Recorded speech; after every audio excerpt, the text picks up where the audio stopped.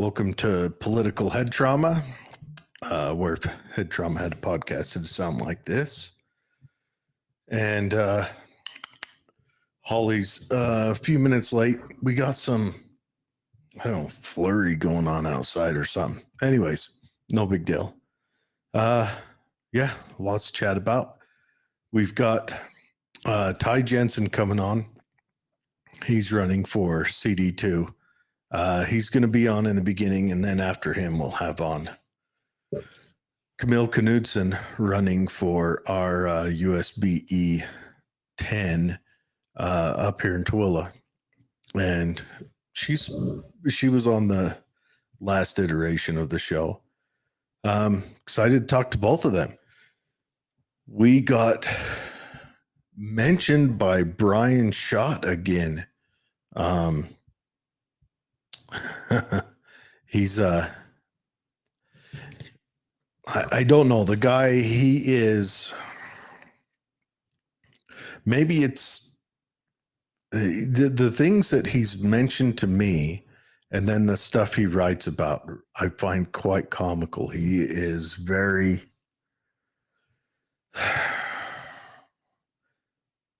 I don't know.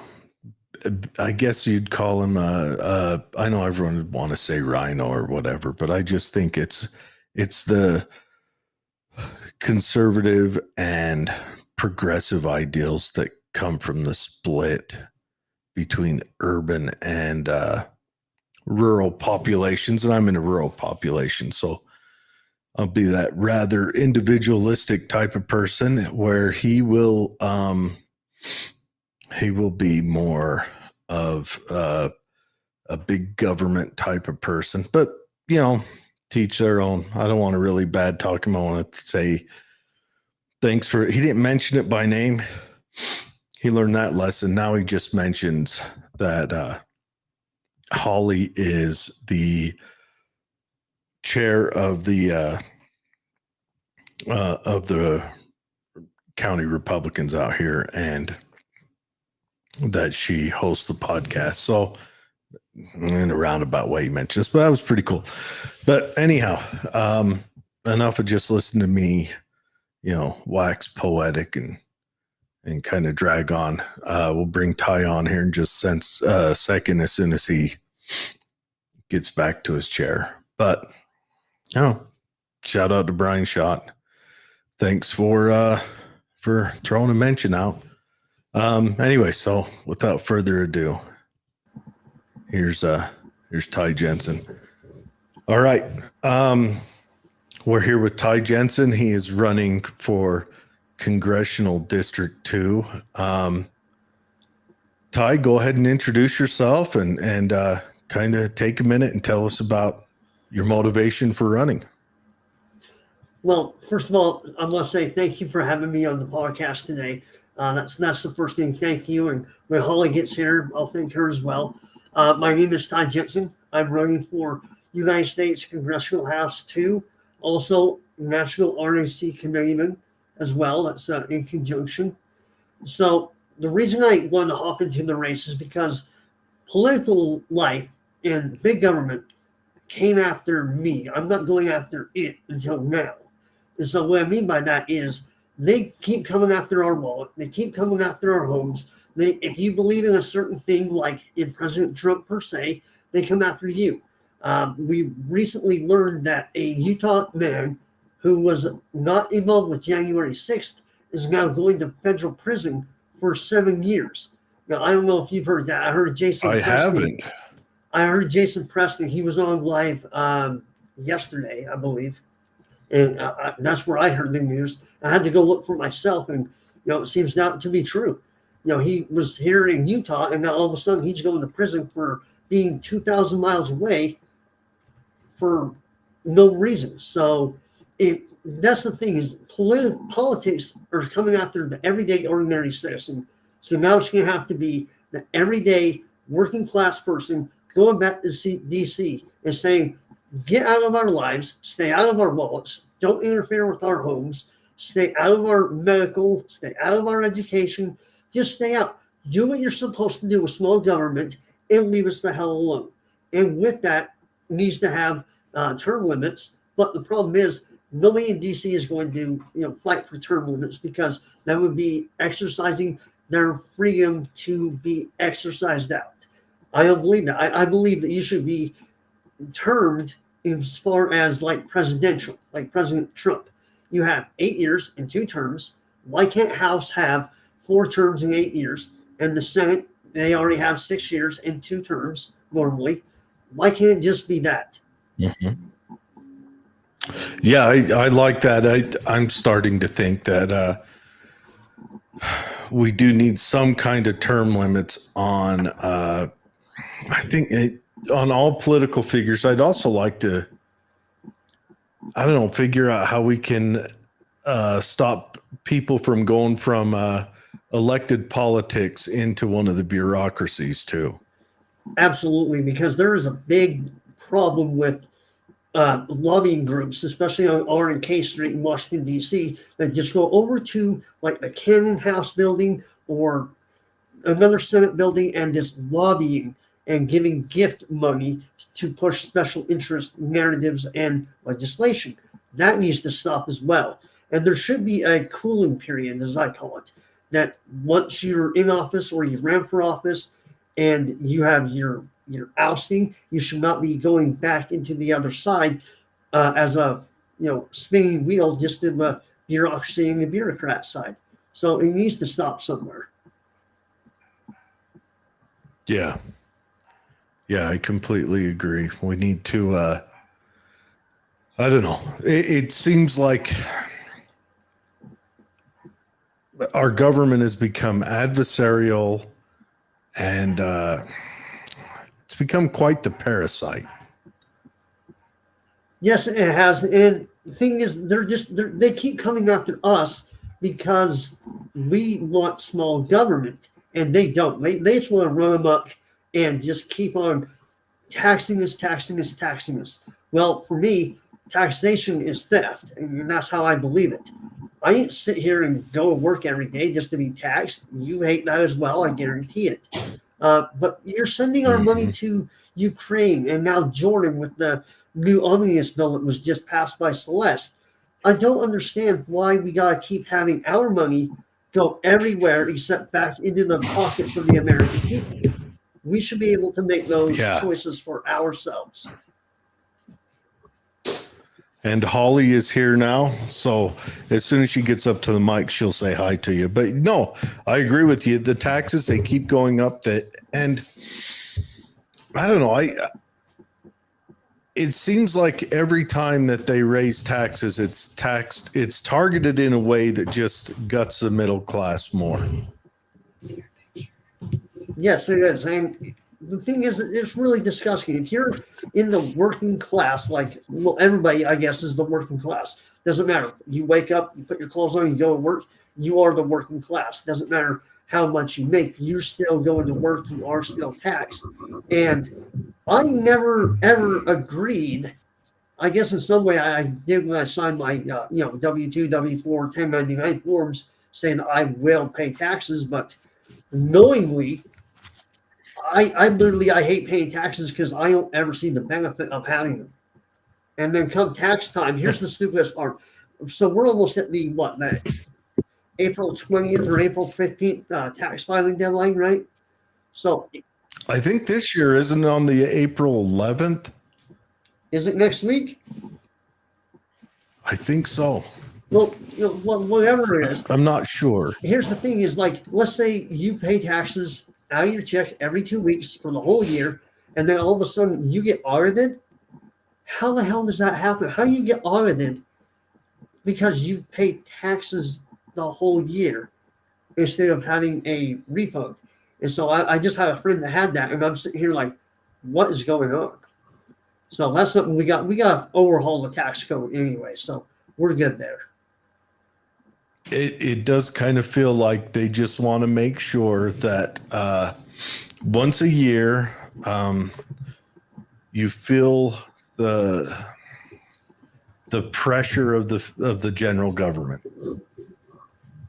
Yeah, I read a couple articles, and I'm going to post about it later on my other website. But basically, you work from January 1st to almost May, basically for free. Now, I don't know how true that is, but basically those 4 or 5 months you work for free, and then you get to have your principal, income.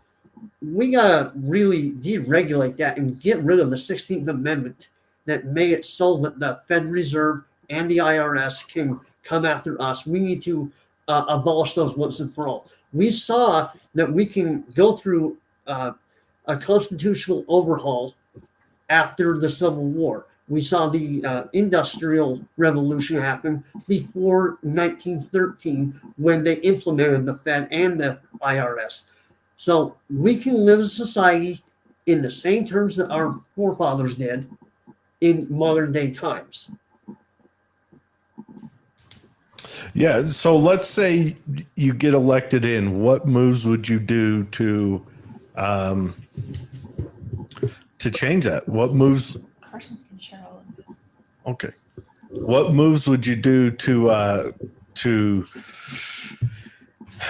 I guess the question I'm asking is, as a congressman, what steps would you take? Would you have to build a coalition of fellow congressmen to get a bill to the floor? How would you go about that? Well, my first move, after I'm elected, hopefully I will be, but after I'm elected, you get to go to your office. They give you a space.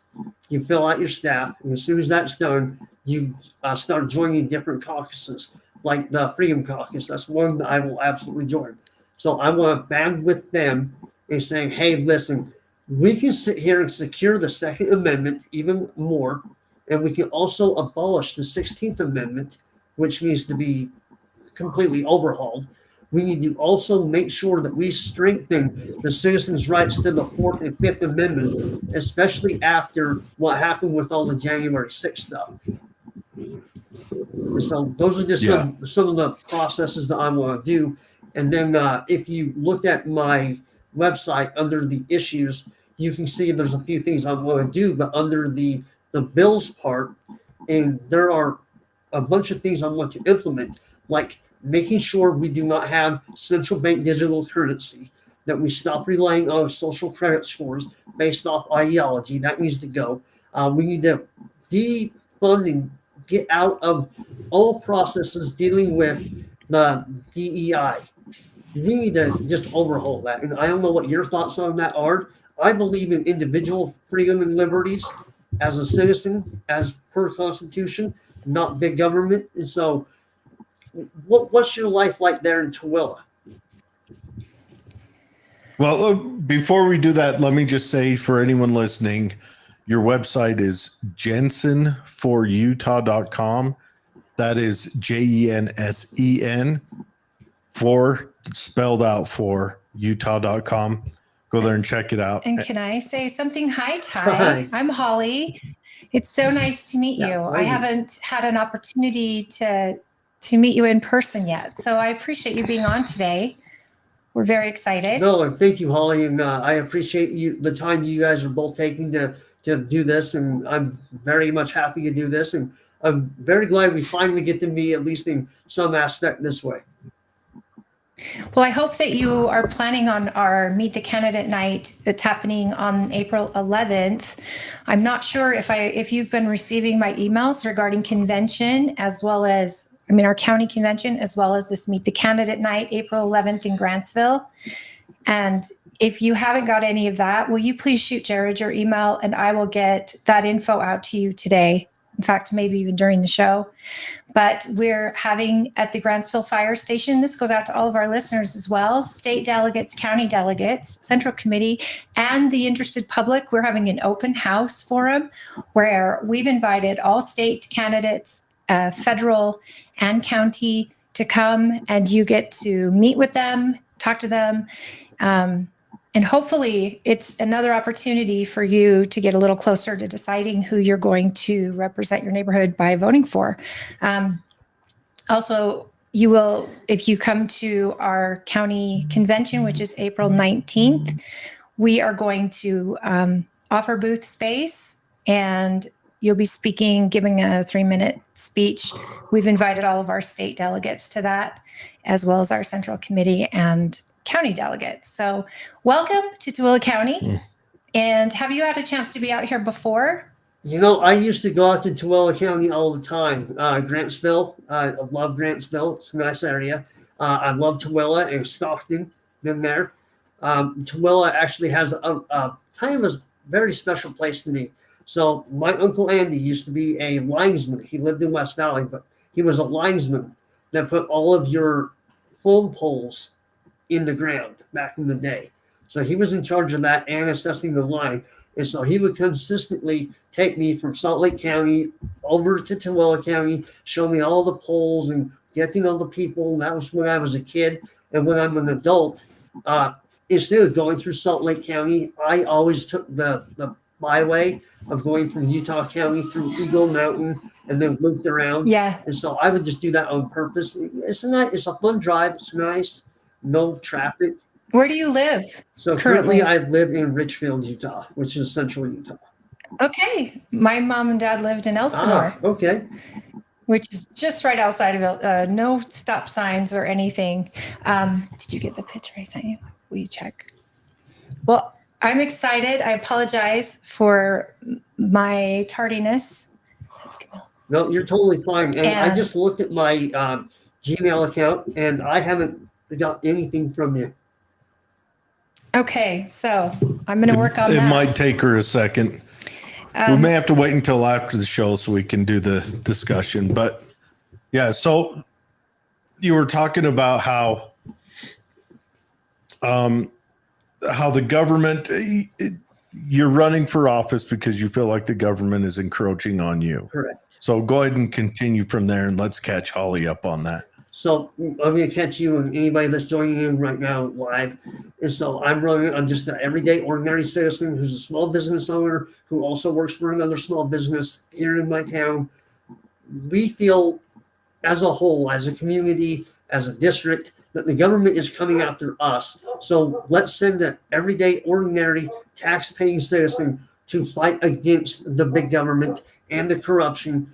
We always talk about draining the swamp, but the problem is when you drain it, you still got to deal with all the snakes and gators. And so we got to execute them as well by getting them out of positions of power and lobbying efforts to control Congress people so that they will not entrench us with more overbearing taxes in the form of omnibus bills, minibus bills, personal agendas. And we just need to get rid of all of it, and we can do that right now by having an ordinary citizen who knows legislation, knows policy, knows how to draft and write the policy and legislation and pass it so that the American people will not be burdened anymore.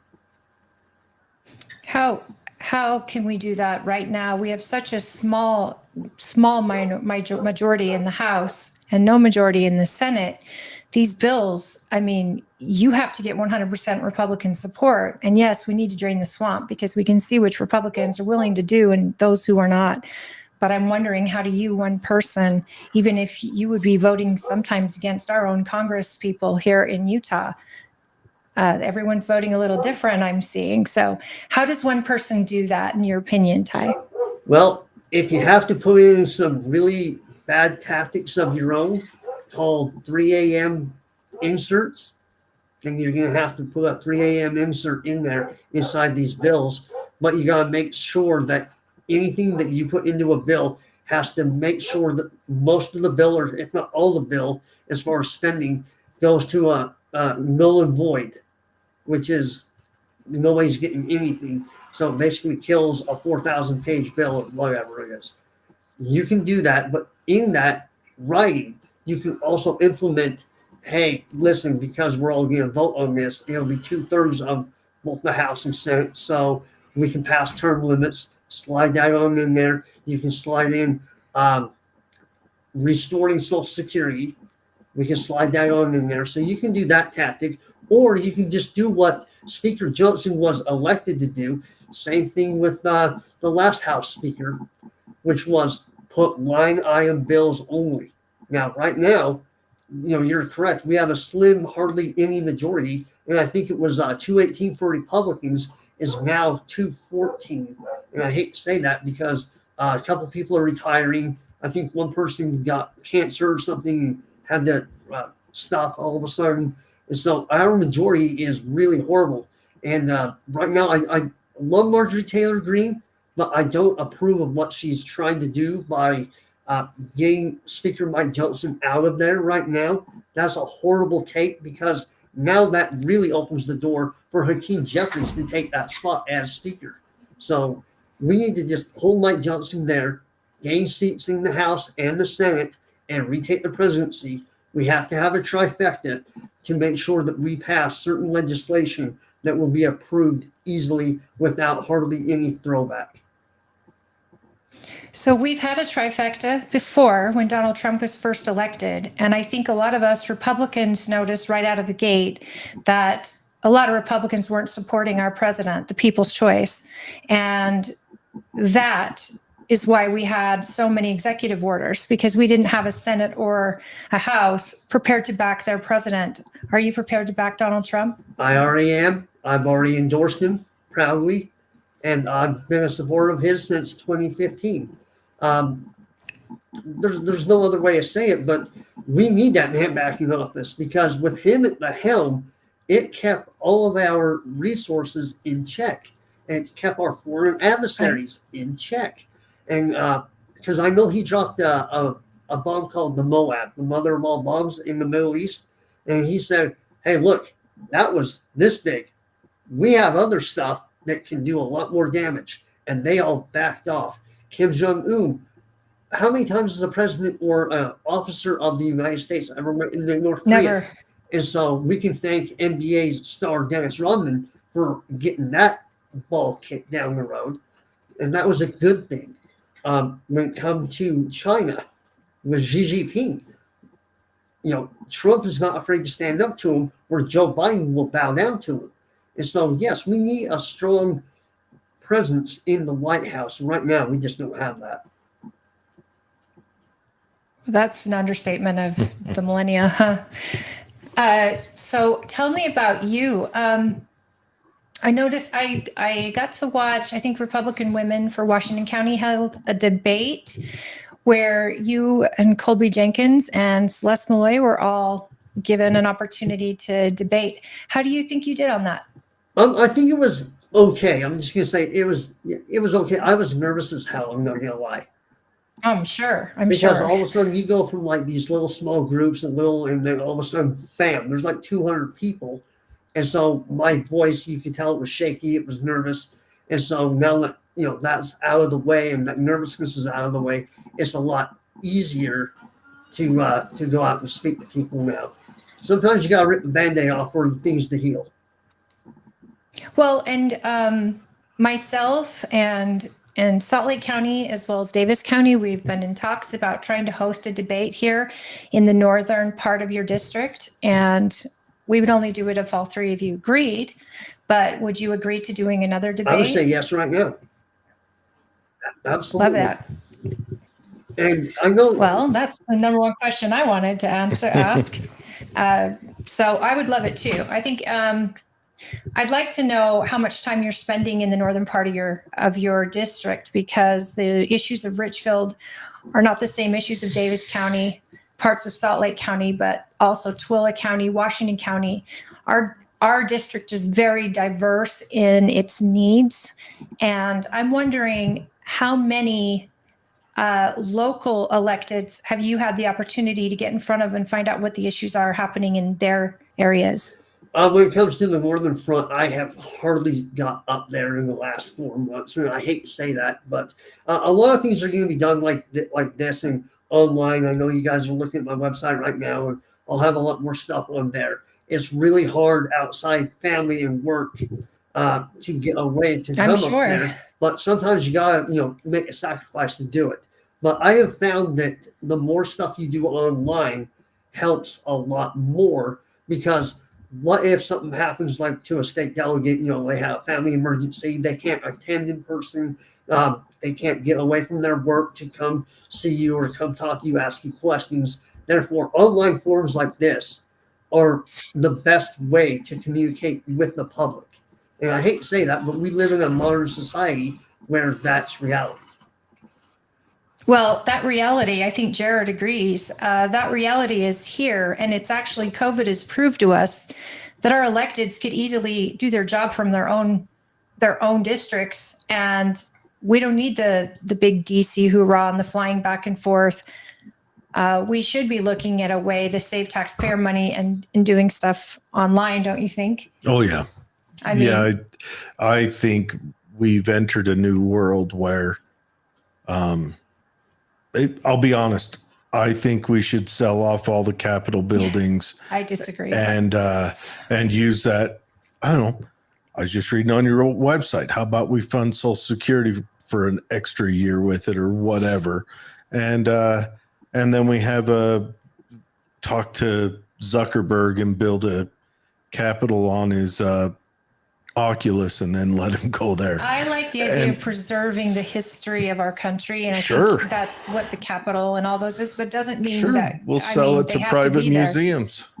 No, the Smithsonian, right? Sure, we'll sell the Smithsonian to private museums as well. The Smithsonian is a private museum. I'm saying the Smithsonian buys the White House. Sure, I'm sure it's private. It's not. But how would it be to have your representatives staying inside your district making decisions and votes for you, where they have to go to the store on Friday and run into those same people that you just voted against with a bill that may not be the best? And so I think we're going into an era. I don't fault you for doing a lot of your meetings online. I would encourage you to get on the phone at least with the mayors of our county, the mayors that are in your district in Davis, county councils, only because they're going to be able to tell you what our issues are directly, and then you can understand why we're so different than Davis, why we're so different than Washington County. I think a candidate that gets highly involved and understands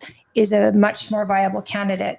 And who knows, you may get endorsements from those folks just by reaching out and giving them some solutions to the problems we face. And see, I live in Richfield now. I have not always lived here. So for 12 years, I've lived along the Wasatch Front in both Orem and Salt Lake Valley.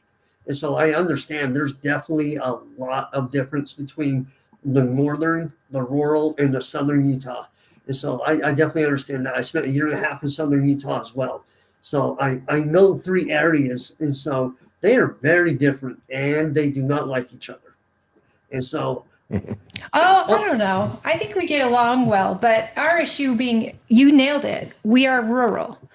Now, Davis County is not considered rural, but Tooele County is, even Washington County, and the fact that we don't have access to water that we need.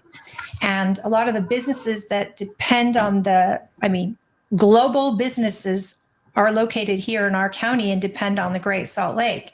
That's an issue that needs to be addressed. Water for our development. We're the fastest growing city now, Tooele is, in the state. And all of these things, yes, on a state level, first. On a local level, absolute first. State second, federal third. But Chris Stewart was highly engaged, as is Celeste Malloy with our electeds. And she was even during Stewart's time. And I think the people of Tooele County would appreciate a candidate that is here when asked to be. And actually, every county is that way. I know that to be a fact. They want their electeds here and present. And so you let me know when you're ready to come out. Please consider coming out on the 11th so we can get our delegates in front of you. But a lot of delegates like that face-to-face, look in your eye conversation.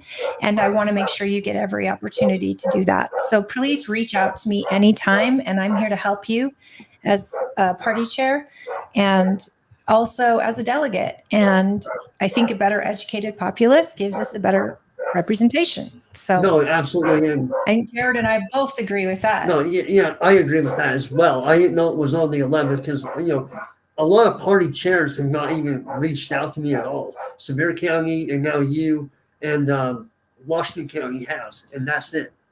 I can tell you why.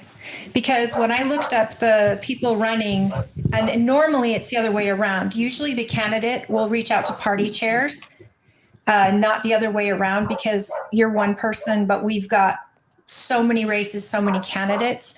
So when I went to look you up, I didn't have a viable email. If I did, I think it's just your website. So it's probably going to a server, and my email wasn't getting through to you directly. And I didn't have a phone number for you. So that could be the reason you haven't. I would check with what the state has on you, not the state, but the lieutenant governor's office, to make sure, because when I saw you at the debate, I kept trying to find out, who is this guy? Why can't I get a hold of this guy? So yeah, because the state GOP, we're looking at your contact info. yeah, because the state GOP, has listed my number, my name, my email address, and the email address is the same at the lieutenant governor's office. And so that's the Okay. weird part. It might have been updated. When we go to contact on your website, there's no information. How do our delegates get in touch with you? Well, actually, a lot of that's going to be updated today, and that's why I took today and tomorrow off, is to make sure everything on here was going to be 100% updated. Excellent. Well, we'll just have people tune in to watch for it. And do you have an email that you want us to know about right now that you could share with everyone? So right now it's jensenforutah@gmail, and it's always been that email the whole time. So that's the one I've had. All spelled out, correct? Jensen for FOR Utah @gmail. Yep. Excellent. Folks, get in touch with him. If you want to have a conversation, email him, give him your number, tell him about the issues that matter to you. And if you believe in this candidate, like we say in the past, if you believe in this candidate and he's someone you want to support, I'm sure that a donation, if you don't have the time, a donation is so helpful. But if you do have the time and maybe not the money, volunteer, make phone calls for him. He's got to get in front of so many delegates, and can always use volunteers to help make phone calls and maybe get you in touch, help you understand the candidate. And all candidates need this. They all need your support. So if you believe in Ty, and we hope that we get you through this interview, we hope that we can get people to get to know you, your issues, your absolute line in the sand regarding your priorities, your principles, your values, things you will not bend on. That's what I like to get down to the nitty gritty with candidates. I want to know what your line is, and I want to know how you're able to serve in a position that you would, where you represent Democrats, independents, and Republicans. How do you stay behind your line and not cross it? No, and I 100% agree. And I'll say this right here and now for Tooele County delegates and state delegates, that I will be having a live stream just like this, a live stream on Monday. Now, I don't know if it's going to be in the afternoon or at night. I'm still waiting on my work schedule right now. But as soon as I know that, then I can post it out and tell everybody that, hey, look, it's either going to be at noon, and then you can come back and watch it after work or whatnot, or it's going to be at nighttime where you can be involved. It will be on Twitter X. It will be on Facebook, the Facebook page. It will be on YouTube and Rumble. So it'll be all four. And so there will be a comment section, which I can sit here and read right now and just click over and bring up on screen. If you have a question, then I can answer it. So I feel like that's okay. Easy. Ty, before I'm going to have Jared text you, or I might be able to text you. Am I on a feed with him? I'm going to text you my phone number. As soon as you guys have that planned, make a PDF style photo with that information in it. And I'm going to share it on all of our GOP socials, just to make sure that we get the advertisement out there so people know where to tune in and can join you for your town hall. Yeah, absolutely. And if they want to, keep going down the rabbit hole with us, then absolutely, there's going to be a Washington County, I believe on the 9th next week, that I will be at.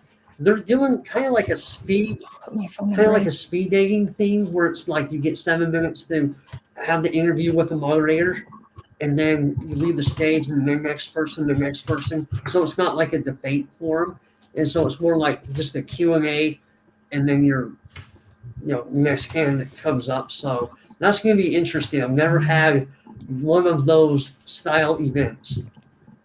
And that'll be Well, on the good. 9th, and yours is on the 11th. So so after Yeah. this, I'm going to text my other boss and be like, hey, look, don't schedule me on the 11th. I can't for sure 100% say that I'll be able to be there because I don't know the schedule yet, because it is a small business and they are desperate for employees right now. Well, it starts at 6 p.m. 6 So p.m. hopefully it'll give you a little bit of time. You could work through the day, and then maybe, I know it's about 2.5 hours to get here. But you can start setup at 5. You can start at 6. It's going to go till about 8:30, 9 o'clock, as long as it takes to get as many people through as possible. But there's no charge to the candidates. We do this as an opportunity to get delegates in front of you. And then I'm going to email you the details. So folks, if you have a chance on Monday, Tuesday the 9th. Yeah, Tuesday the 9th. Make sure follow our page, or also if you are Republican, you're going to go to the Tooele County Republican Party page. And Ty, please go follow that page as well, because that way, you'll get to see your stuff. And if people ask questions, you can respond there. We highly, highly are determined to get as much education out there to our people as possible. No, and that's good. So use me. If you have something you want to announce, if you have an endorsement you're proud of, as long as it's in a photo style, JPEG or whatever, I can share that, and I can share it everywhere, and get you some traffic to where your information is. Absolutely. I'll shoot that out to you tonight for sure. Thank you. We just sent you my phone number in the text. Oh, perfect. And one thing when it comes to like your county specifically, so I have been a Utah high school basketball official in the past, and I've had a lot of interactions with the kids from Grantsville, the kids from Tooele, and they are obviously the byproduct of their parents. And I'm going to tell you this right now: when it comes to, we don't need to start talking bad about the parents. No. This is the good part, because the kids are the byproduct of the parents, and those kids were really amazing kids every game I've ever had with any of those schools, and the parents are just the same. They are just amazing people, and so that's good. I've never had a bad thing to say about any school, especially Tooele County schools. There's only one Washington County school I will never do, but that's what it is. But outside that, Tooele, I've had them a lot, and I love them. They're really just downright good-hearted people. Well, we're a county, I think, that, he's born and raised here, and his family roots are deep. My family, our family, we're related. But we have a small town feel out here, and that's pretty much what I think keeps people coming and keeps people staying.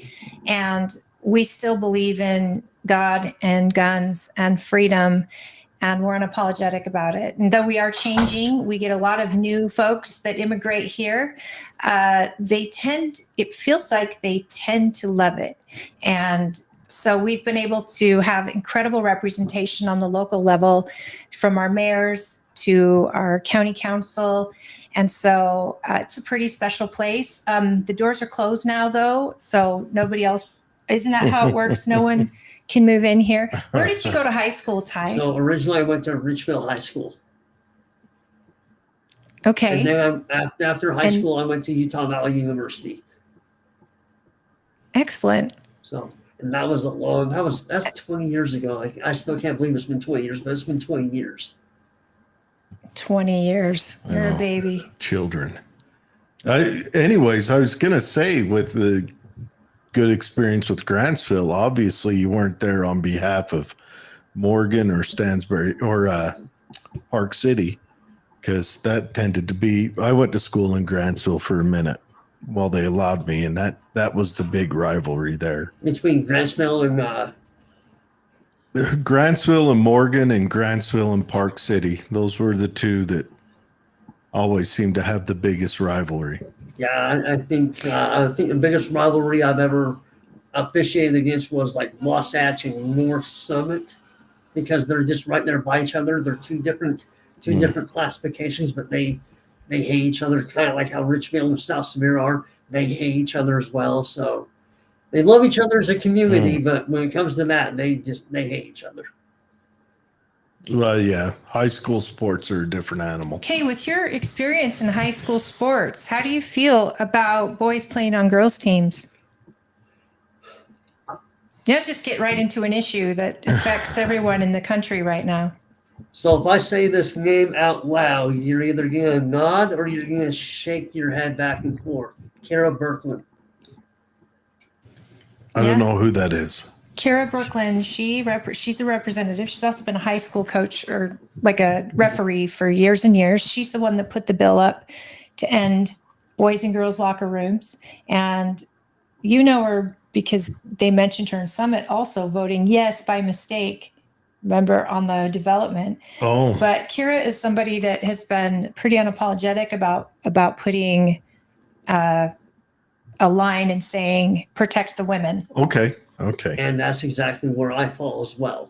Listen, as somebody who studied, human biology with exercise science in college, and I keep self-educating every day, but yeah, there's a huge contrast between men and boys and girls and women. Huge contrast. You cannot just sit here and lop a body part off or try to reframe one and say that you're the opposite sex. It does not work like that. So there should be no boys and girls sports and vice versa. I think most boys sports are open because they haven't encountered a challenge to that. Maybe if they do like, I don't know, boys loading a dishwasher. Okay. Yeah, he's so funny. But it's true. And it's, when I say protect women, and I think this is something that people forget, that I don't want trans men going into men's locker rooms or bathrooms because I fear for their safety as well, because there is a difference. I've got to piece that sentence together. Remember, trans men. Okay. Women who've transitioned. Okay. Yeah. Because I don't think they're safe. It takes me a minute. I'm old. I don't think they're safe. And I think that at the bottom of it all, we need to have protect women bills, because the rest of these bills coming out sound like you're protecting a very minor class of the country, a class that should get equality for sure. But we have to protect women first and above all, especially minor children, women, females.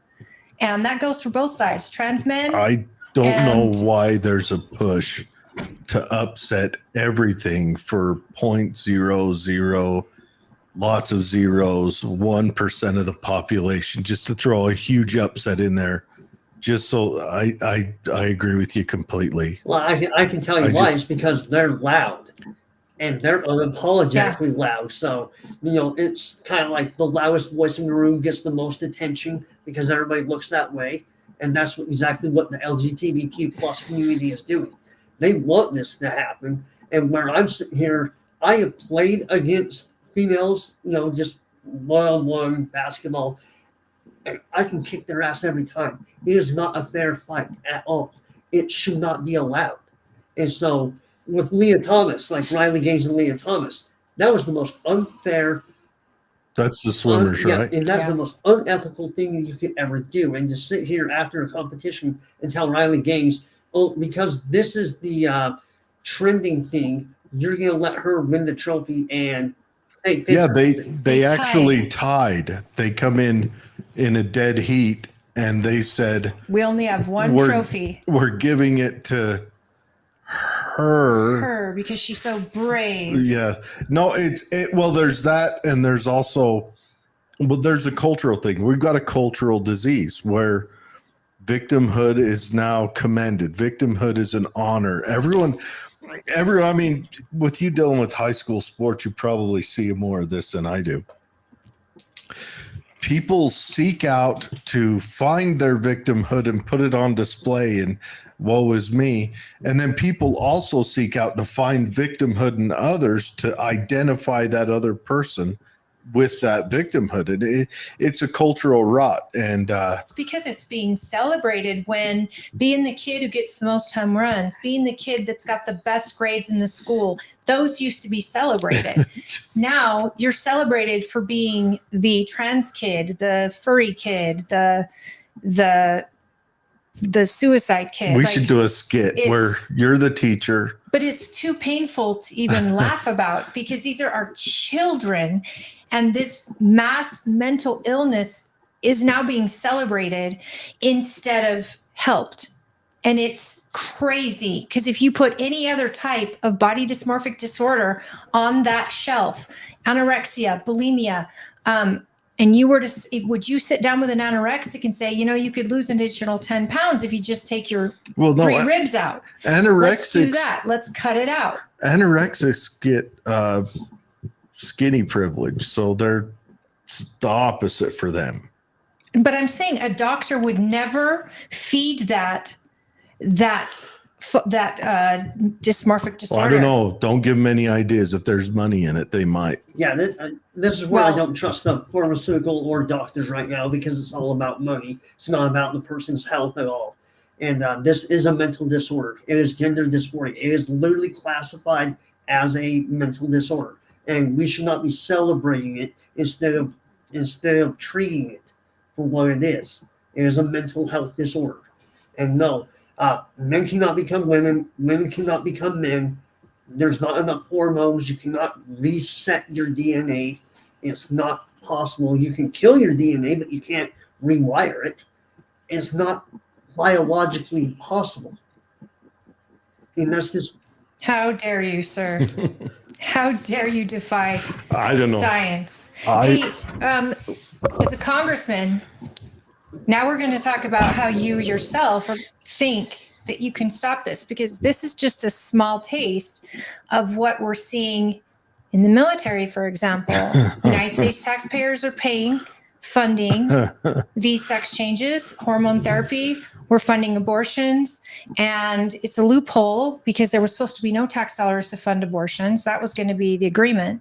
But our U.S. military is breaking all of that, and they're saying, not only will we, call you a woman, hell, we're going to promote you so you can address large groups of young recruits, and then literally punish them if they don't play along with this. And we're living in a clown world. Now, as a congressman, certain things like this are going to be added to these bills you have to vote on, these funding bills. And what we learned with Celeste in our last meeting was you don't get to go line by line and vote no or yes. These bills are huge, and it's all or nothing. So there may be funding for our military that is so helpful, but there's also funding for other things that are not. And as a Congress, until these people start putting these bills one at a time, we can't really discern what exactly our Congress people are voting for, because you could put a yes in the last vote, and yes for this, yes for this. I was against this, but this was way more important, so I had to vote yes. This is the number one problem, I think, in our House of Representatives. We do not have individual bills that we can discern what your actual intent is with your vote. And that's true. So you broke off into 2 different areas. So one... I'll be right back. I'll be right here. So... Go on. So one, the military is struggling as recruitment, because modern day kids are starting to see that there's no incentive by being in the military anymore, because they're starting to see, like in downtown Salt Lake, there are homeless veterans on the Rio Grande Avenue Street. They're starting to see that. There's veterans all over this country. And they're seeing that they're not being talked about. They're not being taken care of. The VA is just rejecting them. And they also develop mental disorders. They develop PTSD, obviously. They've not been taken care of. So they're like, why the hell should I join the military and fight for a country that's not going to help or take care of me if I ever fall into that category? And so that's not only that, the top states that recruit, they're recruiting these rural good old grown-up values, and these children that have been raised by patriots themselves. The military's been in their family. And now they don't recognize the military for being their father's military. It's not their father's military. It's not their grandfather's military. This DEI embedded in the military doesn't represent the values of what our military should be. And that is ready, equipped, and prepared to kill. Right. And destroy. That's what a military is. No, I'm 100% with you. And listen, just like with police officers or firefighters, I want the best of the best fighting for this nation. I don't want a second or third choice in there, like with all this DEI, because if this DEI is implemented at the military level, who says that we can't sit here and get invaded from North Korea by the ways of Canada? Who says they can't just come through Mexico and come up the southern border? We already see it with South and Central Americans. We're not having the best of the military anymore, because there's no, like I said, there's no incentive to fight for this nation. And the younger people are seeing that. And that's why they are not going into the recruiting offices anymore. And recruiters are having a hard time signing people up. And so once we start taking care of our veterans, then we can start re-amplifying, those tactics. But until we take care of what we don't take care of now, it's just a wash. Okay, tell me, how do we take care of our veterans in your opinion? What's the answer? Easy. Stop funding the military-industrial complex and retranslate that money on over to the VA for mental and health assistances. Make sure our veterans, make sure they get the proper equipment that they need, whether it's medical, housing, whatever. Well, we got to make sure we take care of them and not sit here and put in arms and ammunitions all the time, because we have stockpiles of those, and we have a lot of accounts that we've already gave money and paid money, but we have not seen the progress with the production of those. So just stop funding the military-industrial complex and put that money into our veterans. It's as simple as that. But if we stop funding it, are we going to be prepared? Because I know those stockpiles have been sent overseas, and a lot of our resources have been not used or depleted. And do you think Zelensky has an Etsy shop where you can go buy U.S. military armaments? Zelensky just made a law that they are going to build a wall. And guess who's funding it? We are. We're funding it. We are funding it. We're not funding our own wall. We're not protecting our own border. We're protecting Ukraine's border. Now, back to the military complex. Trump had the idea that if a veteran is unable to go to the VA and get proper care, then they can go to a private doctor on the American people's dime. And I actually think privatizing the VA would make it far more productive. And it would also make it like if you had a private industry where these veterans are going in to get care and they're waiting 6 weeks, that business goes out of business quickly. A private entity would have to actually do a job to stay relevant or to keep getting a contract. Right now, the VA varies from state to state on how great it is. A lot of people who work in the VA, a lot of doctors start there. I know a couple who have started there, and while they were serving there, they were told, one, it was a dentist. He said, I could see 40 patients a day, but they cut me at 4.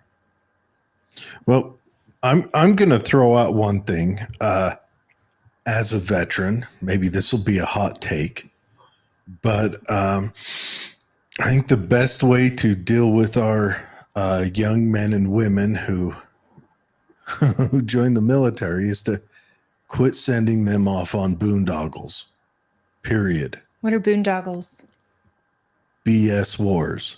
Okay. Iraq, Afghanistan. Don't send them over to try to, deliver democracy through lead and copper jackets. That's fair. What do? Send a small team? No, you don't out? get involved in other people's crap. How have we been in delivering democracy? Has it worked out? I agree. I think the American people, if they were polled today, I think the American people would be so highly against us engaged in Ukraine. And those of us that support Israel people also believe that Israel has got an excellent funded military. They've got one of the best and the most highly technical. I don't know that we need to be in there with them either. I think that getting us out of other countries with our military is not a terrible idea at all. I would argue the most prosperous time in the U.S. history was probably 1914 to 1916.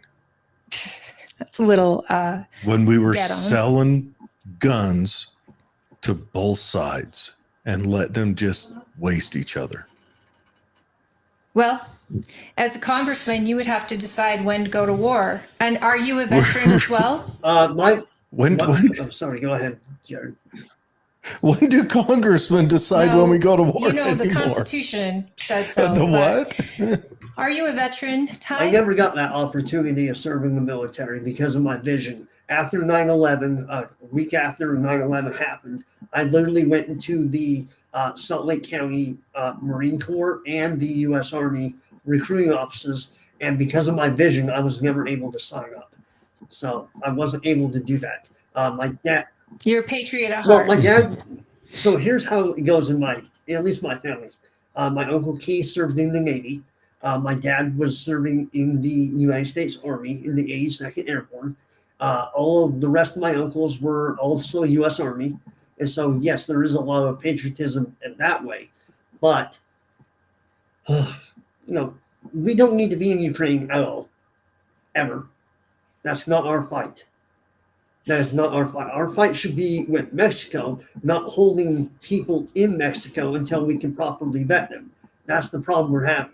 We do not need to be in Israel. We do not need to be in Gaza. We do not need to be in Palestine. We do not need to be in South Korea, upholding whatever their bases there. We do not need to be around the world. We cannot be, when we're everywhere else, look at our country is falling to shit. I hate to say it is.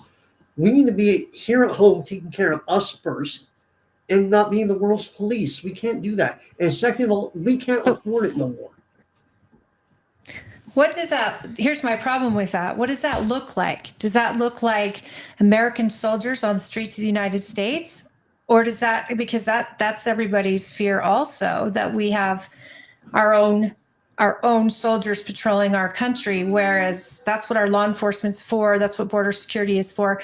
I would not be against having our military on our borders, but I would be against having the military in our streets. Well, you don't have to have them in our streets. Most of our U.S. military is already here in the continental United States, and they do their stuff. They do their training. One, our army's too big. Originally, our Constitution laid out that we couldn't have a standing army. We could have a standing Navy and then a call-up militia. And that's going out, not like inside, other than the bases. No, that's inside. What we had, period. We didn't have a standing army. But, Constitution, I guess, is good for being perverted. But in modern times, also back then when the Constitution was founded, they didn't have, F-18 Raptors that could go, Mach 7. And so that times have definitely changed as far as technologically advanced. But it's just a lot harder. But the biggest thing is we're supposed to protect ourselves from terrorism, foreign and domestic. And right now with Antifa, with street gangs, MS-13, we are being attacked as U.S. citizens by domestic byproducts. So we probably should take care of them. But I agree, the military is way too big. But I want to implement a plan called the Minuteman Plan, which is we work in our own counties, and we have 29 in the state of Utah. So we work with our county sheriffs with a small basic militia that can be called up just like that, like they were pre-Civil War, to defend our own towns and counties. I love it. Well, I mean, we could swap over active duty for National Guard. I think we need to do away with separating state National Guards like they do where you've got different specializations. So a National Guard is no longer a complement that could actually stand up for its state. It's broken up to where it has to be paired off with other states. Why wouldn't you want a state to have a strong National Guard? No. You misunderstand. Our state is field artillery. Oh, right. You mean specialized. Specialization, MOS.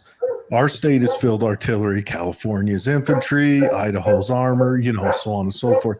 I'd rather see it so that the National Guard of the state is afforded, say, a division per every 900,000, 800,000 people or whatever, however you break it up.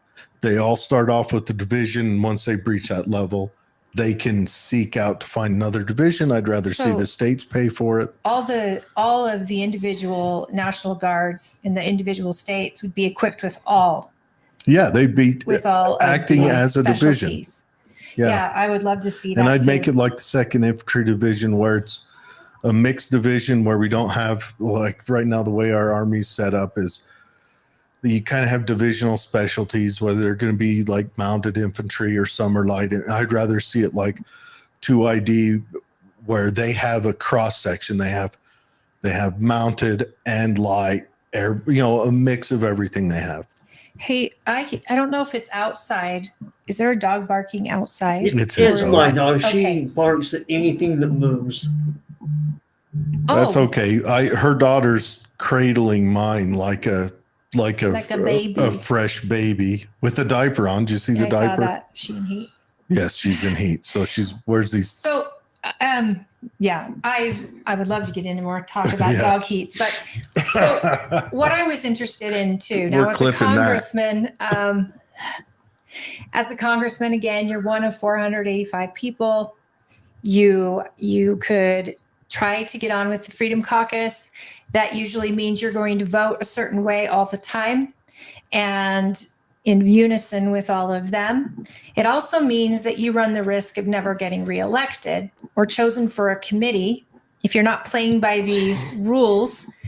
And I want to know, is that something you'd be willing to do? Would you be willing to serve like it's the only term you'll ever serve and make votes that may be considered ridiculous among other Republicans, but to the conservative folks who send you there, Marjorie Taylor Greene is getting reelected because she's representing a district that absolutely wants someone upsetting the apple cart. Now, if she's not reelected, that means she's been fired, right? Are you prepared to be someone who's going to take these promises to DC and potentially not get reelected over your stance? So the way I look at this is promises are like rules. They're almost meant to be broken, but there's guarantees. And I guarantee I am 100% okay with not getting reelected because, one, I'm not going to kick the can down the road. Number two, I'm not going to, kiss ass and play ball with Democrats. I'm not going to be one of those rhino people in D.C. I'm an everyday, ordinary American who works for the American people, not for any complex, not for any lobbyist groups, not for any bureaucrats. I work for the American people and them alone. So if you tell me, hey, I want you to kill this bill, here's why, I look into it, gives them a 48-hour to 72-hour rule, I'll be like, okay, this is full of pork, this is full of pork. No, it's that easy. It's really that easy to say no. You don't have to go along to get along. And this is why I respect Marjorie Taylor Greene, because she's okay with saying no. Well, Mike Lee has made a point that when he votes on a bill, if he can't read the bill all the way through before the vote, he usually votes no. That's one of his lines in the sand. Also, is it not constitutional for the American people? No. Now, a lot of people think he gets nothing done. A lot of people accuse him of being the stubborn, island in the Senate. What I've found, though, over the years is that island is growing with Ted Cruz, with Rand Paul, people who are also saying, no, it's not constitutional. We're not voting for it. We can't read the bill. We're not voting for it. And if we're going to spend more money without cutting any, we're not voting for it. Now, this recent vote that was done, Mike Lee was adamant he wasn't going to vote for it, and he didn't. And then we had 4 of our Congress people all vote for it, right? All 4 of them did. Yeah. And here, it's such an upside down. How do our congressmen feel about our senator, one senator that will stand on principle, standing alone a lot of times in the state of Utah on principle there in DC, and not going along to get along? I hate to bring this up, but it might also be gamesmanship, because Mike Lee in the Senate, I'm not speaking bad about him, but he can also in the Senate, if he wanted it to pass, still vote no. He could afford to do that because of the makeup of the Senate. As it is now, yeah. And if we get the majority, and it's a slim majority, his vote will carry far more weight and accountability. So you're right. If he knew already that it wasn't going to pass, he could easily say no. Or if he knew already it was going to pass without him, I get how that game can be played. Here's the thing. I want to not question my congressman or woman. If they voted against a bill, I know in my heart they had a good reason. And I want trust to be built again with our federal electeds, because that's lost. The American people do not trust Congress, period. They do not trust Congress. And with good reason, with great reason. How are these spending bills even being brought in front of Congress when we are so in debt? I don't know. Because of the 34. What is it now? 35 trillion in debt. I mean, they shut the clocks off. I mean, we don't trust Congress. How did that happen? Well, Congress has a 83% disapproval rating, and Cockroaches are more trusted than Congress. Yeah, I think there's some STDs that are more popular. Yeah. And not just proven on the ground because they keep spreading, but So do bad ideas in Congress. yeah, and here's the thing: I'm 100% more Mike Lee than I will ever be Mitt Romney, and maybe that will rub a lot of Salt Lake City County the wrong way. But hey, listen, I'm not one of those rhinos. I can't do it. I can't say one thing and do another. If you're going to talk the talk, you have to be able to walk the walk. And that's as far as my life goes. Mitt Romney believes that he is compromising. Mitt Romney, Mitt Romney believes that he is reaching across the aisle to do good for American people and not holding on to his party before country. And the truth is, there are people who believe that a senator can vote with his conscience in a hearing where we're impeaching a president, and not look at it like you're a jurist. Your job is not to vote with your conscience. Your job is to vote based on evidence. But for some reason, people excused his explanation of voting with his conscience, which no jurist is supposed to do. If anyone served on a jury, you're known that. You can feel bad for the guy, but read the evidence. If the evidence says he did it, you vote accordingly. Not just because you feel bad. This is all in the name of compromise. And you said it earlier that you're not willing to compromise with Democrats. There has to be some compromise, of course, or we're at a dead stop every single time, which I don't mind. The less work that our Congress can get done, the better, because they make it worse. They're making it worse. If we did a shutdown, do you see that as the end all be all to America, or do you see a shutdown as an opportunity? I see the shutdown as an opportunity to revamp and reevaluate oneself, right? That's the way it should be. And so sometimes you gotta throw the baby out with the bathwater, Celeste, like I put it in the debate we had. But a shutdown would be probably a good thing, because then you get to step back, look at the landscape, look at what's being done, what's going through, what's tabled, and see, all right, what can we do in the net positive, and what is killing us with our net negative that we're just throwing money at? How about we just take a break, pause a little bit, reevaluate the landscape, and really check ourselves? This is why they have an 83 disapproval rating. And so, yes, let's stop kicking the can down the road. It's time to pick the can up, crush it, and put it in the trash. Well, let me tell you what happened last time. We have a fourth branch of government, which is called the media. And that media tends to spin left. So if it is Republicans, a Republican Congress throw that softball in there, Holly. votes to shut down the government instead of funding it. I mean, we're not even at pre-COVID levels right now of spending. That should blow everybody's minds that our government said, oh, this is fine. We're going to go off what we spent during a pandemic, and it's fine, and we're going to continue to spend that way. But now you've got a media that is going to spin it to try to hurt future Republicans getting elected, and for some reason, they've got one hell of a good grip on the American people who are blissfully ignorant.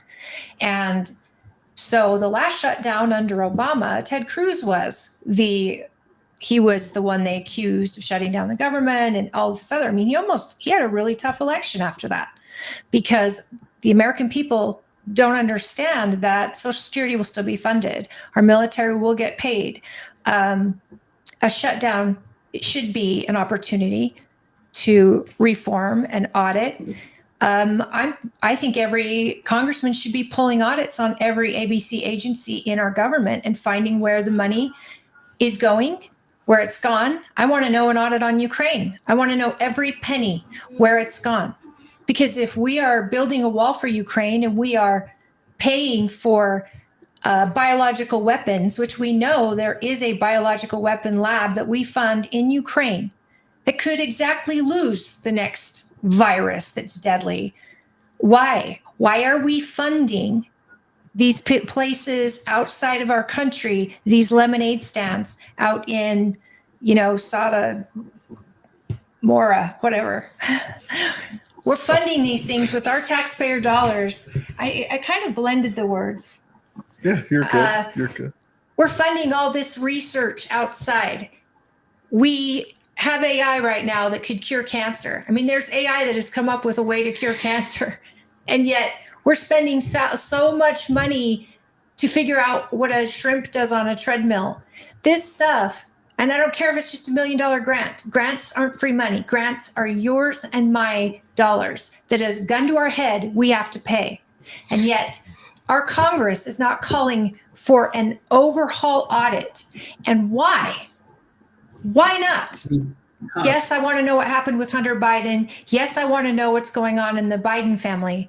But why are we not having committees pull every single agency in, not the heads of these agencies, but the accountants of these agencies, and having in a total IRS-style audit so far up their behinds that they have to feel what American people feel so that we get direct information to answer to the people they work for. And we don't have that. Would you be willing to call for that? Absolutely. So we're going to make 2 points here. This is why what did Trump call it? He called it the digital Bill of Rights. That we have to have. That will bring back any social media or any media company from just being one-sided. That will level the playing field. We have to have that, and I support that 100%. Hell, I'll help him draft that executive order if he wants. I will work with him. But Ty, you're taking freedoms away with a bill like that. You're taking the free market away because I don't have to join that media group. I don't have to do that. When you put restrictions on, if Facebook is going to tell me that they are totally Democrat and this is who they support, then I know to get away from Facebook. What I'm saying, if the federal government gets involved, it screws it up. What I'm saying as far as a digital Bill of Rights is basically a digital freedom of speech is what I'm implying. So it's a level playing field.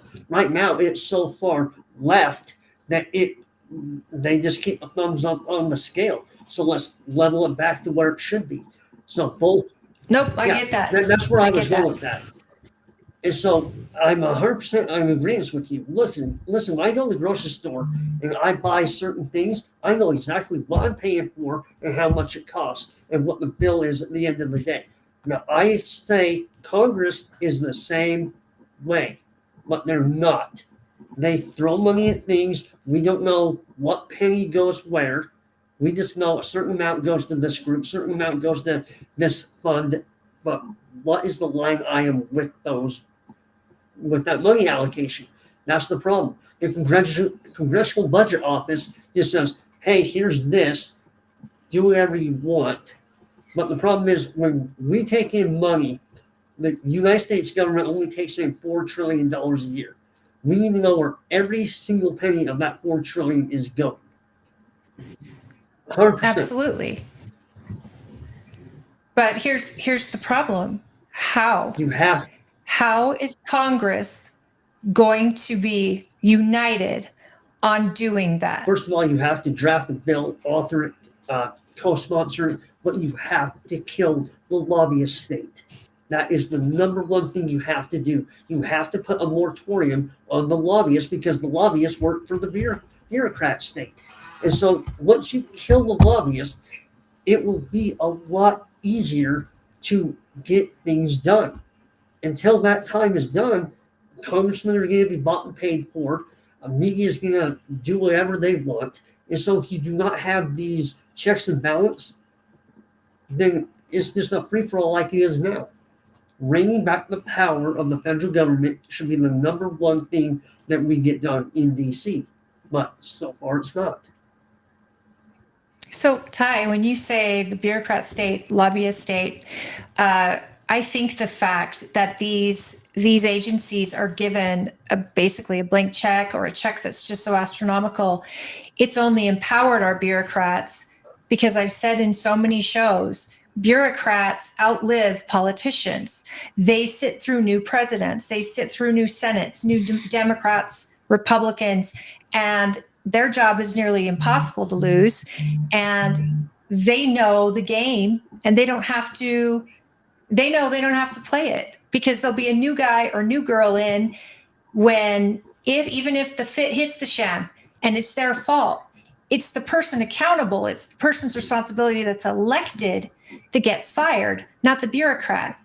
And so how are you going to shine a light on the bureaucrats that are the actual swamp in DC? Easy. You overhaul the Fed. You overhaul the Fed when it comes to elections. When it comes to federal elections, you start to kill the PACs and the super PACs from all these big money donations.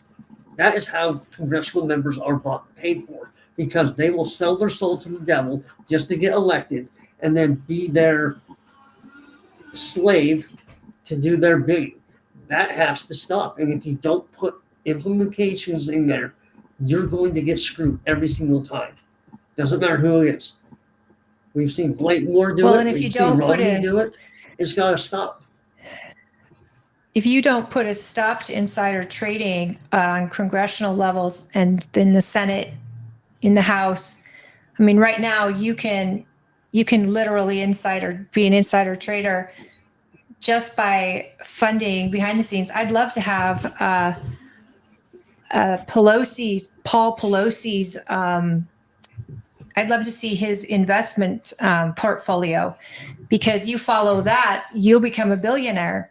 And even though she's not allowed to invest, her family's allowed to invest. Well, her family is her husband.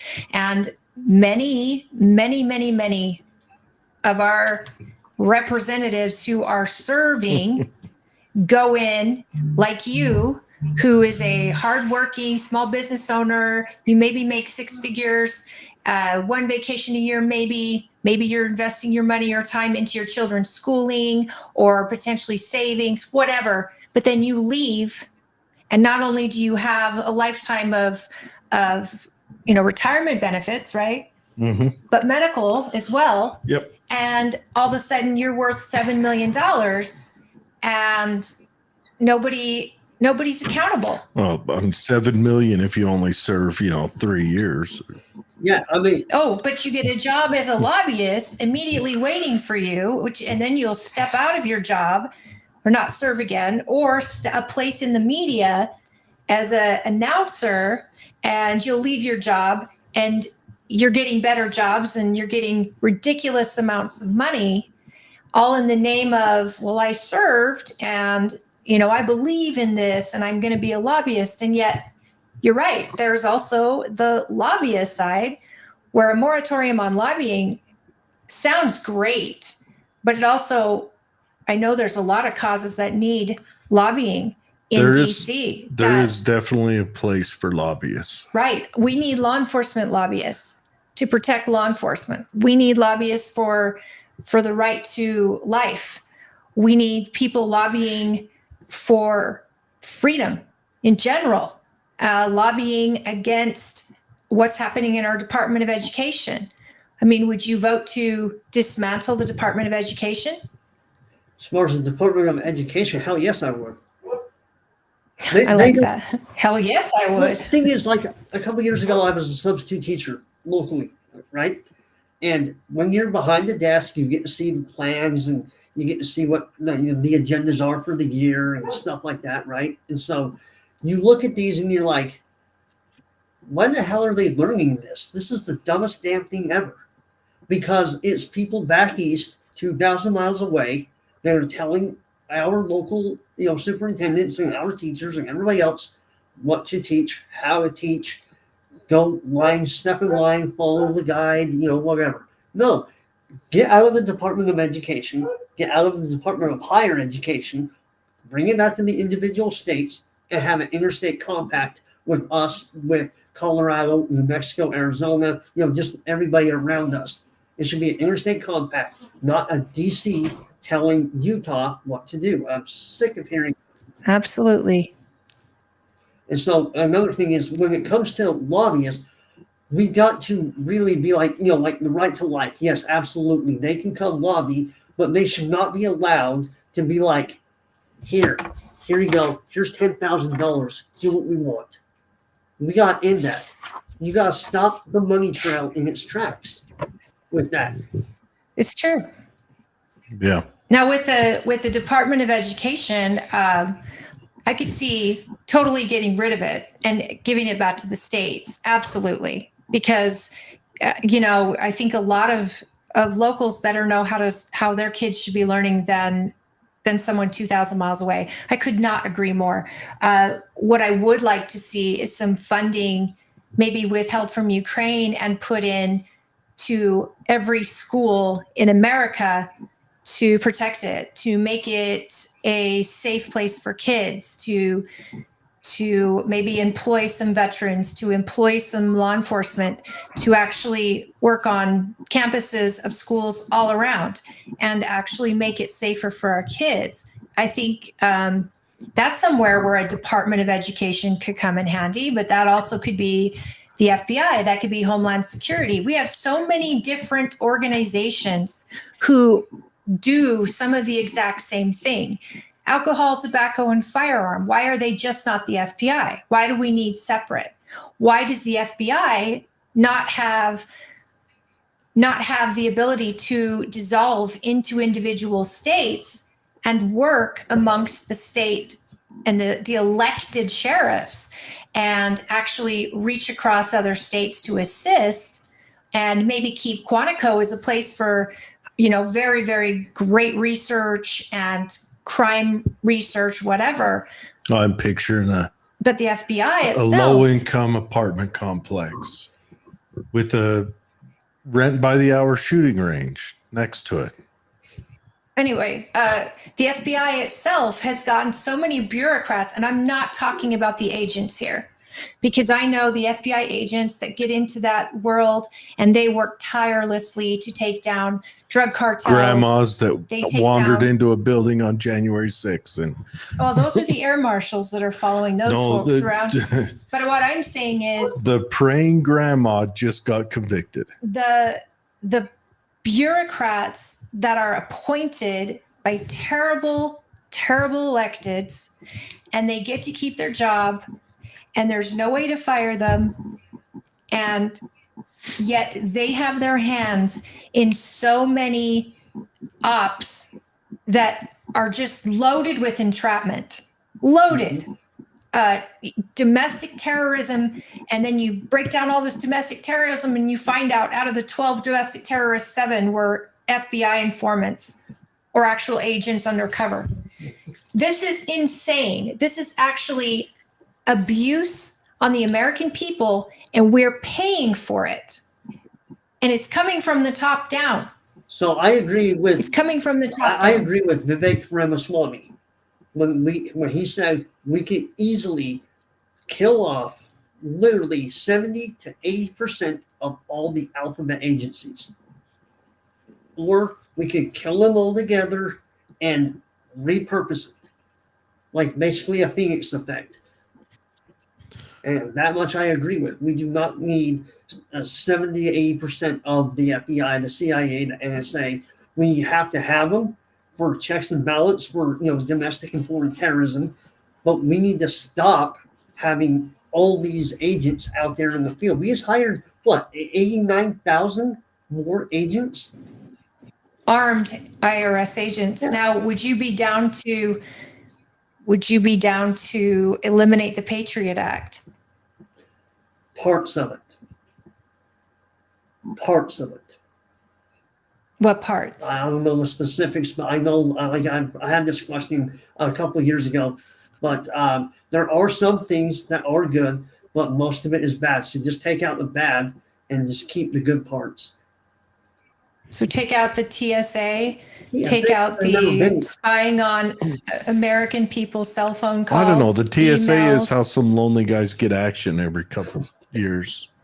It's not gay if it's the TSA. That's right. Brown chicken, brown cow. But how many of them have actually caught terrorists? Hardly any. Hardly any. None. But like, Have you And seen? every year they get a report, and it's always 95% fail. Have you seen? The reports of the FBI and them when they test I am them. not. But here's the thing. They get They a fail. 95% They fail. fail. There's people who try to get on the plane with firearms or pocket knives or toenail clippers. And they All can those get through. things, and they get through all the time. They have failed 95% of the time, and that is a higher or a lower number. One TSA failed, I think, out of Atlanta, and it was like 98% fail.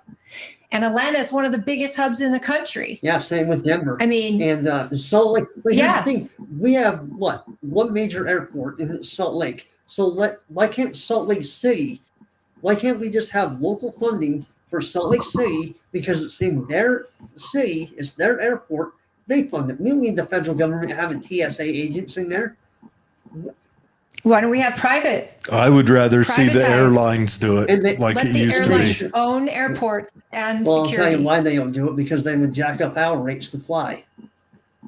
They would, Well, They're doing that. what now. happened is the airlines love this because the airlines used to manage their own security, and then the airlines buys the insurance to pay for any damages it may cause if their security drops a ball. You pass it along that way. But no, the airlines love it. Just like Tyson and Imperial Chicken loved it when Upton Sinclair wrote The Jungle and we nationalized food inspection. Yep.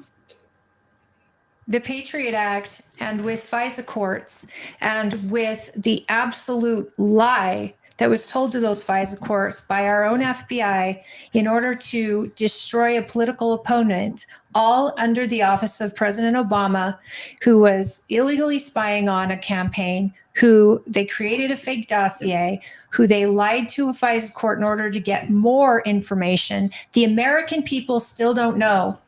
A lot of them still don't know that dossier was not only a lie, they don't know where it came from. The Steele dossier. Yeah, the Steele dossier. And they still don't realize We know who that paid for it. FISA judges penalized those FBI agents that lied to them. And we're not allowed to know who those FISA judges are or where FISA court is held. But that Patriot Act took more from Americans in the name of security and made us less Yeah, it safe. did. I mean, look at the Because NDAA. Look at what happened there. Yeah, And my opponent in- voted in favor of adding more to it. In Israel, they profile through their airports. They've never had an incident. They profile who would be most likely to be bringing a bomb on a plane, who most likely would have ill intent, and their airports are private. but they profile. And a company could profile if they owned that airport. They're not going to be fixing and manhandling my 4-year-old child inappropriately in the name of security. It is political theater. All of this is security theater at the airport. And if airlines actually had to do the security for their own passengers, I guarantee that security would be far better. Yes, it would. Because they have a lot to lose. It would. The federal government doesn't have a lot to lose because they are the federal government. And we are just cogs in a wheel that keep it going. And we've given up all of our security in the name of safety and free. And we've given up our freedom in the name of security. I'm sorry, my dog is still barking out there. She's a leaf blower. You're okay. Well, she should let her come in and sit by you. Oh no, she's a 2-year-old lab, and she's like a velociraptor in Jurassic Park right now. No. She's chewing everything. Well, I want to take. We got a half hour left with you. I want to take a little bit of time and just. I want to go through your issues page on your website. We'll just announce the header of it and just let you kind of riff for a minute and tell us what you mean by it. So on your issues, you say Second Amendment. So and it's right at the top. Yeah, the first one. So what's your thoughts on the Second Amendment? Can I just, before you say, Tooele County is one of the top 3 in the world, I think. Gun owners per capita. We like our guns in our county, and we are always competing, usually for the number 1 spot with Alaska. So you putting this at the top will do a lot for people in Tooele County. Well, the thing is, I believe a safe home is a carried home. Nobody's going to go to your house and try and break in if they know you have a weapon, especially a gun.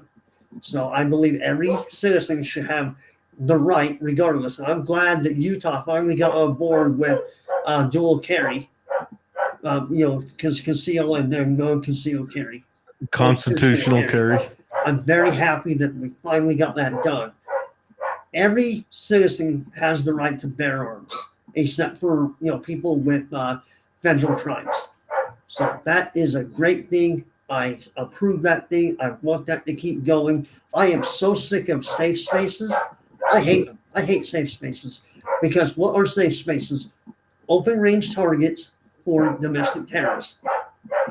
You mean gun-free zones? Gun-free zones, safe spaces, same thing. What do you think about the NFA? I like them. Well, no, the NFA, the National Firearms Act of 33. Oh, I'm thinking of I think NRA. it is. Sorry, I like the NRA. But NFA, elaborate. That was a law that came out after the St. Valentine's Day massacre that restricts. It's the main restriction of firearms. What type? It gives you the length from muzzle to trigger. The automatic weapon versus automatic the semi-auto. weapons, all that stuff. They wanted to. That's when they banned automatic weapons. Is that correct? Yes. I mean, automatic weapons, when they say like AK-47s, they're fully automatic, but AR-15s are not. And I think. Well, AK-47s aren't always fully automatic either. They can be both. Yeah, it depends on.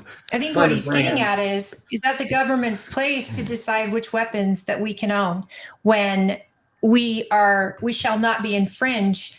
We should be able to have the same weapons as our military or as a competitor's military if we see that that's important to us. If we want to get really into it, I mean, our founding fathers fought with illegal guns. If you're not familiar with the NFA, that's okay. I mean, it's okay. But I was just asking. No, we need to brush up on the only thing that I'm a nerd on that stuff. The only so thing that's that I just will something say when it comes to this, as long as it's not chemical, biological, or hazardous, as far as weapons, then I'm okay. If you want to have 10 million shotguns or 10,000 handguns, I don't really care. That's up to you. That is your right as a U.S. citizen, and I approve of that. You need to protect yourself and your family first, flat out, because criminals do not give. Does that include automatic weapons? Sure. Yes. All right, Well, good. I can agree with the biological how about stuff. hand grenades? No, because there's the chemical component to it. Well, hand grenades aren't necessarily chemical. They're usually TNT packed inside of a steel ball. But we don't need to get into too deep on that because I'll Did we nerd out lose on him? this. I don't know. I think we did. We might have lost him. Hi, Oh, David. Thank you well- for being on. Hi, Mom. Yes. Hello, everyone. Do you Thank guys? you for tuning in, everybody. Yes. We are talking to candidate for Ty Congressional Jensen. District 2. His name is Ty Jensen, and we just lost him for a second, but we're going to bring He's him back in. We're talking about your Second Amendment rights. All right. We got you back, Ty? Maybe. Hold on. He jumped back. Oh, there he is. Nope. We're teasing. We're just Who do we have on at 4, which is going to be in just a half hour? Camille. I'm so excited. We have the state school board candidate coming up at 4 p.m., and that's Camille Knudson. So please All stay right. tuned. One Stay more with try. us. Right now, we're talking to The Ty. dog's eating his phone line out in the yard. I guarantee it. Anyways, no, let's just continue. I know most people aren't as into the gun culture and history as I am. So it's rather unfair for me to pin people against the wall with I it. have a 380. I have a 9mm. I have a AR-15. I have a 12 gauge. I'm good. So yes, I'm 100% Yeah. on that. Yeah, those are much deeper questions with large trade-offs if you want to have complete liberty with firearms or if you want to have a deeper into restrictions, and those are trade-offs. You brought up something that states sheriffs should oversee potential civilian militias for their own counties, and thinking about that, I think it's a great idea in the event of a catastrophic event where, you know, before pandemonium hits the streets, that you have a designated group with background checks, with proper, you know, law, they're following the law with any weapon they may have, but that they show up as a support to the sheriff and his or her deputies. I'd love to explore that, because you will have a lot of individuals that have firearms. I mean, we don't, because they were lost in a bad boat accident once upon a time. ATF, we don't. But, you know, in the event, I don't know why I had them all with me. But I know. In the event of a pandemic, or let's say an EMP, where all of a sudden all technology is gone, and what we've heard over the years regarding the mass hysteria, then comes looting and civil war, and then people are going after each other. And I'm thinking worst case scenario, it would be really, really helpful to sheriffs to be able to call out citizens they know are legal, they know are armed, and that can protect certain neighborhoods or certain areas of the county where deputies cannot. That's a really kind of a good idea. But wouldn't they call that posse armatatus or something? No, a sheriff theoretically can deputize people. Right, but what do they call that? Posse armatatus, where posse comitatus. Comitatus, where, oh no, you're letting unrecognized civilians be law enforcement or military. We should hold this question and ask Wimmer, what would the steps be if he was to, in an emergency, deputize multiple people? What would the steps be? What are his requirements? Yeah, what would the standards be? But I appreciate you bringing that up, Ty, because that's making me want to get on the phone with the sheriff and say, hey, is this doable, not only in our county, but in all the counties of Utah, in the event? Again, it would always all have to fall on top of the sheriff and his decision. But if, like, let's say the governor says it's a state of emergency and, you know, everybody locked down in your homes. Yeah, could the governor declare to sheriffs you can hire 5%, you can deputize 5% over your staff, or Does Whatever. the governor have any power How over a does sheriff? that work? And we should ask him. I'd like to know. That's a good question. I don't even think that a governor can But I want to overstep a sheriff. I want to dig in more on this. So can I comment really quick? And so Please. this is why I want the Minuteman proposal to be in Congress on a federal level that will give powers back to the states and the counties so that sheriffs can implement that.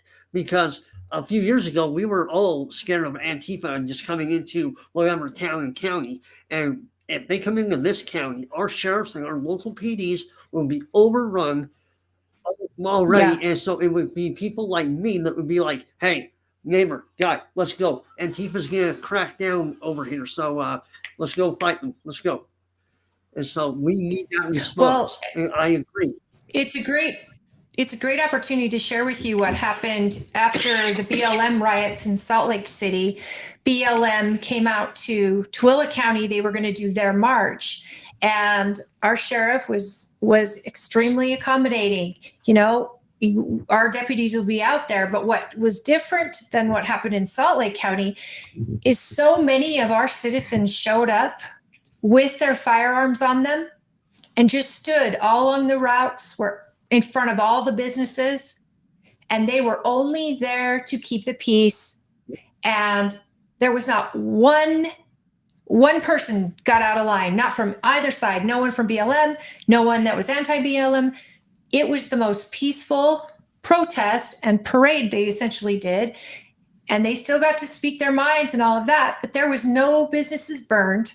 There was nobody attacked and brutally murdered or, hurt. And I think that just our citizens standing in front of businesses as a support to our local law enforcement, I think that spoke volumes. And not one gun had to be raised. And Not this one. is the good thing, because look at what happened in Salt Lake during the riot, right? They flipped over a cop car, and one lady just pulled her pants and her panties down and defecated on the cop car. That means you. Yeah, we later found out that woman was someone with a mental disability, and we saw that the just left a was mental disability. There may be few, but we saw the people taking advantage of that and encouraging that. And, I have law enforcement friends, they're my family, that responded to that riot from different cities and were physically attacked, one with a brick that actually opened his whole face up. And I know our sheriff's department went to them. A lot of other department agencies did. But to have that happen in Salt Lake City, did that not just blow your mind? It blew my mind, but it didn't surprise me, because look at Salt Lake. It's, I love the citizens of Salt Lake County, but Salt Lake has just become an unrecognizable shithole to me. It really has. Yeah. I went up to Boise at the end of last year, and Boise was what Salt Lake was 15 years ago. It's beautiful up there. But let's go through a few more of these before we have to cut you loose. So you mentioned abortion in here. Just give us your quick on what your proposals on abortion. Abortion is very personal with me. So my mom wanted to keep me, and obviously here I am. A lot of my family wanted me to be unalived in the womb, or what was that? Not late term abortion. It's the cry abortion, where the doctors will take you, put you in another room, and you'll just basically cry to death. That's it. A lot of my family, and they don't like me to ever say this, but I don't have any ties with them anyway, so I don't really care. But I am 100% against abortion unless of the three things that are listed there: rape, incest, or the health of the mother and or child. That should be the only exceptions. The only exceptions. Otherwise, I believe in preventative maintenance, condoms, IUDs, anything along with preventative measures. Absolutely. That's the pro-choice side of me without being pro-choice. That's just common sense. Preventative, or if you're going to get pregnant and the baby's fine, you're fine, have the baby. Adoption should be a lot less monetized than it is. I mean, it costs a lot to adopt a child. And we need to overhaul those laws so that kids aren't going foster care to foster care or adoption agencies. So we need to overhaul that especially. But as far as pro-life, I'm 100%. Well, here's something I'd like to bring up. One, when you're doing your website tonight, you have a grammatical error in incest is spelled I wrong. do. We can cover all that after. But I do want to say that we have those preventative things like the morning after pill for women who are raped, for children of incest. Yes, I could see that, but at the same time, I'm so pro-life because I do believe it is a baby in there and it's an innocent life. And so I think that I don't think God makes mistakes. And my hope is that every child will get an opportunity to live. Why was your family questioning your viability as a fetus? Because my mom had severe epilepsy. She had grand mal seizures her whole life. And so they didn't want something to happen to her than it would happen to me. They didn't think that she can take care of me at all. And so, I see. there's that component to it. Wow. I mean, that's a personal story that, I mean, here you are. And 42 years later, what a beautiful life you've made. Yeah. Yeah, that's heavy.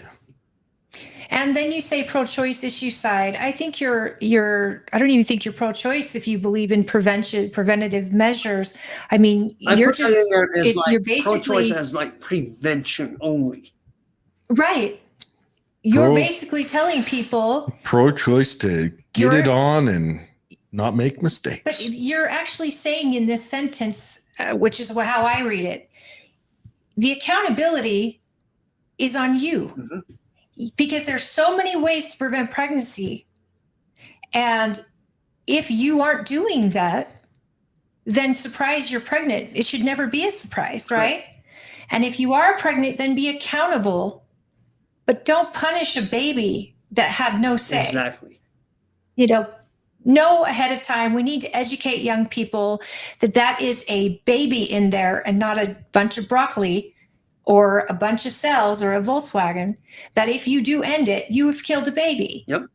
And so we start by educating our young people on the value of life, the importance of every individual spirit, and how you need to protect yourself from having a baby if you're not prepared. And we also need to talk about the groups out there, not the Planned Parenthoods, but the groups that are actually assisting women who may get an abortion, but because they don't feel they have a support or because of this reason or that reason, we need to be hyping up those groups. I don't mean with federal dollars, but us as Americans who believe in the right to life, the groups that not only get childcare options for this mother, but diapers and things this mother may need, or assistance in adoption if this woman needs it, assistance carried on way past the baby, because that's what we get accused of by the left all the time. Oh, you care all about saving a baby, but you don't care about the poor woman and how she's going to support herself and this baby in the future. And I don't think that's true. I think we absolutely want this child to have an opportunity like everyone else, but we also believe that every individual is in charge of their own destiny. And we've seen people come from very, very poor circumstances and become wealthy or highly successful in their jobs or in their lives. And I don't think that whether you can afford a baby or not should be a reason for killing it. When you're right, we need to reform the adoption system. Absolute. Well, I got a quick anecdote to that. So I'm working at this family's place this past couple of weeks, and they just adopted a child from Arizona. Without getting too much into any information, but the child was born with some issues, humana. And the Arizona paperwork went through really fast. And the Utah side was dragging its feet. And the whole time they're down there in Arizona paying to stay there and paying to take care of everything down there. And Utah's dragging its feet and not getting it done. And they have a connection into our state government, which they called that connection that got them past the ball. But why is adoption so I know that's not a discussion there's a for ton here. of money in it. But yeah, it's such a complicated affair. And then we wonder why it's such an issue. But we've bureaucratized everything, and pretty soon they'll bureaucratize the toilet paper, and all we'll get is one-ply John Wayne toilet Well, paper. and we just did that show talking about Child Protective Services and how they've become a weapon. And you've got these kids growing and up that's federally too. Yeah, that's heavy. Federally, and you've got these kids growing up in a system where if adoption was easier when they were super young, they could have had a loving family. If we just have background checks on these families, we know that they're going to have safety and they'll be well cared for. I don't care if they're millionaires. I don't care if they're at the bottom of the lower class financially. I know too many people born and raised in lower class who have made something of themselves and they're happy in their lives. I don't think how much money a person has. I thought you were going somewhere else. Worth selling a baby out and killing them. But you're right. The system is broken, and it's $40,000 to adopt a healthy white child.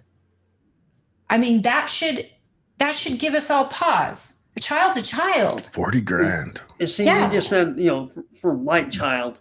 And for me, a kid is a kid, a human is a human.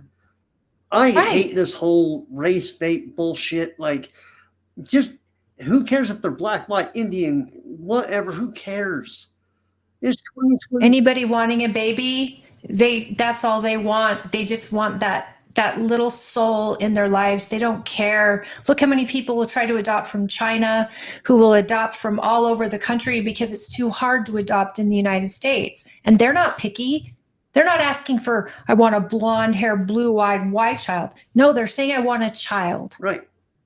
And these things get in the way of that. So I'm sorry to get you strung on that, but that again is bureaucracy's gone wrong and getting in the way of their own selves. Here they are not helping and funding the adoption process so that it's far easier to do for good people. Instead, they're funding the people that take your children away. They're putting a lot of money into the bureaucrats that decide the fate of your family, hospitals that are allowed to kidnap your child and keep them because they know better than the parent. I mean, we are seeing so much corruption, and I would say total reform of the adoption process, total reform of the immigration process. I mean, we've got all these things that haven't worked, yet we keep doing them, which is the definition of insanity. Mm-hmm. And now it's federally funded insanity. Yep.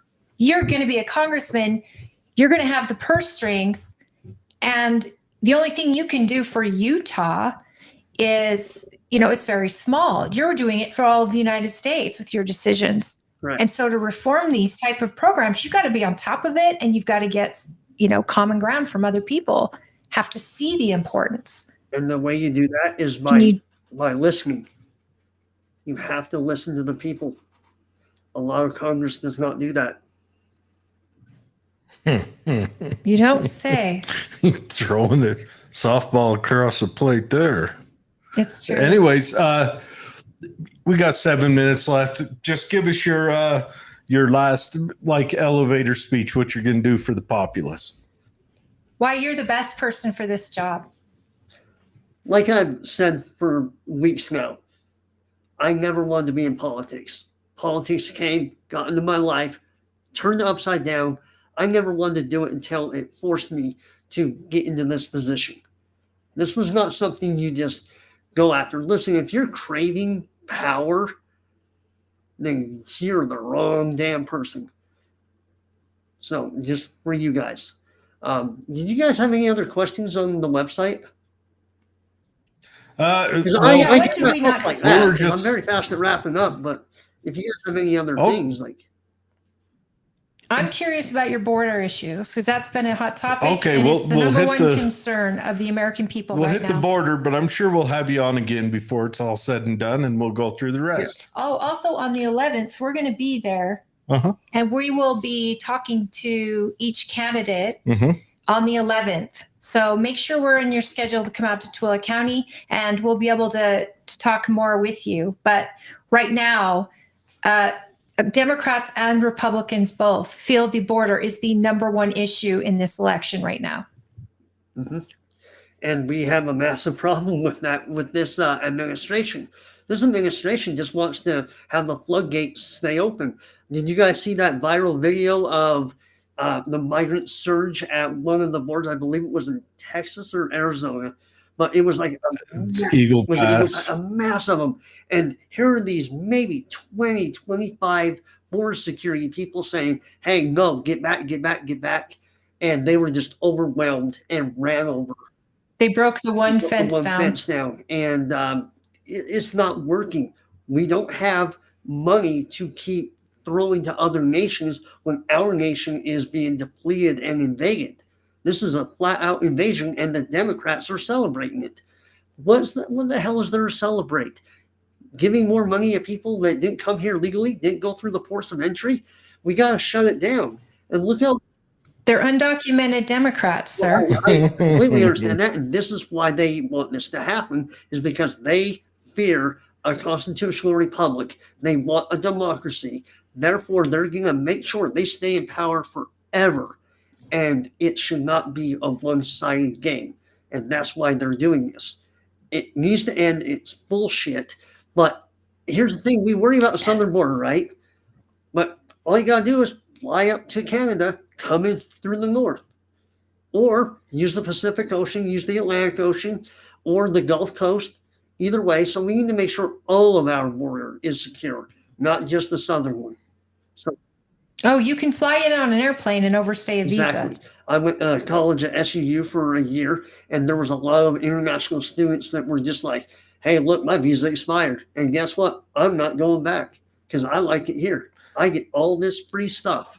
So kill the entitlements, kill the incentives to come here. That right there will deter a lot of them from coming here. I think that's the key right there is you have to shut off any support given to them. And once you quit giving them support, the ones, if they come here illegally and they're rich or they're competitive and they make their life that way, I have very little heartburn over that. It's when they come here and we have to rent out fancy hotels for them and set up food kitchens and all that. That's when I start having a lot of heartburn. They get a paycheck every month. Yes. They get a home. Our own veterans are homeless in the street, begging for food. Yeah, those New York City videos that have been going viral lately of these young age kids, military age kids. They're sitting here like, I just got out of jail, mother effer, and here's all this stack of cash that I was given. And I'm sitting here like, see that guy right over there? He's actually homeless, and you didn't give it to him, but you're giving it to this criminal. These are criminal aliens. They are not, just migrants and immigrants. They are criminal aliens until they go through the ports of entry and come here legally. Yeah. I concur. All right, everyone. It's Ty Jensen. TyForUtah.com. That's JensenForUtah.com. That's JENSEN spelled out FOR Utah.com. There's a hot link in the show notes. You can just click on that and go check it out. And I have sent the email to you letting you know our upcoming events. I really, really hope you'll be there. And I will stay in touch with you. Now that you just have to send me your phone number, we can stay in touch. And if I'm able to get that debate set up with my co-chairs, we would most likely have it in Davis County, and we would represent the northern part of your district. And if you're willing to be in a debate, we're happy to hear that. And we won't do it unless everyone's on board, like I said. But I want to see you out in our county. It means a lot to our citizens to have people show up here. And when you do come out, I will introduce you to our local electeds, and we'll see if you can have a conversation to figure out what Tooele County needs from their congressperson. Absolutely. And I'm already going to say 100% yes to the debate.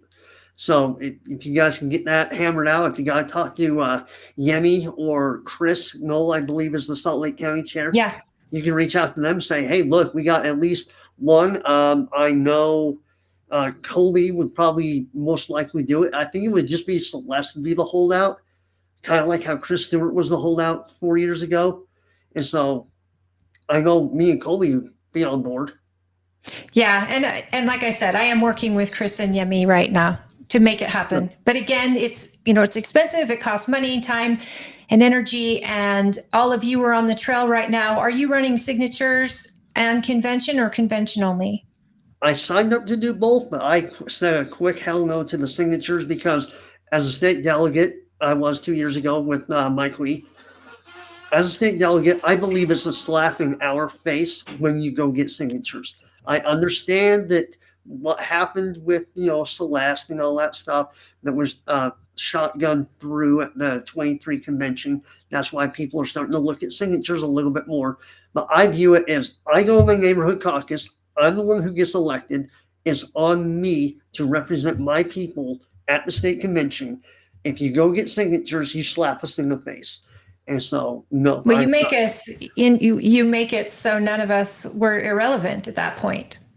The state delegate is irrelevant. The county chairs, the county parties are irrelevant.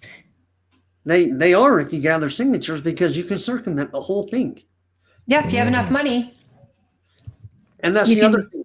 If you go look at what page is it? The donations page on your website. You'll very quickly find out that I am not taking one donation until I can prove that I'm viable for you, the people. And I've said that, self-funding this whole thing. So you're not taking donations from large conglomerates or big pharma or big developers? Nobody. Well, you got to get money to get on that ballot. So I'm hopeful for you that people will reach out and fundraise or at least volunteer for you. And I hope that get in touch with your county chairs who you may not have heard from, because it is our job to get you in front of our delegates. If we're doing our job, and that is to make sure you get a fair shot at getting in front of the people that you seek their trust. And we want to make sure we're doing that. All right, but we have to let you go, Ty. Camille is on deck to come in. So everyone, we're going to step out for a second, get Camille in here. Ty, thanks again for coming on. So nice meeting you, Ty. We'll reach out again and schedule you come on again. The next one will probably be a shorter one as we get closer, but it may be a Wednesday night too. It may be a Wednesday, but we want to give everyone a chance to get plenty of exposure.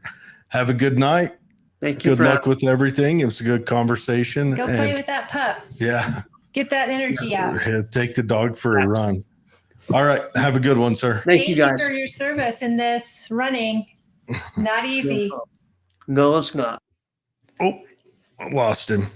Oh, okay. Are we going to take a short break? Yeah, we're going to take a short break. Go bring Camille in and refill our waters. Use the little boys and girls rooms, all the stuff. We will be right back. So I guess just enjoy staring at a dead screen for a minute. Don't we have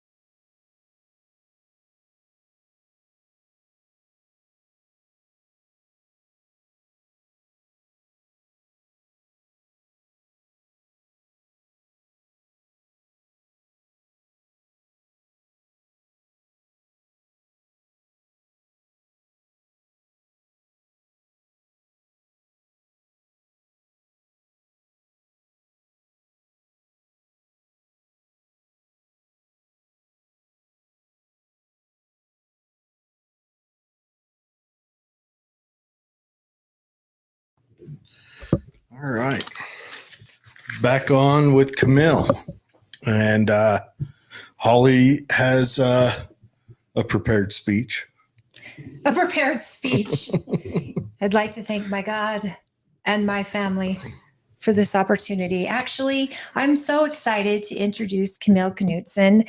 I have known Camille for many years because she's been so highly involved in our local everything. So she has been on our local school board already, and she's ran for the House of Representatives seat. She's highly involved in the political events that we have. She's always been a great supporter of the platform of our party. She's lived by example. She lives within my neighborhood, so she's community involved already. She has young kids that have gone through and now they're growing up. Mm-hmm. Your kids are so grown up, and you actually have a kid that's a soldier. Is that right? A Marine. Yep, my oldest is a Marine. That's incredible. So without further ado, I would like to introduce you to my friend, Camille Knudson. Welcome to the show, and thank you for being here. Thank you. Thank you for having me. I'm excited to be here. I want to know, though, how do you make your hair look so good with the headphones? I smash it on, and then she sits and fusses with it for the first. So if you need to fuss, by all means. Well, I think the 70-mile-an-hour wind out there kind of. Today's weather cranked brutal. On is crazy, right? Hey, that groundhog was full of Bravo Sierra. Yeah, I was at Twilla Junior earlier in Twilla High, and it was raining and then snowing and then raining again. I'm like, yeah, my hair's done for the day. So. I don't. Your hair looks fine. Thank you. To me, I mean, I don't have any, so I can just sit here in jealousy. So right off the gate, Camille, what are you thinking to put your name to work and serve district? What district are you? 10? 10. District 10 on the state school board. Like, what got you to think, oh yeah, I don't mind being hated by half the state, and I don't mind having to figure out the bureaucracies that are involved in the state school board. Tell me, what is your reason for getting into this race? It's actually kind of a simple answer. Just watching the state school board over the last couple of years, when I served on the local school board for Twilla County, I, of course, always paid attention to what was happening on the state level. And then during COVID, couldn't attend the meetings in person, so I'd listen to them online. And then when I was no longer on the local board, I still continued to listen and know what was going on. And the last couple of years just had me more and more concerned as I would listen to what was happening up on the state level. And the most important things that would catch my ear, or what I'm concerned with, is, first of all, the board's effectiveness. You know, their meetings are 16, 17 hours long every month. Yeah, on a Thursday. What starting in the morning when no regular person could even attend. Right. And why aren't they doing them once a week? So they're not 16, 17 hours long. What's causing them to be that long? Let's dig into that first. So that meeting that they said went I think it was 14 hours. What was the agenda that day that was so pressing? Well, I think it's more important to know it's not necessarily what's on the agenda. There's a lot of, no. When I started on the local school board, I got to back up a little bit. I remember talking to other board members, and they said, are you prepared to work for a three-headed beast? And I said, what are you talking about? And they said, you have the governor's office that thinks they're responsible and in charge of education. You have your state school board who thinks they're in charge and over legislation. And then you have your legislators who think they're over education. And in reality, who is responsible for education in your local communities are your local communities, your local families, right? So you have three different beasts, if you will, that are trying to make all these decisions for what is happening in our education system across the state. And they're all kind of fighting. And we saw it with this legislative session, how many education bills came through, how many normal bills came through, right? Record amount. And it's because everybody is butting heads of what education should look like, and no one is staying in their lane, including the state school board. So you have these meetings that are coming up, and rather, if you pull up the Utah Constitution, it actually talks about the state school board and their authority and what they're responsible for. And it's a general supervision. And you have a lot of them that are looking into the micromanaging of classrooms. And instead of really working on with our local school boards and what's happening in our local communities, they're making these they're making these more detailed, broad things. Could that be because the they're state. getting pressure from outside of that also? Because we're also Absolutely. getting pressure from the feds that and union and national union that are, you know, you have to celebrate this, you have to do that. You know, so I can see But why also, they would do that. They're is this trying to who's doing the curriculum? Who's deciding on what the curriculum is? Is it the federal government leaking down into our government, or is it our state school board that's doing it? Is the legislators doing it? The state school board, it kind of a tricky part. So you have federal standards, right, that are supposed to be around education. And then the state can adopt those standards or define however they want them to look for the state. And then your local school boards are the ones who implement the standards. So your local school board would be the ones who decide what curriculum is used and how those standards are taught on the local level in your classrooms. But they still have to meet a state requirement. All the local school boards, right? They have to Right. meet the state's Common Core or the state's grade to pass or Their whatever. the standards, yes, they do. Okay. Yeah. So your power on a regular local school board is, hey, we can look over this curriculum that's been sent down from high, and then we can implement our ideas of how this can work in our community, but we cannot get around any of this. Some things, but the state school board is defining those standards not as in a general term. They're saying this needs to happen, and giving very specific examples rather than providing more the framework and letting your local school board implement those standards on a So local they're enjoying some level. power. They're Oh, enjoying absolutely. the power of dictating how local school boards effectively work. And on top of that, to answer your question, Jared, I like to call those outside pressures as distractions, right?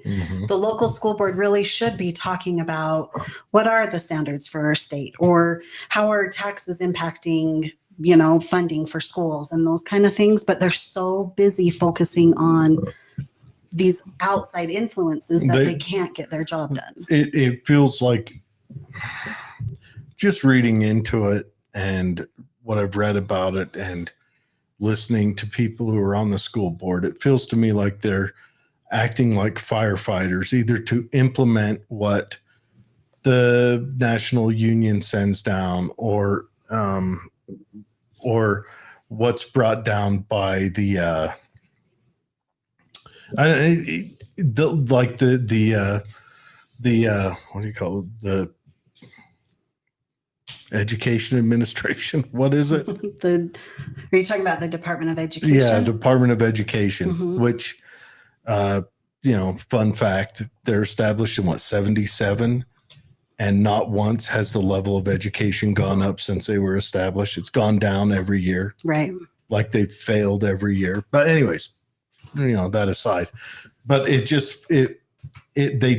does sound like they're firefighters responding to implement or responding to block or responding to, and although I agree with them, responding to just go out and get the word out that this bad thing is being forced on us and I've got to try to stop it. And it does feel like that's a broken system. The Department of Education should be thrown in the garbage in 78, but right. It really should, because all it's done is muddy education since it was established. And then it feels like all of the states responded to that by building these big bureaucracies that muddy education further. So no state is running on a success anymore. Not one. Well, and I think that's where, like I was saying, with the distractions, and there's so many people that talk about, well, the federal government pushed Common Core, they push these things. The state of Utah, they can adopt or change those standards for what fits for our state, and then our local school boards can adopt and fix those And for that's the our local governor. school boards. Our right? governor's the one who let us go with Common Core. Right. But at this point, I mean, when I was on the local school board, I can't tell you how many policies we were given the model policy and said, you have to adopt this word for word and implement it in your county. And I said, but this isn't what we want in our county, and you can adjust and say for Tooele County School District or whatever. But that was all. Those were, that's all we felt that And we could change as a local school board. You all were individually elected. Correct. To serve the community, not the state school board. Right. So how many, this makes you a little more qualified than most. How many people on the state school board have served in a local school board? None that I have found. Yeah. I know there's,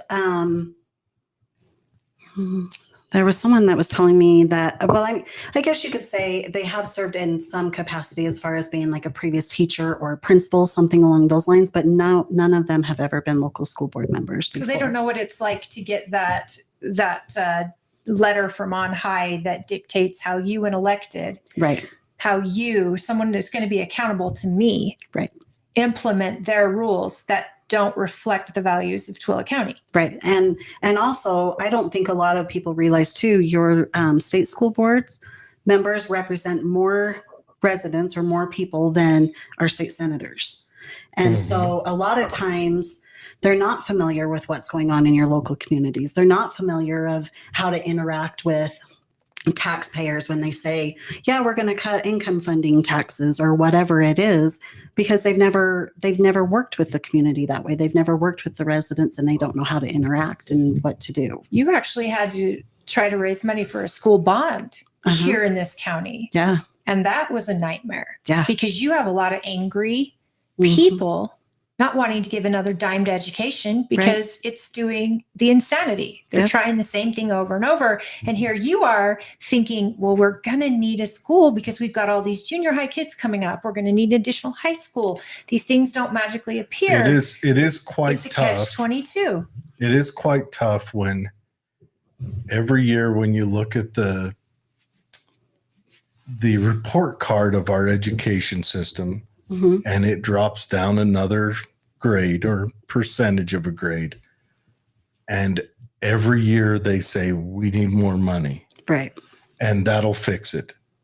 And not once in the history of ever, not just in the US, but in the history of all of humankind, has that been achieved. Not once. See, and what I find funny about that is that doesn't happen just with education, but we also saw that happen with homelessness and housing and lots of issues, right? Well, we don't know how to fix it, so we're just going to throw lots of money at it. We're going to throw more of your money at it. We're going Right. to put you in more dire straits. Yep.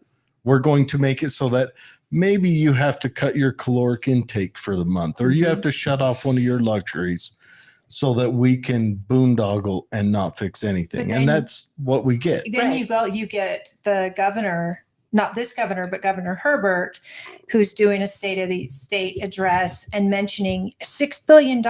And over the last decade, we've seen graduation rates go up by 11%. Put me in charge. And You'll have graduations at 100%. He's saying that like it's a net positive, and yet for me, the taxpayer, $6 billion for 11%. Well, and I think that goes back to kind of what you brought up with the bond and building schools, right? A lot of people say, why are we building these large schools? And then on the other side, you also have them say, well, schools aren't big enough. We need them bigger to accommodate all of our kids. Because more kids are coming. We all know that we need schools. We're all going to fight over what those schools look like. Some people say, build a cinder block wall and throw them all in there and they're fine, or cinder block room, right? But what the conversation that no one is having, what about our procurement laws? Like, why are our schools costing so much to the taxpayer? Is there some way that we can look at that? Is there a reason why we use a cost plus system versus something different? Because there's got to be options out there that there's no reason why a high school should cost $100 million. There's no reason. Absolutely. But our state school board's not looking at that. We're so focused on dictating what these standards are and these micromanagement of all of our classrooms. They're not looking at the big picture and what really needs to happen on a state level. That is the definition of insanity. Mhm. Why build a high school to certain specs when you know that in 5 years it's going to be overfilled? Why not build a high school that has a hybrid sort? So you've got some of the high school is made up of teachers who are just teaching online, and for kids to go to classes online. We learned COVID, that's an option. So And I'm that's going to a lot interrupt you really less. quick. So really quick, right now, current law, you can't build a high school for students that are potentially coming. You can And only that's build a high ridiculous. school or schools for students that are currently in the classroom. And that's a problem. And who makes that law? Our legislators? Our legislators, Can again, I- it's that three-headed beast. So why are we not working with our legislators to accommodate? We see the growth. You drive through Tooele County and you can see the fields being torn up and We're new the houses coming fastest in. growing in the state Can right now. Can But I we be can accommodate the growth. the crazy person that thinks outside the box? I'd love to hear it. Yes.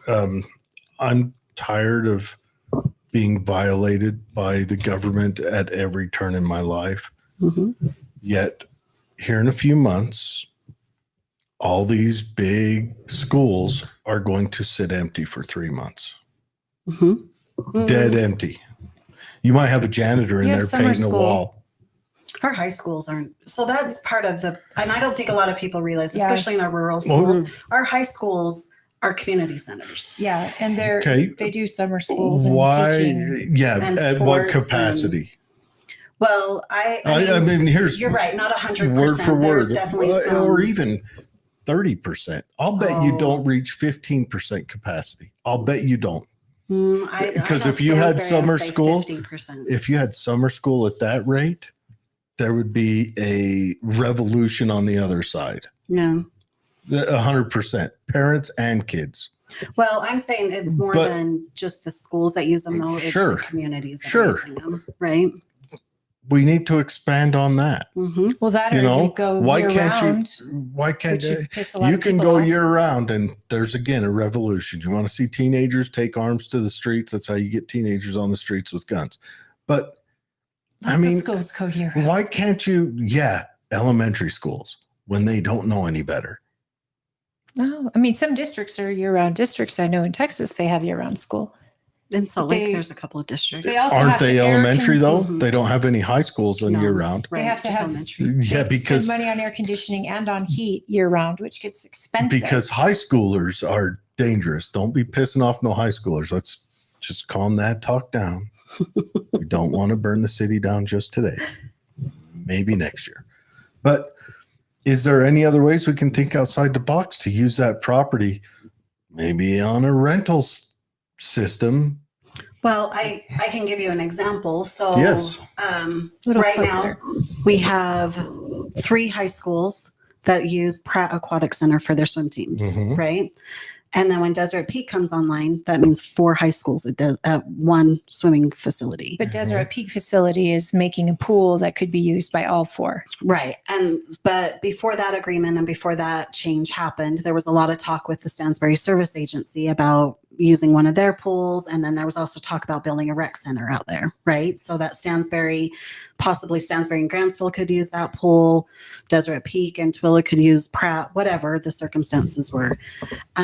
When we first put that pool on the bond, because you still have to pay for it, right? And the school district would put money in and then the bond would pay for the rest of it. The voters said no, they did not want Well, that. let me ask you. I should clarify. Stansbury said yes. The rest of the county Well, of said course, no. Stansbury said yes. They get a pool out of the deal. Right. They're still let me paying the go most. David on this. Stansbury pays the highest tax rates in the county. Right. So, David's not here, so I've got to go David on that. he's here online. Hi, Yes. David. David, this is for you. Have anyone ever done a breakdown of our tax rate to athletics breakdown? What do you mean tax rate? Do you mean income for each school? No, it's say athletics from brings say from most the money. say from the taxes I pay, how much of that is peeled off for athletics? Wherein, say, proto-Americans across the pond there, the British, they don't have athletics in their school per se. It's a club that you join at a cost after. Right. Has anyone ever done that breakdown to see maybe could we get the price of our education down if we quit involving the what could be this extracurricular fighting words. athletics? If you were in Texas right now, someone would hang you. Because in Texas, those schools have stadiums bigger than Rice-Eccles for their high school I know team. this, but it also brings in a ton of money to the school, which then trickles through other parts of the school. It is huge. I would honestly like to see the breakdown of that So if I know it justifies it. the state school board recently finished up, not that recent, maybe a year and a half ago, a study they did on extracurricular fees. And what they found was, of course, how different, not only district-wise from district to district, how difference in prices or fees they would charge, but also from school to school. Mm-hmm. So you can imagine, of course, football was one of the most expensive, Mm-hmm. cheerleading, those kind of things, right? And all optional. Right. But that's the thing, is they're optional. So the families can participate in them if they want to. And now Sure. school districts also have to provide a waiver for the families that Sure. can't pay. So How they can still about building the participate. stadium? So what I was going to say, though, is with that being part of the conversation. So my son plays football, Mhm. right? There's not one football coach that does not put their academics before football. Okay. Maybe they're saying it just in front of parents, but that's a big push. Sure. Right? I mean, when I went to high school, he taught special ed. So his academics was sit Right. down and shut up. No, he means I wonder if you that had he our expects- coach, He's Coach thinks- Leslie. No, I had Butler in Okay. Grantsville. Doesn't that mean that the coach actually expects the Yep. players to get high academics? And my son Before also they play. took a football camp in Salt Lake, and all of those coaches said the same thing as well. So okay, it's not, but it's all and it's not that I'm pushing that, not right? saying the coaches are doing that. What I'm saying is square footage of the school Mhm. plus square footage of the land the school sits on, Okay. is that a competing argument there? I don't think it would be, because you can't just take out just for sports, because you have, like, the football field is used for your marching band. Mm-hmm. Your Cheerleading. cheerleaders are out there. I would say Your if track and if field, football went into a soccer. rec system, cheerleaders would join. I don't. What I would don't you know. Maybe use they it? would. I guess. What would you use the cheerleaders for? I don't understand, because If you pulled other sports out, football brings cash money Brings a to lot. the school. does it break it even? absolutely does. Oh, I bet it brings more. Okay. It actually at Does least it in bring our more school, to break up that acreage that they're using? Oh, I'm sure it does. I would yeah. like to do the math on that for it the might- land maintenance, for the water, for Okay. all of that. And And that's an honest, and I'm not saying you have to adjust it, but someone's got to take Dave's place, because Dave would say, why don't we have mathletes in our schools? You do. Yeah, there's math competitions all the time. Sure, Math sure. clubs, I German actually club, was talking Spanish club. to. Does Twilla have a math club? I know they used to when Mrs. Warby was there. I don't know Did if they they? still Oh. They do. all listen. At Granger High School, when I was there, our stadium, our buses, all the stuff we used. I paid a fee to be a cheerleader, but Mhm. all the stuff we used came out of the money that is brought in just from the football program. That didn't even count the basketball program. And what they said in Were you talking Coach Leslie at Granger? okay, and what they said is No. not only Twilla. At Twilla? not only does it fund many things in the school that they would not otherwise be able to fund, it also keeps kids out of trouble. It's a great way for kids to learn teamwork, discipline, things like that. And the schools hold them to a higher level in grade point average in order to participate. For me, it was 3.0. Our football team was a 2.5. That's no easy feat. And you get so much money from these Look, championships. you don't need to convince me, because Here's another thing to think about, though, too, that I think a lot of people what don't. percent of the student body is involved in these athletics? They're Well- not paying for the athletics. So whoever's paying those athletics and whoever's paying to go to those games are paying for that program. They're going to build the field because that field has to represent soccer, cheer, the band, the track team, football, baseball. All these things are already inside the property. Already. And not also, and I don't know how you would be able to determine this, but when there is a football game, what ends up happening? So let's say Stansbury's playing Cottonwood High, right? Mhm. Cottonwood High's families all come out here.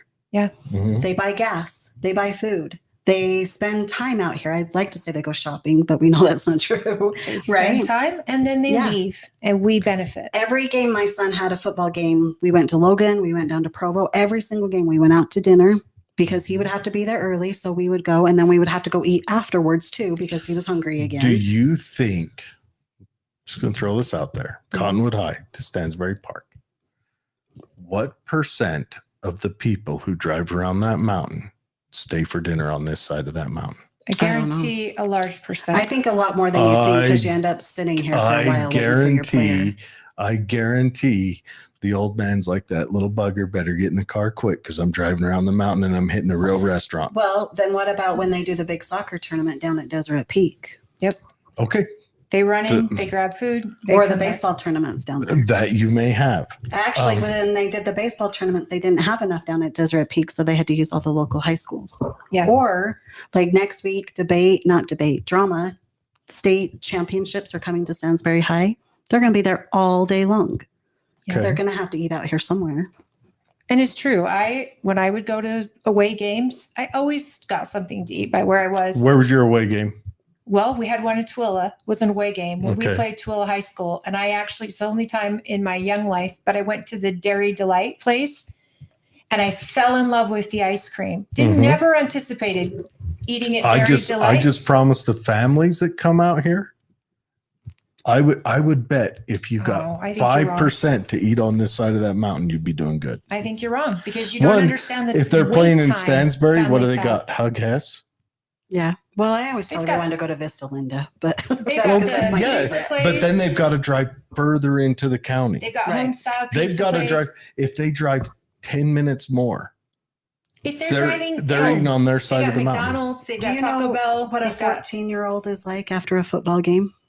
they're ravished. He's ready to eat my steering wheel. And my dad would have said, "I don't care. You can wait." Yeah, well, I And know. he'd have been feeding me Spam burgers at home. My brothers played football. And I'm It not arguing was against a you. family One- thing. We Yeah. got dinner right after the game, no matter I've where got we to played. I've got to take the argument for David.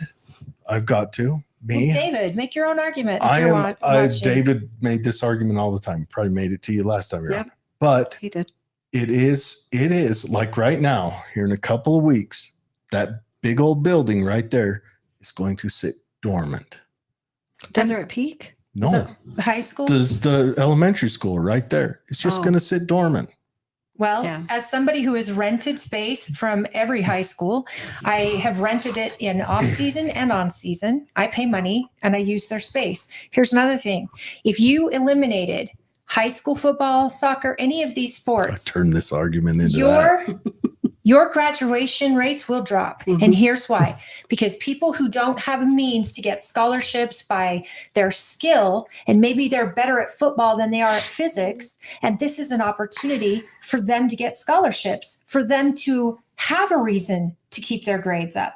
I would fight for sports in schools at all times. And this is coming from a mom whose kids couldn't care less about sports. I could break another But argument let me into that finish. one. If there was a high school that's a charter that is focused on STEM and doesn't do all the sports stuff, I would put my kids in it. Mhm. But charter schools have to have grassroots funding and they have to have people ready to fund them. And I wouldn't put a football stadium in there.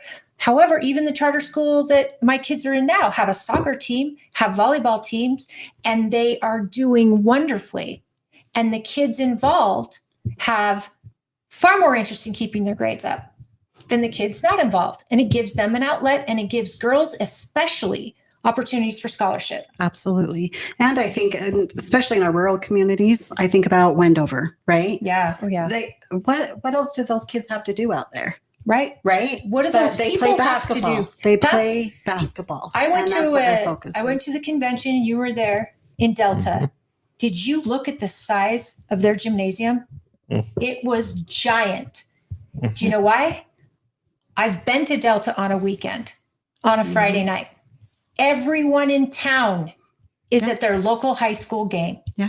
It doesn't matter if it's football, if it's basketball. Small rural towns, you know this. I just wonder if it Grantsville was shows up when Grantsville's playing. if it was a It's the- club, would it get the same reaction? So that And same, would the cost of it be foisted on the general populace while No. taxes keep skyrocketing, while our it's a education club, outcomes but- keep plummeting? let me tell you what I think would end up happening, because they brought this actually up at the camp that my son did in Salt Lake, that you are seeing a lot more sports go towards the club, right?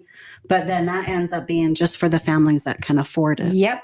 And then you have a lot of kids out on the streets, for lack of a better term, with nothing to do, no direction, going, well, I'll never get a scholarship now, so what am I going to do? Well, I'm and just I have gonna- no reason to turn my hang out reports in or get good grades because I'm not having to meet any certain requirements.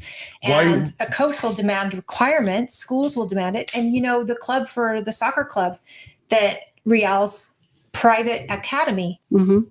no one in this room could afford that. Right. I don't even know what you guys make, but I know we couldn't afford it because the people who are in that club, they fly here. But is it that way because all outside of that is absorbed by the taxpayer and the schools? I disagree. No. Because I don't know. well, so let me England's not any wealthier than we are. Matter of fact, they're Every English school has a place to play cricket. They also have a place to play soccer. That is part of their school curriculum. So if Is you're it? telling me is it that because England's high schools don't have that, you are my understanding off. it's all private clubs. No. They have it because boys need to run. Boys need throughout the day to get energy out. So do girls. But this is a way not only for that, but for them to get kids excited about I'm just throwing the thought out there. It's fine. idle hands, man. You Yeah. want kids Yeah. involved in clubs, and they've got clubs for everything. I was the president of my German club. I was cheerleader, and I had to have a 3.0 GPA, so I got a 3.8 GPA. But it kept me engaged. A debate club. I was in debate club. These things are for everyone if the kids want to get them, and most of them are grassroots started. Mhm. So that debate club, the school still makes sure they have a room to practice in. The school still takes them to state championships. That costs money on behalf of the school, and maybe doesn't make as much as far as viewers paying to get into a debate club championship. But you know who pays for it? The football teams, the football games that they make. Okay. I mean, if you got rid of sports in high school, unless it was a charter that was specifically designed for the STEMs instead of all, and you would still get, if average kids could go to that school and focus on that, that would be great. But a lot of kids are sports oriented, and the only chance they get at scholarships is going to be on the field, girls and boys. And that's another way to it. I think you'd see higher graduation rates, a lot higher, even if they just made the standards of playing football higher. You have to have a 3.0 GPA. Mhm. That would be crazy. It'd be crazy because football players at our school had a hard enough time with a 2.5. Total combined They would weight help. of the whole team weighs like 1,000 pounds. 'cause But it's all imagine, skinny, smart guys. imagine not only the scholarship opportunities for their ability to play a sport, but now they're getting higher test scores on ACT. They're graduating. These things could all be done, but they're done by local school boards. They're not Right. done by the state. Right. Yep. And they could work with the local communities and what fits best for that local community. Absolutely. So you have something that no one else has. Mhm. Experience from the local level. Yep. Now, I remember when you were running for school board, it was a nonpartisan race. Yep. And yet you were adamant to get in front of delegates to Mhm. find out what's bugging them, what's going on in your kids' school. And you had never been in the school board before. Nope. It's the first time I met you. You said, "Do you mind if I tag along to this event?" And I'm like, "You're running for an office? Of course not." Even if it's nonpartisan, you still wanted to hear from people. Absolutely. You are the first person I have ever had join in an event like that was running in a nonpartisan race or running for school board, period. So you got my respect almost immediately because you went into a place listening in on where their big problems are. Mm-hmm. And then you're saying, well, how do you feel about your kids' education? You know, what do you want to see? And man, people opened up to you like a sieve. Absolutely. And this was before COVID. Right. Now, I bet people are just awake. COVID woke people up in a different way where their education became I think it front and actually center. it woke up different groups of people. Absolutely. Engaged parents who are watching and teaching through help parents really understand and ask lots of questions. What's going on in my child's education? How can I help? What can we do better? But I also think it also opened up a lot of teachers' minds too. What can we do better? How can we work with our students? All those kind of things. So yeah, no, you're right. And I think as hard as COVID was, there were a lot of things that we learned from that time. And one of the things that I think is something that we learned is it's really hard for a student to just go and sit in a classroom for a certain amount of hours every day and sit in front of a TV or a screen or whatever. That cannot replace what our teachers do. Or being read a curriculum instead of a teacher getting that opportunity to that teach teacher-student relationship and the way that they work and communicate with their students can and does make all the difference in the world. What changes have been put in place because of that? Because of those lessons learned? Well, like that's probably one of the hardest things that we saw. So during COVID, you saw a lot of the push towards the technology and all that kind of stuff. Yeah, and I'm telling you right now, after post-COVID, I'm looking at my nephews especially, but also my nieces. Mm-hmm. They've all checked out. They've got a feeling like the schools and the teachers, because I mean, there was teachers, as my nephew at Stansbury, he had a teacher who also ran for state school board back then. He fought to have the stay at home stuff, and the teacher, I mean, he ran as a Democrat. I know everyone, surprise, whatever, but he fought for it. And I asked him one time, I said, you're running for this to represent the people, yet you're fighting to punish them. To keep kids at home. But anyways, yeah, he was fighting for that. But anyways, my thing is my nephew's checked out. Well, and I think a lot of kids and I'm have, seeing and that that's so one of the much. things that I like they don't see school as mattering at all. I think they get the feeling that achievement in school doesn't matter. Right. Like they're going to graduate you if you can consume oxygen and breathe out CO2. They're going to give you a certificate. So showing up, they don't care. Getting grades, they don't care.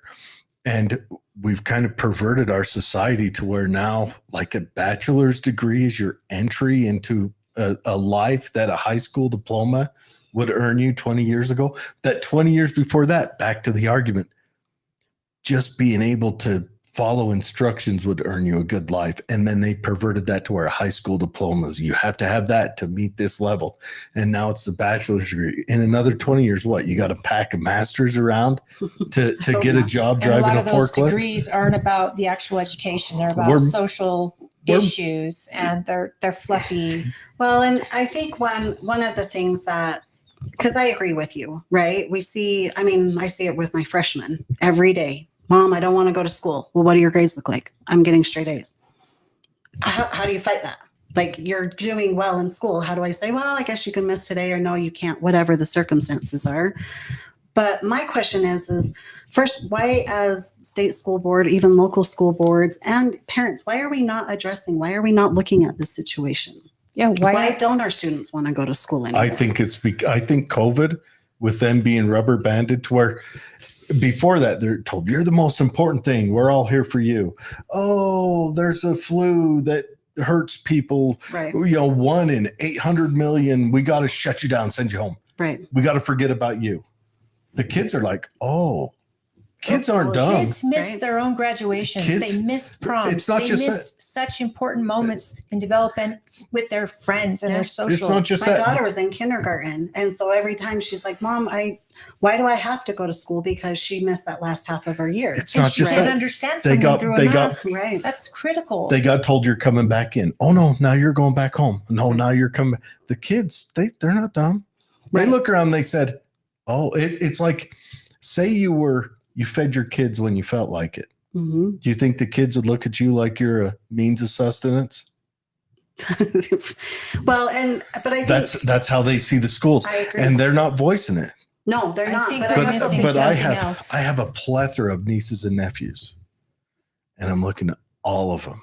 All of them to a T right. are showing the same revelation. Well, but then you also look at the other side of it too. Why are our teachers quitting at record numbers? Why does no one want to be a teacher anymore? Because good teachers don't get rewarded. Bad So- teachers. So where is this disconnect? Why are we not working on how do we help our students? Because we know there's research. There's tons of research out there that shows 1977. if they work together, the students will excel and they will do better. So I talked to, she's actually the math curriculum director at the Tooele County School District today. She Mhm. was saying our kids are taking some of the most advanced classes ever. Back, 10, 15 years ago, AP calculus classes, we couldn't fill them. There'd be one or two Absolutely kids, not. right? Yeah. Now, I know we've had lots of growth and lots of changes, but our kids are learning at such a quick How many of rate. the kids are learning those though?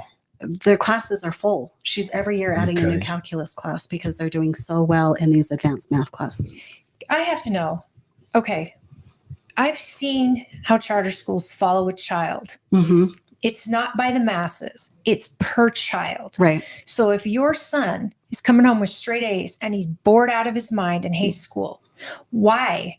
Why haven't we taken what we've learned through COVID or through charters hmm to test the kids 3 times in the year, see where they are in the year, and then adjust their classes or their level according to their knowledge? Why is the public school system not doing this? Because your child could potentially, a freshman, be at a senior level, Right. graduate early, and then either go on to college, go into the military, get into a trade, and be an apprentice. hmm Why are we continually teaching every kid like they're all the same when our kids are developing differently, we're learning differently? And had someone done that with me, I probably would have graduated my sophomore year Right. because I was so bored and I was getting straight A's. Well, and that's one of the nice things about with our secondary schools, with the high schools right now, because they're on a 5x5 schedule. So if you don't know, they go to 5 classes one day and then 5 classes the next, right? Most of our students actually could graduate when they're juniors because they take all of their required classes before then, and then their junior, senior year are Fun classes. like the elective classes, right?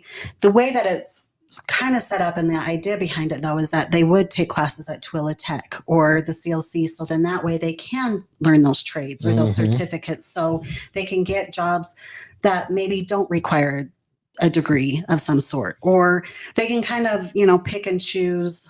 You get halfway into Like I'm CNA or do or some whatever, mechanic. right? Now, how is but that? then they can go, I don't really like a CNA. I don't want to do nursing. So I'm going to do welding instead. And they're not spending college money They should on really figuring out what they want to the do. CNA course, the bedpan portion should be day one. I Okay. Because instead they get them all committed. I learned how to do light phlebotomy and now I know. And then like they're committed, they're into it like a year and a half.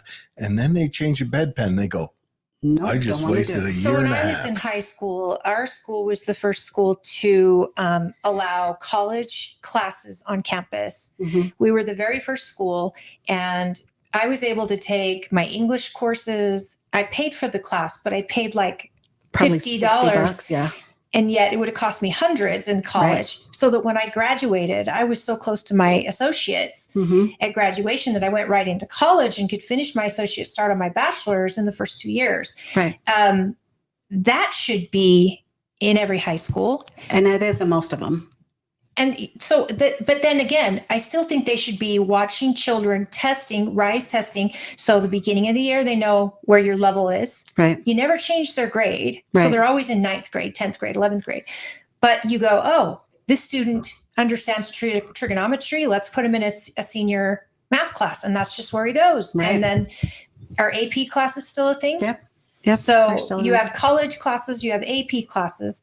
My 10th grader should be able to, if he's already learned everything he can about English, vocabulary, all of that, he's done the AP course, let him go into a site. Now let him start college classes in 9th grade, 10th grade, because he's excelled to that level. Absolutely. And then at the end of the year, if he's getting a D or a C, he obviously doesn't understand it. So next year, he's going to go back to the level up. And we're just going to keep going according to each kid. If charters can do it, why can't public schools do it? I can tell you one of the big reasons, the difference in the amount of kids. So if you look at Stansbury High, for example, they have almost 3,000 students.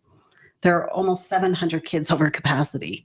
They don't even have enough desks for all the kids. I mean, you're looking at classrooms full, 40 kids in some classes? Again, another argument to have mobile options for kids to attend online. Or why a long time ago, they were talking about it during the legislative session. I want to say it was about 20 years ago. There was a bill passed that was supposed to reduce class sizes, right? Schools are supposed to receive extra funding to reduce those class sizes because we know that around 20, 25 kids is ideal. For learning and for the teacher. It's not getting to our classrooms. It's not helping them reduce those class Where's sizes. it getting stalled?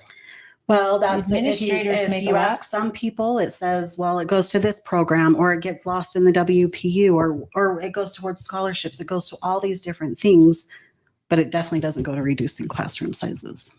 Isn't there a budget that is Sounds required to be spent on the actual thing the budget's designed for? Because I know in government, certain things go into a budget. They can't We're be touched. in America, Holly. I know, but isn't there something like that for schools? Well, and there is. So you have, you have your WPU, and you have your minimum school program, and then you have all the line items below that are restricted funding, and they all are supposed to go towards whatever that program. Line items, 7 line items? We have over 20 at least. Wow. Yeah, where most states have 9 or 10 at the most. And I know that's something that they're working on. They're working on, putting more of that into the WPU so schools have more flexibility with it. But I think it's one of those things that was funded 20 years ago for this purpose. And because our classroom sizes and growth and everything have kind of outpaced whatever that funding is. So has children with special needs that are in public school. Yep. That is its own animal. Yeah. And we want these kids in school with their peers, but they can't sometimes be in classrooms with their peers and not be disruptive. They should have that one-on-one therapy, counselors / teacher. And that's another thing too. We don't have enough staff, support staff in any of our schools either, right? So funding's going there. Right. So if you look at, like the paras that work with the special needs kids, or even work with kids who are struggling in math or whatever, they'd make no money. Or our bus drivers, right? So our bus drivers, they don't have college degrees. Maybe some do, right? But they are required to have their CDLs. But that's not enough. They're still considered part-time employees. So they don't qualify for sick time. They don't qualify for any health benefits. They don't get any of those things. Are the bus drivers aren't they paid for by the county? The school or are district? They paid for by the school district? Yeah. And because of the way our state employee benefits are set up, the district can't offer them any kind of benefits. So if they're sick or if there's an issue, that's on that bus driver. So pretty much you're stuck with retirees or stay-at-home moms with a CD. Let me say this again. Stay-at-home moms with a CDL that are free in the morning, which would therefore negate their reason to be a stay-at-home mom to take care of the kids, to get their kids to school. Okay, yeah. Or they could drive around the mountain and work for a company making 6 figures with their CDL. That's not complicated at all. Okay, so but then again, you can't literally. I'm laying this out right now. The teat is dry. The taxpayers have been ravaged by everything. Right. So you can't go back to that trough. 75% of your property tax is going to the school board. But that's Or what I mean. But the schools. and I'm not saying that you're, anyone in particular. Well, Right now, I'm paying at least 50% in everything I make into taxes in one form or another. right. Which is, think about that for a minute. Yeah. We overthrew a goddamn king for 3%. Right. And you get 50 cents for every dollar you make. Well, I think about my son, the Marine, right? Made a little bit over $20,000 last year. That's what they're making nowadays, huh? To serve You know- our country. You know That's what insane. He my made first that my first full year in the Army, you know what I made? Hmm. Under 13,000. Oh, I could not believe it. But what I wanted to say though is, and I agree with you, I think our taxpayers are pushed to the limit. They cannot offer another We penny, can't bear it right? anymore. But I guess my question for you is that a Twilla County thing, or do you think that's a state of Utah? I think that's a I think it's a nationwide national thing. thing. Okay. Right now, we've got a surge in homeless Right. that has In no crime. drug addiction and no mental issues. That's where we're at tax wise. We've got a surge in homelessness We have housing that shortage. doesn't have the underlying issues riding with it. Right. We have job That's- shortages. And I'm saying this, people need to understand this. That's scary time. Yeah, I agree. That is time when people start experimenting with rags and bottles of alcohol and a torch. People Well, are so- 1 or 2 paychecks away from homelessness. right. So I guess Any one of us. because there was, of course, during the legislative session, there was a lot of conversations about federal overreach and not taking federal dollars for X, Y, or Z anymore, right? But my question is, if we don't take those federal dollars for whatever reason, for whatever program, that means taxes have to go up unless you're going to not have those programs anymore. So what are our options? Well, if you don't take money from the federal government for education, and that means they butt out, and Utah decides as legislators or school boards decide what our curriculum is, and it's Utah based, Utah ran, and then we decide, how our schools are going to be built. We are going to build schools too big because they are going to get full. We are going to go around these stupid restrictions and building permits. And we're going to have schools that are designed specifically for the teachers to be in there and teach mobily, just to classroom that tunes in. And we are going to have books online so kids aren't buying books, and we're saving money there. And then we have the rec areas where you do have all the sports and the football teams and all of that bringing in. But I think we have to cinch our belts somewhere. And if we got rid of the federal government, yes, we would lose some funding for sure. right. But what would we gain by taking it back? We used to be the most literate state in the union. Right. I remember reading it in 2002 when the Olympics were coming and they were touting about Utah's statistics. In 22 years, how we have fallen. Have we? So I researched it. I was looking at it over the last couple of days, and just to see where we sit as In far as literacy education, or just educated? education in general as a state. And every site, everything I pulled up, it was showing our state of Utah in the top 10. Well, we were number 1. Right. Which we And want to be always, We won. right? Yes, so our- does every state. Right. But over the course of, and that's when Common Core was put in place. This is way after. Common Right. Core was a big problem because it separated children from parents and the ability to do homework together. It taught kids this whole extra go around rather than just memorize your times tables and you won't have to do what is all of this. Right. It complicated things where it may not need to be complicated, but it also was a program that our governor welcomed. And it was like, okay, now what? How do we That's How a do we whole nother manage subject. this? What was and we're there? on the hook to the federal government financially. But what is the federal government providing us financially? Well, but that's the thing that I worry about is I don't want to see us become like Illinois, where our taxes, our property taxes are $10,000, $20,000, right? Because their education system, most of the kids that go to school, if you live in Chicago, you don't go to public education, you go to a private You have school. to, because right? public schools are not only dangerous, but their graduation rates are astounding. Their teachers' unions are astoundingly highly paid, Right. and the teachers hate their jobs. Right. So at what point do we say, yes, our system right now is not perfect. Yes, we realize that there are issues. There are things that we need to work on. But instead of dealing with all these distractions and everything going on, let's focus on the things we are doing well. What can we improve on? How do we make this better instead of revamping the whole system and saying, we're going to try going down this avenue or this avenue or this avenue? It's almost like we're trying to take mud and throw it at the wall and see what sticks. We know the things that work for our state. We know what works in our education. We continue to keep going. I'm going to try this. I'm going to keep trying this. And it doesn't make any sense. What does the federal government, Department of Education, finance in our state? Mostly special education. So special education, Mm-hmm. but they're not buying our schools. Nope. They're not paying us per kid in the seats. Nope. And they're not giving us a curriculum. Is that last comment comes from a gentleman named Tony? That's my husband. Yeah. He wants to bring back the corporal punishment, and I like it.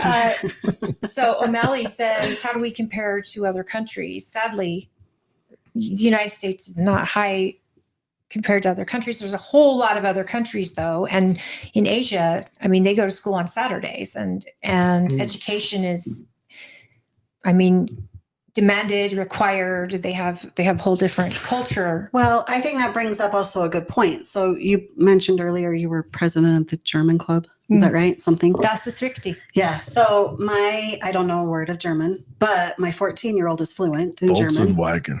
Yeah, that's me.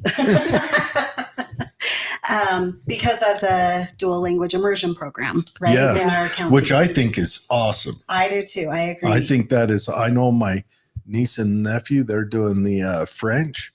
They love it. Right. Yeah. It is just to see the way his brain works versus my other children. Like I literally can see his brain working, and my other kids are smart as well, but it's just interesting to see the difference of how he thinks through a problem, all because of learning another language. And he started language. at first grade? He started at first grade. So that's the prime time if you're going to teach a child a second language, because their brain develops totally different. Absolutely. Grabbing that second language. Yeah. And in every other country in Europe, all the children are dual language. Yeah. They're taught their language, of course. So in Germany, you learn German, you learn English. Yeah. Then you can pick up a third, French, Italiano, whatever it is. Language is taught just as much as math, just as much as English. Well, and not only that, but they require their teachers, and the amount of education and student teaching and level of degrees that they have to get just to become a teacher.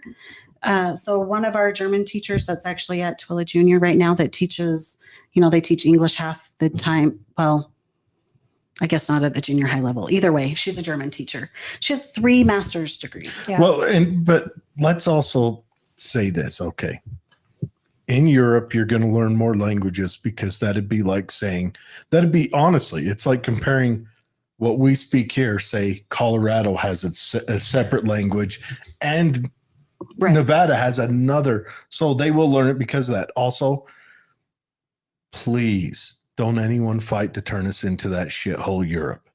It's not that. Because Europe is drowning. Doing a child a service by teaching them dual languages, because their brains No, I agree with that. can actually think I agree with differently. that, but let's not fight to bring us to European standards of their social welfare program, because they are drowning. They're drowning. Europe is on its way out. Let's talk about Asia then. Okay, Asia. Now, Japan is different, but also you have to change your whole culture, because they're what do they call it? They're a legalist culture, where their culture is, we're a shame base. They're a legalist culture. We'd have to start 1,000 years ago to achieve that tomorrow. I get that, but you see, the standards they demand on young people, and then the efforts it takes to get them there. And agree. It is all involved in culture. And many learn English and Japanese at a very young age, Chinese, because they understand that knowing a second language as a child, being able to speak 2 languages opens your brain up to learn things that we could never imagine. It is a benefit. I agree. I think music does the same thing. Yes. Well- Music and learning, but you're learning notes. Notes also could be considered another language, just like sign language. I agree. But I also think if you look at these other countries and the things that they are doing, that's really good and well, and for whatever, is they involve the family, Absolutely. and education is a priority, right? So a lot of times you have families, for whatever reason, where education may not be that much of a priority. So then it's just on the kid to figure it out for themselves. And that is a lot, especially in our culture. that's in big. our urban communities. Mhm. That is really big. A lot of those kids are We've seen if they make it out because they made it out. Yeah. we've seen parents look at it like it's your job. It's the teacher's job to raise my child Yeah. from here Right. to here Or and educate my child. And they just kind of go, yeah, well, or it's just on the child, right? And I mean, they're still children. They need to figure it out for themselves. And now they're put into a situation where they're supposed to advocate for themselves. They are supposed to, whatever it is, and they're still learning on their own. So, Sure. you know, one of the things that there's been a lot of talk, I'm sure you guys have heard the teen center that Yeah. up in Davis County We heard and then about even it. at Tooele High, right? So the I- idea, yeah, Natalie Klein was mentioning how they want to do these teen centers where the parent's not engaged and these teens can go if they're homeless, if they need clothes. if they- Okay. Oh remember yeah, that? yeah. so the idea actually of the teen center is, yeah, you're right. So if the parent is not involved, right, this is for those students that they still want to do a good job, right? They want to get good grades. They're still attending class. They still are part of the school community, right? But for whatever reason, whatever's going on at home, maybe they don't have running water. Maybe they don't have somewhere that they're living. But maybe they But- have a fight with a parent because that's a lot of it too. Parents are getting left out because the teen is unhappy at home. No. So from my understanding, because I actually talked to the operations director for the school district, and it's not like I can just go, well, I'm mad at my mom and dad today, so I'm going to go stay at the school for a few days and shower and change my clothes and do no, it doesn't work that way. These are for students that honestly want to be at school. They want to do a good job, but there's circumstances that are outside of their own control. Like a Where- parent that doesn't want to confirm their sexual identity. No, Their that would not classify as part of why they would be involved or part of the teen center. Can I side rail you for a second? Absolutely. How big of this, because right now, if you touch the internet, this gender identity is all anyone talks about. Is that in the schools, in your experience, is that really as big an effect as, well, everything makes it seem? I don't think so. So I can give you, I mean, I don't know for sure in every single school, right? But in my neighborhood, I live in very far northern Stansbury Park, right? Lots of children, lots of things going on.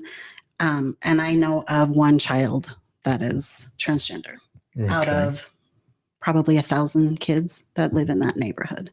So I think it's kind of one of those things where you have lots of conversations. And usually when you have those conversations, whatever you pay the most attention to, that's when it gets bigger. This is happening at our school board. It's happening in legislature. Like they're trying to change the laws for everyone Mm-hmm, for that tiny percentage. mm-hmm. How do you feel about that? Well, again, that's where I'm saying they need to stay in their lane. These are things that we are creating so many laws and bills and legislation, whatever you want to say, that we don't need. Amen. We are to the point of where, I mean, we can't even have a conversation anymore because I have a conflict with something as my teacher is teaching me. Yeah. I have to have a law that says now I can have a conversation with my teacher. Really? Why can't you sit down and say, you know what? This is against my religious beliefs, or this is against whatever is going on in my family. I need to have a conversation with you. Instead of going, now we need to have a law passed saying that you don't have to do X, Y, and Z. And we're seeing it not only in our schools, but you're seeing it in your jobs. You're seeing it It's DEI, though. in the 600 bills that were passed this It's session. DEI, and parents have been awakened to critical race theory in school. Well, DEI but then I in ask school. everyone for examples. Where is the critical race theory in our Tukwila County schools? I haven't seen it. I haven't seen it But, either. and I don't know, because I'm in a charter, I don't know if the curriculum's different in my school versus in the public schools. But you do see one-sided agendas getting pushed through the curriculum, say on global warming, Right. with no source cited. And so my 8th grader's learning about how catastrophic it's going to be in 50 years and Florida's going to be underwater. And I said, why don't you ask him to cite a source? Mhm. He can't.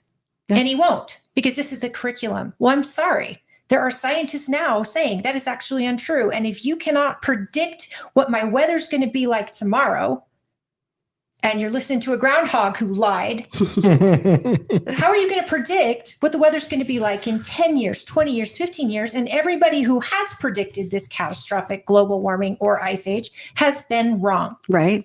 Or So you're going to teach my kid I this. just, I should be able to have an opt-out option to say, you're teaching this like a religion with no sources cited. I don't want you teaching my son religion and science. Don't teach him this crap either. I just want to throw out there, David showed up and made a comment. David, I hope you're here a few minutes ago when I was taking arrows for you. I am feisty. Taking arrows. Holly was fitting to punch me. Hey, Mitzi brings this up that we need to get registered Republicans to reach out to sign your petition and get you on the ballot. Are you not doing convention only? no, I'm gathering signatures as well. So when I came down time to decide whether I was going to gather signatures or do convention only, I reached out to a couple of past delegates, or now they're past delegates. At the time they weren't, right? And then also just people throughout my neighborhood. Just, I guess, by network, if you will. Yeah. And the overall consensus was, I know caucus is March 5th. I have a previous engagement. How can I still help have my voice be heard and help you be on the ballot? Well, I said, I'm going to tell I'm you, I'm gathering signatures. So when you ran for the House and you and I sat down and discussed it, mhm. I told you then that I would be remiss if I said it is not that it wouldn't be advantageous to seek both, because the law has put in place that there is a dual path. And I am counseling a candidate who really believes in what she's running for. I cannot fault you. Of course, you're doing what the law has provided. Mhm. And I totally believe that every signature, as long as it's you gathering and it's your supporters gathering, Yeah. because when you're just paying people to get it, that angers me. But I know that I've had to gather signatures for a candidate before. I have to look these people in the eye and tell them why my Absolutely. candidate is worth their time and effort. And I never fault those signatures, because these are people who are giving their one vote because they can't sign multiple. If they sign yours, they cannot sign another person running for that seat. Right. And they're trusting you. Yeah. And I hope if it's you gathering or if it's people who support you, I can't fault you for that. It does make the party irrelevant, the delegates, if you and do I kind that. of heard you say that earlier. So, of course, I did go to my caucus night and was elected as precinct chair. So I think there's definitely a role for our delegates and the party and being involved and being part of that primary vote of who's on the ballot, right? But I also think that there's a part for signatures. So if anyone says, oh, getting signatures is easy, then they haven't gone out and done it themselves. So Mitzi has been actually one of my largest supporters. She's a bus driver for the school district. Mm-hmm. And she's gone out and individually collected signatures. And so have I. So I've reached out. I've gone to almost every school within the district and talked to different teachers, families, parents, principals. I've attended almost every county council meeting, reached out to our county council members, our city council. Look, I know you. I know you have all done these different all this events. and more, because So- you are that person. Right. You are the person who is going to get in front of as many people as you can and listen. And it is so hard to get signatures. I just want everyone, like, it's not just, when I first heard it, I'm like, I know 2,000 people. I can get that easy. No. No, it's really hard. It is very, very difficult. How big is this this district? It's huge. So it's all of Tooele County, Magna, parts of West Valley, Saratoga Springs, and Eagle Mountain. So you've got to get signatures from there too, right? Technically, it's just out of the whole district, but you might want to get in front of people. Yeah, there's you'd 3 be or 4 representing. teachers down there that are collecting signatures for me as well, and I have some family members, and then a couple Granite School Board members in Magna area that are collecting as well. You've talked to all these people. Mm-hmm. Give me a summary. What are you hearing that is the most consistent, and how it would apply to you on the school board? That is a good question. So like consistent. You got teachers upset about this. You've got parents upset about this. You've got bus drivers who's suffering this. Your experience as a local school board member, now you're elected as a state school board member. All these people have shared stuff with you. What can you do as a state school board member to fix it or address it? I think the most important part of it is yes, there is always a learning curve, right? When you get into a new position, there's always going to be on a the part job of training where you have to understand. So since I've been on the Tooele County School Board, I've actually gotten a job with the state of Utah, and I'm a policy analyst for them, which means I write rules and regulations for farmers and water across the state. So you write policy now? There's only one worse job than writing policy, and that'd be reading it. Oh, you have to read it to write it. Yeah. So wait, you actually write regulations too. Uh-huh. So for somebody who wants to deregulate a lot, you kind of have a special understanding of policy and the reason for it, writing it. Like a priest And I've working also for been Satan. able to That's see kinda how other boards have worked within the agriculture community, and then also with water across our state. Our state school board is not functioning at the way it should be. And what I'd like to bring is my knowledge and my experience and help, whether it's educating other school board members or talking, whatever it would be, that we start helping them become more effective and understand truly what their role is and how we can move forward in making the best decisions for education in our state. Okay. Do you see though, the school board we have now, how they could be better? The state school board with the current members? Yeah. No, I think it's going to take some new members. I mean, I'm saying, you're right, but you're going to be one of how many? 13? There's 15. 15. Mhm. One of 15. How can you make a difference and actually enact some change in some of these ideas you have about deregulation? I love it. Localization, love it. And I don't know, I feel like there's a lot more of the same right now on the school board, and it's just become it's also run by bureaucrats. Those members of the school board only have so much power. It's bureaucrats writing this stuff. Right. But I think that's also where it comes part of the process, right? Of we need to hold our school board members responsible for what their job is. And then again, you have the state school board that is coming out of their lane, and then they're pushing these responsibilities or these jobs or whatever onto the bureaucrats, where it should be going down to our local school board members, where they're also held accountable by their constituents. They're electeds. Right. So, I mean, it's like what you said earlier. If I ran into you at the grocery store, I would hope you come up to me and be like, Camille, why did you vote that way on the state school board? Right? Or why did you vote that way on the local school board?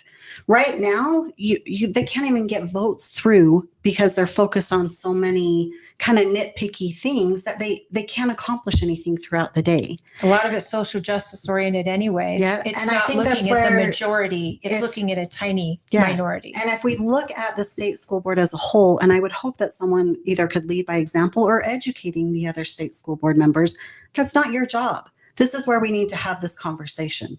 Let's rein it in and say, this is our job. This is what we need to do.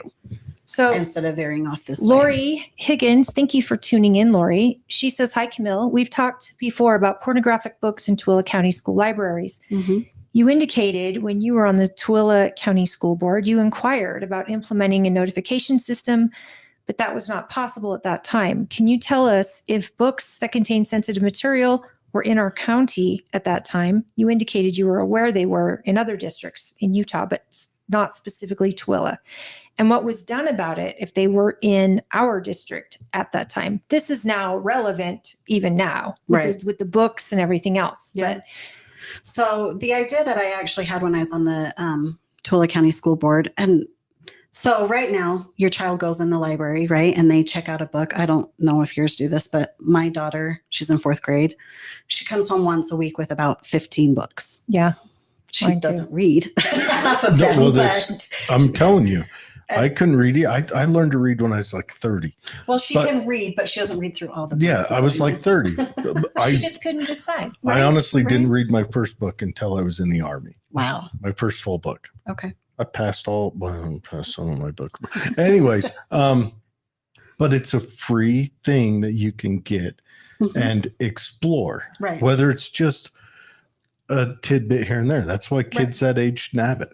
But as a parent, that's when I have to grab her backpack and look through it and go, why did you pick this book or whatever? Right. Yeah, as you should. But at the end of the year, they send out a notice every single time. Your daughter has not turned in XYZ book. You owe the library my $45. And Yep. I'm like, why didn't you send me this notice 5 months ago when she checked out the book? Right. So I know Right? exactly where to retrace the steps. Or why at that time was there not, hey, your daughter checked out this book. This has been flagged as NR 13, whatever the rating systems are, right? Something, or here's a recap of the, a brief explanation of what book your daughter checked out today. Something where I would get a notification saying this is what your daughter checked out. So I'm on the same page. Regardless if it's a dangerous book or not, they should just say, hey, so-and-so checked out Margaret's Well, books, it's all books from the electronic now. library. Right. I get it on my kids' thing on campus,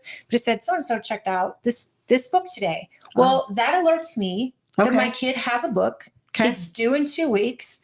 And that way, in 2 weeks, I can be on him. Take your book back. Take your book back. Well, so I don't see, get these and unknown fees at the The end of school the year. district doesn't do that. So that's awesome that Excelsior does that, because the school district, and I've reached out and asked them, and right now the way the computer system's set up is that they don't have that capability. Which means for they whatever need more reason, money.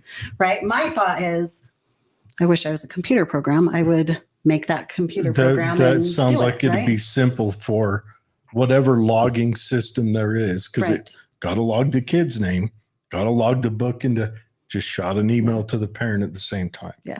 But so I think that is something that it can be done. I'm not on that board anymore. I've reached out to other board members. Is this something we can move going forward?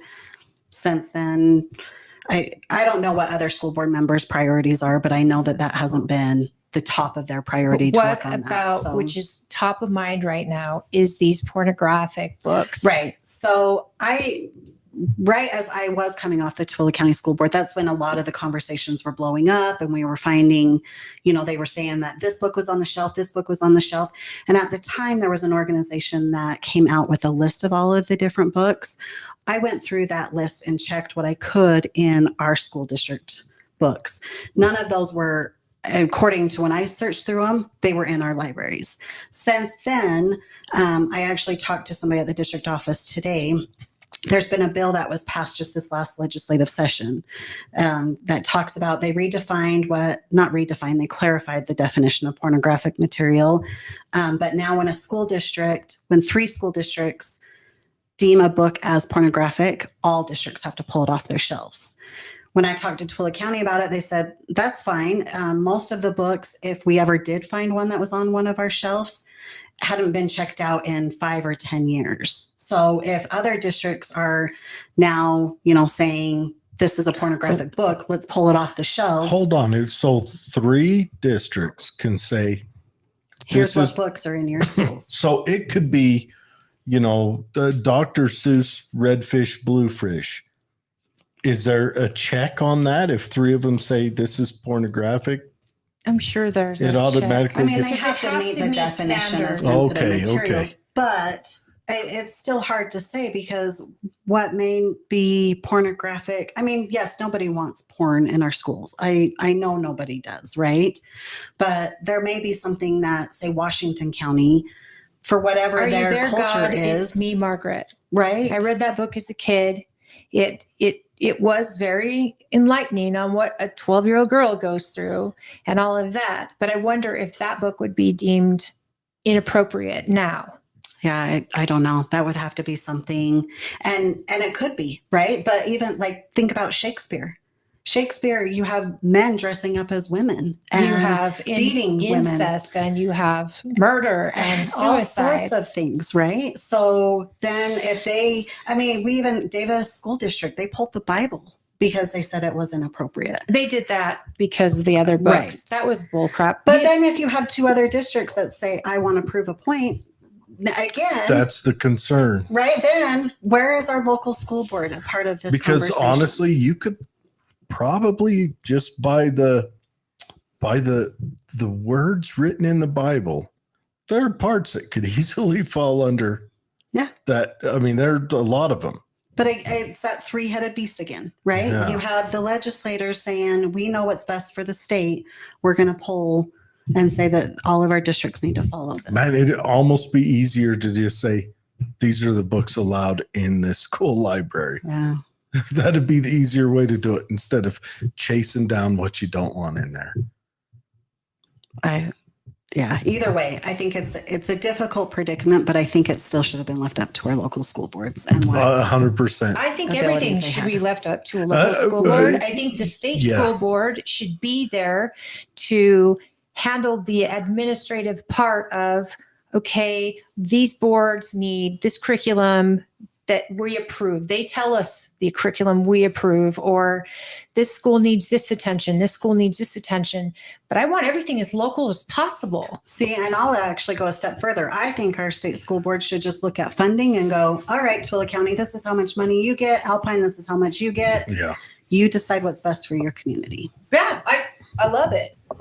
Now, we currently, the incumbent that you are running against has served on the school board, and full disclosure, he's the principal of my children's school, and I love the education style of how my kids are learning, and the tracking of how they're learning and better improving and all that. I'd love to see that in all schools, but you probably know better on how he's voted.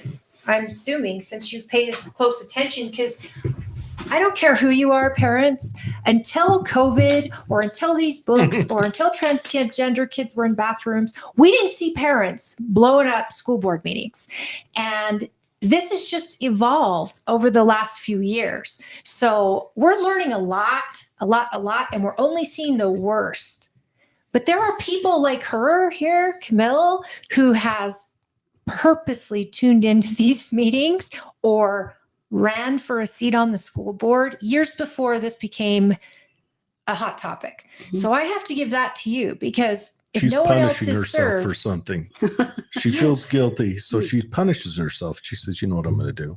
this I'm is going it to watch though. school board You meetings." have obviously Some worked and done the homework. Mhm. And for those of us that are hot and bothered now about these key topics, these key topics also are such a minute part of what the job of school board is. So it's easy for a parent to go in there and rail against a vote for this or this or this because it's one of those hot topics. But there is so much that gets decided in these meetings. Mhm. The funding, the districts, the curriculum, all of this. I want an elected person accountable for the curriculum getting in front of my child. Right. That's what I want. And the Well- more local, the better. And I agree with you 100%. And I've talked with Matt a few different times, and there's a lot of things that him and I actually see eye to eye on. And he's a nice guy. I think he does a phenomenal job at Excelsior. Wears tweed well. He does. But his experience is with charter schools. Most of our district is not a charter school. And he has been approached or involved in lots of conversations that impact more than just that charter school. So a while ago, there was a conversation about rural transportation, and they were talking about rolling the rural transportation funding up into the WPU. So explain that to me. What's rural transportation? So right now, our rural schools receive extra funding from the state to help pay for like your schools out in Wendover Like For buses. busing. for and busing things and like stuff that. like Okay. that, right? So you have a bus that travels every day from Ibapaw into Wendover. I know, that's insane, right? Right? Yeah.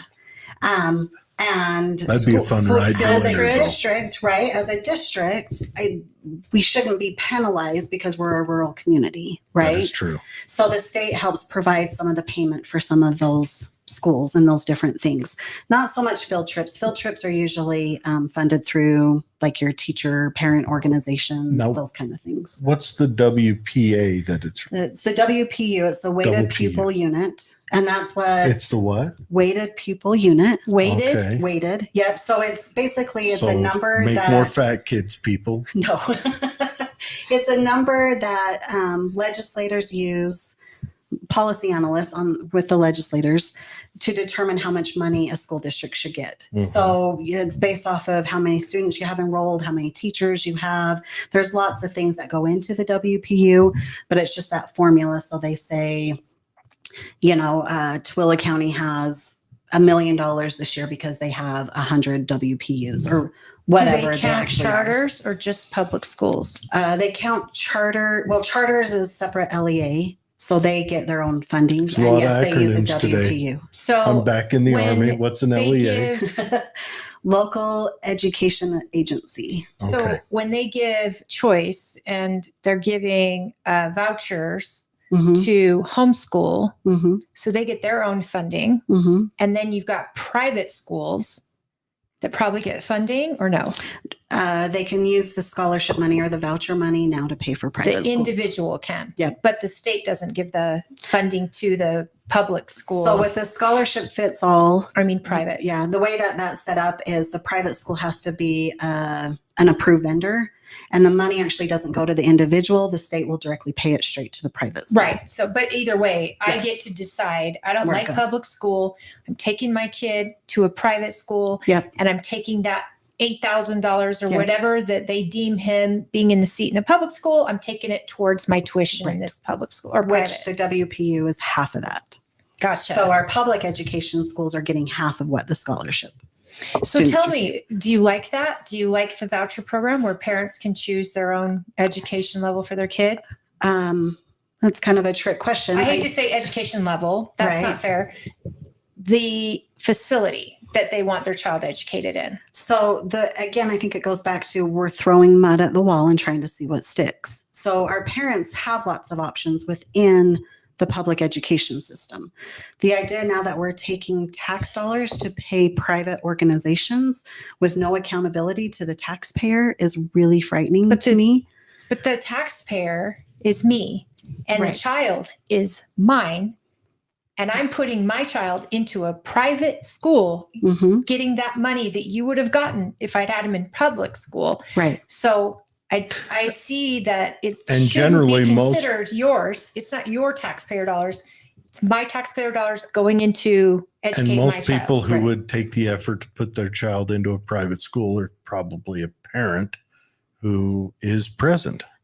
And doesn't like this current education happening in the public school or like charter maybe school. maybe they don't want their kid to experience their first knife wound by sixth grade, you know?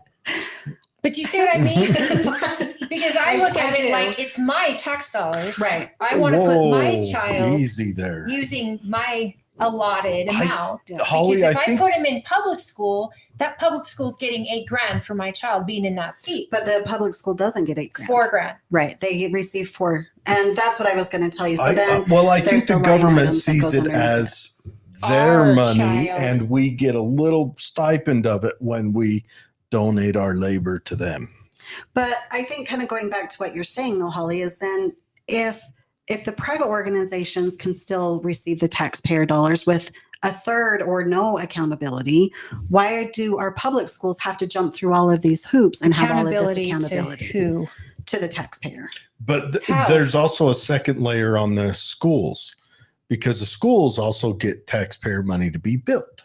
Right. The schools also get taxpayer money to be staffed. And private schools pay for that themselves. And Some do, but now what's they're going to just be passed the another law. accountability is to me when Mhm. my child graduates with honors, with ready for college, and at the level that they are at mentally. A public school or a private school may be just what my kid needs, and that benefits my child, which is another graduation rate in Utah's graduation, dump. Right. And a new potential college kid in Utah's reporting of college kids. Although I saw at the state school board, they didn't include white kids or Asian kids on their little graph of kids going to college. Oh, yeah, that would be weird. It was really weird. It's one of the ones where Natalie Klein called out the bureaucrat didn't have it in front of her, but she's like, why aren't you including white kids and Asian kids in these races? It wouldn't be weird in this day and age. And they were like, oh, we didn't do this graph. So-and-so did. She's like, oh, wait. When they add them on this day and age, they will skip white males again, just to make sure. It's crazy. But so whereas you see it, you're thinking of the whole, right? I'm thinking of the individual family who decides public school is not good. I do not want my child in public school. I want to be able to take my child and some of my tax dollars that I pay and go to this private school. So then let me switch it around. I'm going to take my tax dollars, right? Mm-hmm. And I'm going to use them to pay for my son's guitar lessons or piano lessons. Can you do that though with this money? Mm-hmm. I would say go ahead. I think it's your money. But it's our money goes into and your the child taxpayer dollars. May be off to Juilliard because your child has a talent. I mean, that's arguing against the homeschoolers, because I know many, many homeschoolers, and they actually watch our show, who that money does pay for the private teacher to teach their child piano. It pays for a private teacher to teach them Spanish, and they're getting a 10 times better education because it's one-on-one and their children are excelling. In some cases they do excel, and in other cases they don't. But I think that's the thing is I want parents to have a choice. I want them to say, and a taxpayer, this is what I want my tax dollars to go towards. This is what I want to be able to do. But at the same time, when you're making decisions for an entire district, you also need to be held accountable for you don't have children in the system, right? No, so, my kid's an adult now, so. But you still have to pay 70% of your property taxes towards the school. So how do you feel about your tax dollars going towards private organizations? How, as a school board member, are you going to answer that? You have to be able to say parents need to have their choice, but we also need to educate our system. Okay, I'm going to bring up be the ones in charge. A hot take right now. Okay. Hotter than any of the others? Yes, very hot. You're used to this. As a minor student of history, just a minor. A savant of history. It feels like we're building a red guard in our particularly school, like grade school system all the way through senior, and especially our first 2 years of college. It feels scary. Okay. If anyone has studied the People's Revolution of China, you're looking at what we're producing now, and you're like, how long before they are out marching for their hero and cutting the feet off cats? We're seeing them marching now against guns, and it feels like not just against guns. It's like we're teaching them they take up a new cause activists every week, but they're. But do they? They're folk. Oh, yes. Not in our county. Okay, because I'm like Salt Lake County. We've seen. Oh, actually, there's some in our county. 14-year-old, right? And only 14, right? But he's still a freshman in high school, and he's coming up on making some big decisions, and he's kind of figuring out where his life is. Even he's going to be 20. My Marine, right? Mm-hmm. In his mind, the things that are the most important is one, not getting into debt. That's a good thing. And that's why you joined the Corps and not go off to college. Yeah, that's why you didn't go to college, and that's why you didn't buy a house, right? Because he did not want to come out at a 24-year-old with $50,000 in debt. Well, Andy sounds like he's a patriot. Yeah. Loves his country more than most. So, but Andy likes the taste of crayon. Can we just say it right now? But that's when you talk to a lot of kids, that's where they don't want the debt. They don't want to be even like my parents, right? They don't want the job for 50 years. They don't care about the pension. They don't want the pension. Jobs can't even afford to keep you for 30 years because they fire you right before retirement, so they don't have to pay the retirement because because they can get someone cheaper. Yeah. Here's what your husband, I believe it's your husband that said, how do we graduate people who can think? I manage a group of 20, 30-year-olds that can't think. They have to have their hands held through every task. So I end up working 70 hours a What week. does your I have husband to do comment for on work? this because I hire people too. And in my job, I'm not kidding. I've had more than one parent call and complain because I managed their child by teaching them the rules, by treating them with respect, but by being no bullshit and just saying, look, this is the your job rules. you have now? And I care not to mention, but these. Hold on. They and I have to be said adults these- to be hired. Yes. Like, And I'll tell you what I told the parents. Your child is an adult. If he has a problem with the way I manage him, he can call me or HR. Either way. Here's the thing that he's mentioning is we're graduating kids who don't know how to think. That's absolute. We're teaching them how to follow curriculum, follow social issues, to be activists. And by the time they get to college, they're well prepared to be activists. Well, but also, we're not telling the kid to question authority.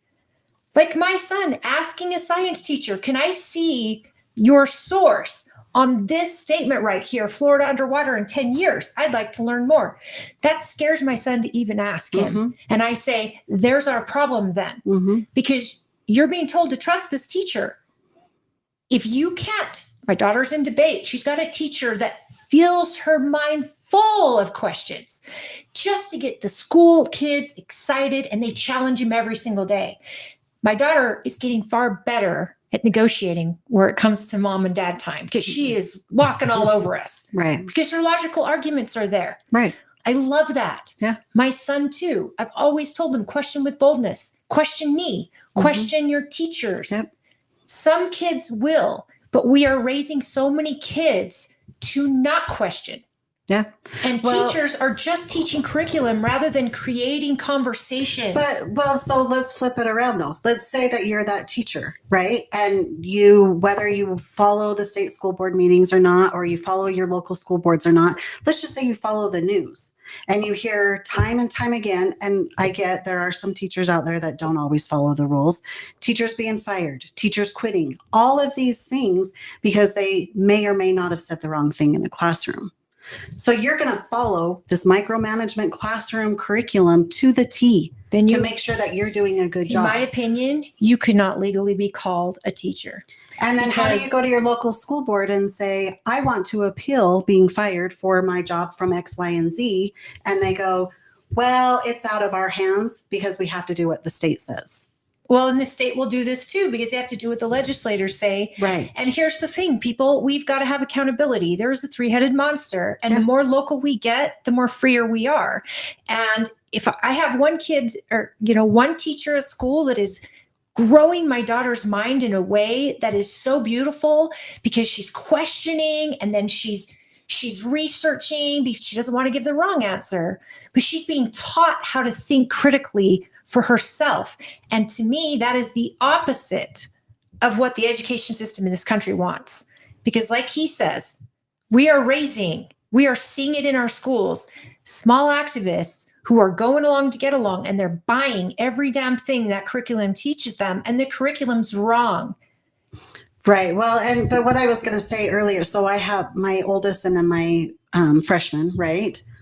I feel like they question me on everything. Well, teenagers do, right? Well, you said your freshman's your second born. Yeah.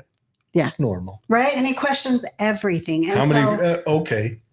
How many broken bones has he had compared to his older brother? You or teachers? So he's bigger than his older brother. No, but how many broken bones has he had? I thought he would have a lot more by now, and he actually hasn't. Hasn't had any, but has he had more stitches, things like that? Yeah, he had his arm pulled out of the socket. The second born are just demolition derby men. Yeah, that's true. But tell me, is he questioning just you or is he questioning teachers? Well, but I think it goes back to what you were saying about your son.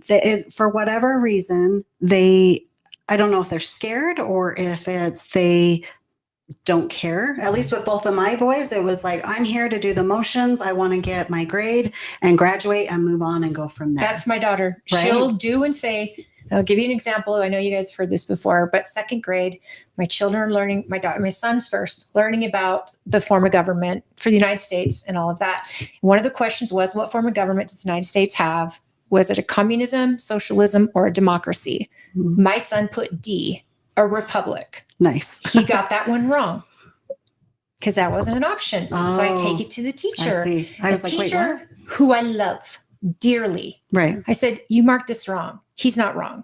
She looks at it. She's like, well, I don't know. I'm not an American citizen, but this is the curriculum. I said, She well, how do looked I at it and fix went, this? "Bah." And she says, you got to go to the administration. Now, Right. this is before Matt was our principal. So we had another principal. I went to the administration and I said, this is wrong. And she looked at it. She goes, absolutely, it's wrong. We need to go to the state school board. Mm. It's not your local school board, because I'd have been on the phone with you. Right. Right. But because we're a charter. Right. So we go to the state school board. 2 years go by. My daughter now, same class, same tests. And they didn't change it. Wasn't changed. My Right. daughter wrote democracy because that's what they wanted her to write. And Mm-hmm. she just wanted the A. Mm-hmm. So what I'm seeing is my son has always been right up front. In fact, he gets a lot of comments like he talks a lot or he'll Right. argue. And I'm like, oh, what's he arguing about? Oh, I'm not punishing for questioning what he's reading. Right. My daughter is then the one who will put her head down to get the A, get through the Mhm. class and not have any, doesn't want to stand out. She's an introvert. That's why I'm so excited about this debate class and this art teacher, art and debate. She has this guy who is constantly making her question and Right. answer and research and answer. And I'm So seeing he's this an whole, art / debate teacher? yeah, he teaches, Tell he's me an he has art a teacher. big brown perm. He's so awesome. Please tell me, But- is it a big brown perm? I don't know. It might be naturally curly. What I'm saying is to see my daughter evolve to Mhm. this, to what my son was, and to see him falling into line now, Right. doesn't want to stand out. I think it's the teenage brain that's Yeah. so worried. Everyone's staring at them all the time. Mm. But I've always told them, you always question, because adults make mistakes. And they do. And I also think, though, too, it's part of our responsibility as parents to teach our children to question, right? And you're involved, I'm involved, you're involved. So we taught our children to do that, right? And most parents. And there's a few Don't. parents out there that don't, right? But I also, conversations with teachers, administrators, they welcome questions. They say, you know what, there's a problem. Tell me about it. I can't fix something if I don't know anything about it. If your child is struggling or if they're doing really well, whatever it is, come sit in my class. Let's work together. Let's do what's best for our children rather than pushing and fighting these fights and polarizing everybody so we can't make anything better than it was. Do you And think that's where I think our Do you a think lot of the our problems are. teachers union hurts more than it helps? I think there's definitely a role for the teachers union. The state and the national unions, they're taking on more of a role that I think is outside of what really It's should political. be for teachers. Yeah. Right. It's political when you don't want politics. I even remember when you were running for a nonpartisan race and I asked you, are you Republican? And you were like, my values and all of this. And I was like, oh, say no more. I get it. Because a teacher or somebody that serves in that role, a law enforcement officer, they don't want to share political party Right. because their job isn't political. It never should be. And so, I mean, I stopped you before you even answered because I was like, nope, I get it. I get it. Because I don't want to know the politics of my kid's teacher. Right. Because if my child knows your politics, you're doing it wrong. I don't Because know. you need to If- be teaching kids If I've both got a sides. history teacher and they come out and say, oh, I'm a socialist or I'm a social democrat, I can guarantee they don't know their job. But that's what I'm saying. You shouldn't know what any smart teacher Other doesn't than share their that, political yeah. affiliation. But when I'm seeing, when your child can have a conversation or make a question, my son has an amazing history teacher that again is making his wheels just turn. And all she has to do is start the class off and they're talking about the Constitution and the founding. And she's like, okay, rules of the day from here on out. These are the rules. Principal is going to be able to search your locker at anytime they want. So make sure you don't have anything in there. It'll get you in trouble. Number 2, if you want to turn in an assignment, you have to pay a tax. It's 25 cents. You pay it to the front office. They'll give you a stamp. Then you can turn it in. Then I'll give you a grade. So she went over this whole list of ridiculousness. And the kids are like, oh my gosh. My son goes, she goes, don't worry. I emailed this home to your parents. And if by chance a teacher is traveling from another state, they will have the right to stay the night in your house. Your parents must agree to this. They already have. And my son goes, nope. My mother would never agree to this. And my son goes to Patriot Camp, and he knows the Constitution. And he goes, you're breaking every one of our civil laws, our civil liberties with this document. He said, only one. But everyone was so stunned in fear by it. And he was like, this is laughable. This is laughable. I'm not paying to turn in an assignment. Right. He's like, why don't I just give you like $10 and call it a straight A then? And he was joking with her. She's like, well, why would you ever argue with me? Just being very like a king. Right. Because this was the whole point of the exercise. Right. And here he's in this debate, and these kids are like, be quiet. You're going to get in trouble. Rule number 3, you can't argue with. Yeah. And it ends up, yes, this is what That's caused part of people it. to throw tea into the ocean. And this is where you're getting these kids' motor running. I don't know if what she did was all right. I do know the principal was standing right outside the classroom. Right. And he was going to come in because he was the king, right? But one kid was brave enough to call her out. And she's telling me this during parent-teacher conference. She's like, your kid was ready to go to war with me, telling me I was wrong. No kids do that anymore. But I think a big part of that, though, is too, because you will have teachers who a lot of times are afraid to do their jobs. I guarantee that's they true. just want to teach. And they want parents involved. They want to have that relationship and do what is best for kids. And so many times they're sitting there going, I'm going to say the wrong thing, even though my principal's standing outside of the door listening, and part of he knows what I'm doing. I'm going to lose my job over this. So I'm going to sit here and follow this micromanagement curriculum to the T. So do you think we have maybe, well, I don't know, another question. We're running out on time, but we will have you on again. Unless you got more time, because I don't have more time. Okay, well, why don't you go do what you're going to do? Because I don't want to leave. Oh wait, this is your studio. Do we have? Are we? Dang it. Here's a question: are we administration heavy right now? Well, it depends on how you want to define that. So if you cost numbers. Well, what I mean by that is, so Tooele County School District, if you look at our district administration compared to Salt Lake, Granite School District or Salt Lake, our administrators make and are paid are on the lower end. And we actually have one of the smallest school district administrations. Okay, so we're not. I do believe we're not one of the heavy. best run districts too, don't we? So then, but then as a state, our administration again is a lot smaller than even your bigger states. Okay. Like and Texas? similar so states. then the pressures wouldn't be as much from the administration Right. looking for stuff to do. It'd be more from parents. Right. Well, if you look at, a lot of like teachers, they just want to teach. They don't want to have to do all the paperwork. They don't want to have to do all of these things. But if you look at how many unfunded mandates keep coming through from our legislators, there were 250 education bills. Tell this me what session. these unfunded mandates include. Well, one of them they talked about was like having nurses and mental health and those kind of things in the And it's classroom. unfunded. It's most and of it's that would be unfunded. So so they're just gonna expensive. They're saying, as a teacher, now you need to watch and make sure that this kid mentally and physically and everything is okay, which is not part of their job. it's Yeah. not. But we're not going to give you any extra money to help that Nor are we student going to train Some you in of that these or any of students- or that. any of And those. some of things. these students can be violent. Right. Can And we these just- teachers are getting hurt. So then you have your administration, which is already thin, and they try to take some of that stuff from the teachers and say, we're going to take some of this paperwork and help you so you can just do your job. But then you have another bill that's passed again, and another bill that adds on top of those large classroom sizes. We need to they jump have back no in way. and just push Right. up to the legislatures and say, are you dumb? Well, I wanna why use aren't the these R word, bills- but- Why aren't these bills consolidated and a committee goes through and line by lines them and sees why they're conflicting. You can't have 200 bills in education and not have it be conflicting. So 6 years ago, maybe it was 5, I had a legislator tell me the education community needed to sue our legislators and get them back in their lane. That's a good idea. I've also had the I idea, told them though, all that that it's not maybe happening. legislators No, too that is would be accountable to the people.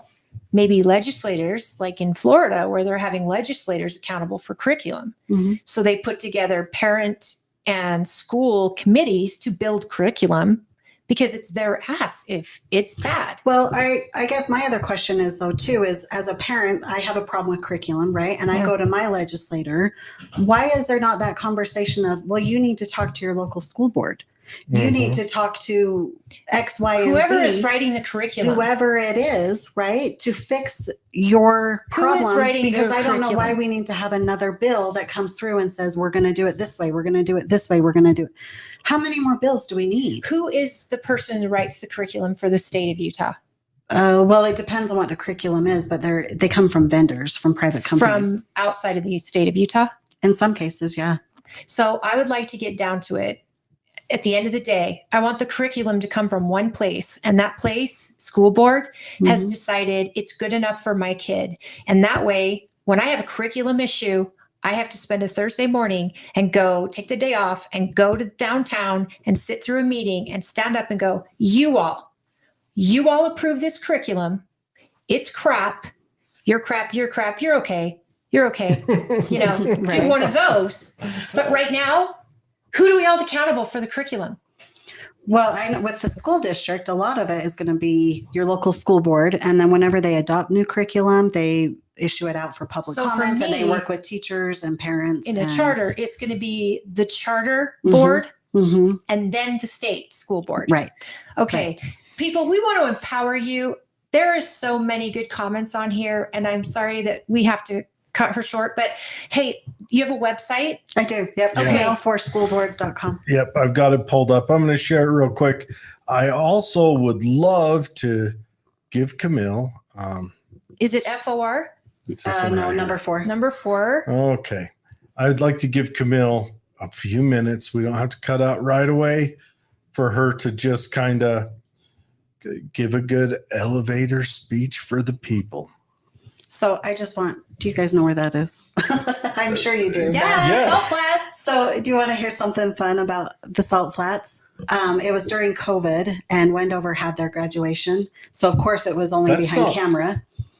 And me and the board president at the time, we had to drive out there. So we drove out together and we stopped on the Salt Flats and took pictures in our graduation gowns. And That's awesome. Oh, really? It Now was so that's much not fun. the Newfoundlands. That looks more like Pilot's Peak there on the right. But Look, that's you don't not. have to get That's like too small because technical. you're right on it.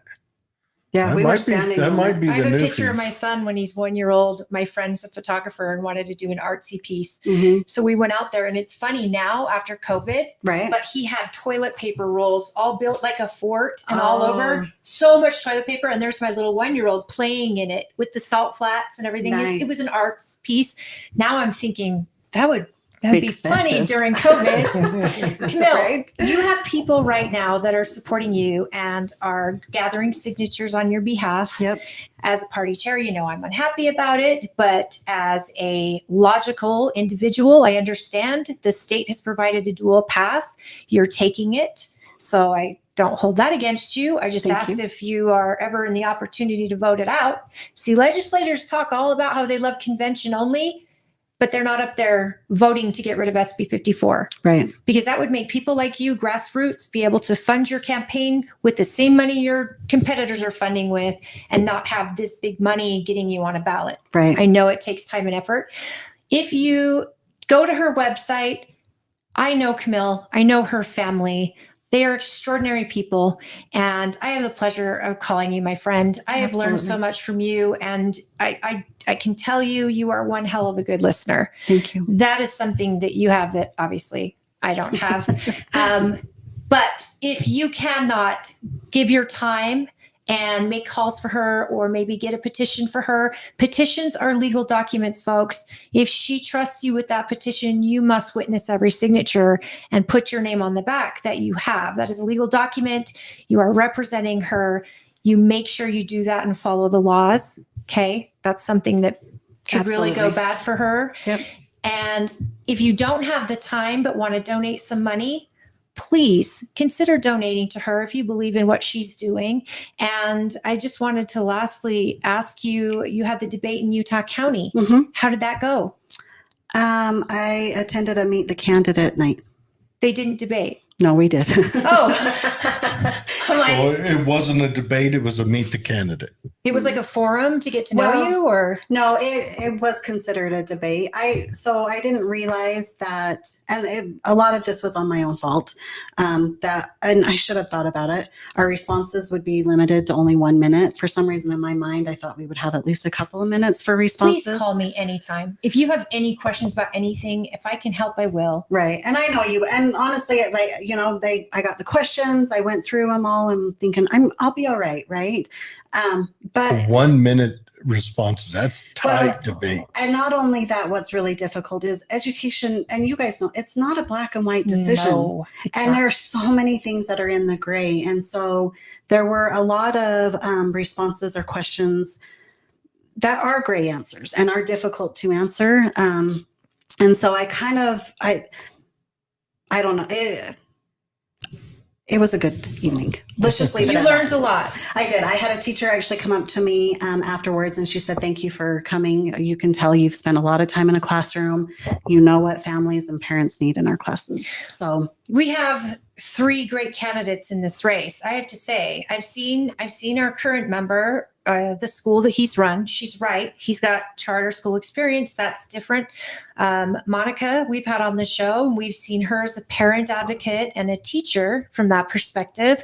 And then we've got Camille, who's been on our local school board, who knows Tooele County District. She knows the Tooele schools. Her kids are in these schools, and she's all in. I mean, you were running for Senate here against a giant. Yeah. Let's be honest, an incumbent. And you were like, nope, I'm going to go after that. Even I was like, no, run for this. Nope. Right. This needs fixing, and it needs to be fixed right at the legislative level. And you've said that to me many, many times. And you just reiterated that tonight, is that the legislative level matters. She was putting her money into that race, and she did an amazing race. And unfortunately, the incumbent did win for her. But here she is again, because she sees a seat that she thinks she can do a better job, and with her experience and just with all the input. I know you guys probably don't understand. Tooele County is a very, very small town mentally. People talk to you, people show up to school board meetings, even mad people, and you hear from teachers who talk to other teachers. And so it does feel like she's in a really small town. Now, when you get up to Eagle Mountain or you get to West Valley, I'm sure you're seeing a little difference, more parents and more than and stuff. stabbings we talked about a minute ago. the only thing is Eagle Mountain and Saratoga Springs, they are growing so fast. Oh, They're yes. so they're experiencing the same growth problems, the same issue. I mean, they're talking about dividing up their district. And even with dividing up their district, Saratoga Springs and Eagle Mountain would still be bigger than our school district in Tooele County. See, So, small town. but I mean, there is When issues. 10 years ago, Eagle Mountain wasn't the size of Stockton. Right. But they have It's- similar issues. They yeah. have a very limited business base. They have a very limited Tony, do you have, tax base do you of have what they proof can of do. that? Because I would like any proof that you could offer. I don't think he does. It just felt that way towards Okay. the question. So But I'm Well, telling you, if it- that's happening, I would like to know. I don't know if Monica wrote them, but I would say that is a feeling a lot of conservatives have right now, right. because they feel conservatives feel like they're under fire all the time and they're entrenched. hmm Well, and I understand Because that. the And I can understand government- the concerns, but I I mean, kind of thought we would talk about some of the issues of what the state school Yes. board should do. You're rather applying than for a job. right. You're literally applying for a job. hmm And the guy who has the job right now also has to reapply for Right. the job. So this is why I don't love debates, because, and if you guys want to see another school board debate or something, here's what I like to have a forum where we get to know we get to know these I candidates. like a good debate. just Who like- hosted the debate? The Utah County Republican Party. But I'll give you an example of why it didn't feel as a very fair debate. One of the rules that they mentioned was you could only respond if your name was specifically called. So if they called you out specifically. Right. So if they said, well, Camille said this, and then as a candidate, I could respond. And that's standard debate practice. There were a lot of things where Matt's name wasn't called out, but they called a state school board member, voted or did this, and they wouldn't allow him to respond. Wow. And I felt that was not fair. He should have had a right, whether I agreed with the way he voted or not, he should have had a right to defend and say what he felt or why he voted a certain way. I could not agree with you more. And so we're looking for ways to offer debates. But again, our whole goal as a party is to let you get to know these candidates and all the work they've done and why they qualify for this job they're asking your trust to give them. And I feel like debates is kind of like, it's not enough time to get into it, especially when a school board. I mean, it's like a debate between senators. It's how do you really get to know these people in a debate with such a short time? And I like a forum where we introduce you, Mm-hmm. people open ask questions to you, and then the next person comes on. And it's not like you're fighting them. The You're reason- individually applying for this job because you have to tell what your expertise are, what you bring to the table. And personally, I don't like a mudslinging. And I think a lot of people are like me. Right. They don't like to see dirty politics. Right. And when you start resorting to dirty politics, to me, you've lost me. The reason I like a So- debate is because if someone says, I have this idea, I like to at least have that soft challenge of, okay, your idea does this. What if its outcome does this? Right. Or I like a But debate there's- because it's a testing ground. Because without that, But there's not enough time We to get- get into it. yeah, That's the you problem. need to do them right. Well, but like I said, I mean, we had 1 minute to respond, and That's not long enough. Yeah. It should be at and least 30. another thing, and I mean, this is how naive I am, right? We're going through the questions, and finally Matt said something about how often the crowd would clap. And I didn't even realize they weren't clapping for me or Matt. They would only clap for Monica, which was fine if they agree with what she was saying. But I felt like I could have said, I'm going to give you $1 million, and they wouldn't have agreed with me. So Can it you- was very, Can you tell me it was just a very different environment. why Utah County had the debate? Is Saratoga Springs in Utah County? So is Eagle Mountain. Yeah. Yeah. Okay. So And right now, conservatives do feel like they're under attack. Yeah. So that's the hard part is when but I they think feel all like three they're of them are conservatives. I yes, think Matt, Camille, yes, Monica, all conservatives. but Right. when you feel like you're under attack, you're gonna look for your bomb thrower. Right. But I think too, one person on that stage has a record. There's a reason has to Donald defend. Trump dominates everything Whereas Republican the right other now. two don't know their job until they get the job. Right. You're asking for the job. You know you can do a better job than the person who has it. The person with a record, debates should be about that record. But the two people who have never done the job before, theirs is more of what I would do. Mhm. But he's somebody who knows all the job. And that's why incumbents usually dominate in those fields. But if an incumbent can't even defend himself, Right. that doesn't feel very fair. I don't know. Do you think it'd be advantageous for our party to host a debate? I do. I mean, I think that there were a lot of misinformation and a lot of things. And from Matt's perspective, that he did not get a chance to say, this is why I voted this way.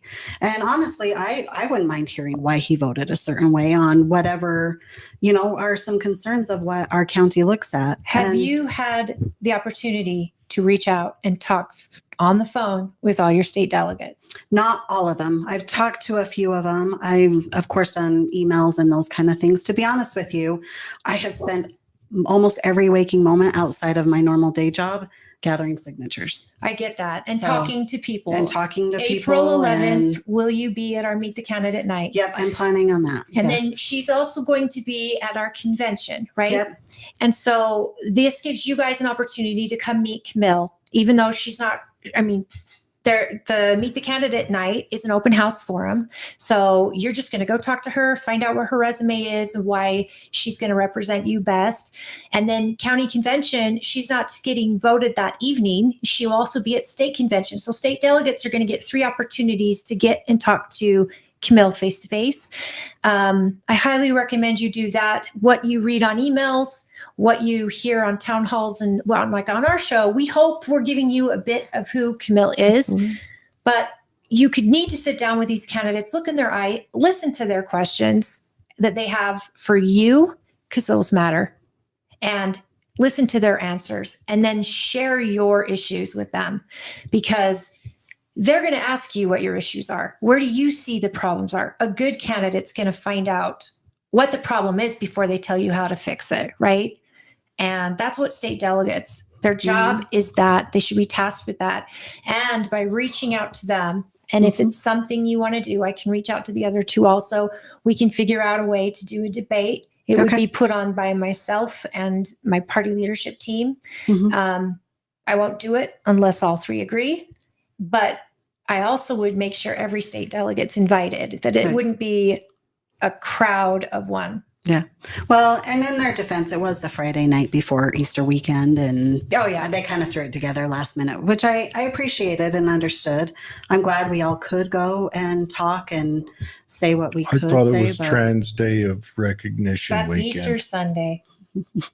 I don't Easter weekend's done. It's over. You guys know, this is the thing I don't love about debates. I just got That's the first thing my son did. He called me though, and he's like, "Mom, this just happened." I'm like, "Oh my gosh." I think Biden is being led around on a collar by someone with some very nefarious ideals, because I don't think Biden 15 years ago would have signed something like that. Right. Oh, I agree. no. I mean, he's always been kind of a empty-headed Why I moron. don't love the debate format is just because I think you don't get a chance to get to know the candidate. And I don't think, unless you make it 2 hours long, which is ideal for me.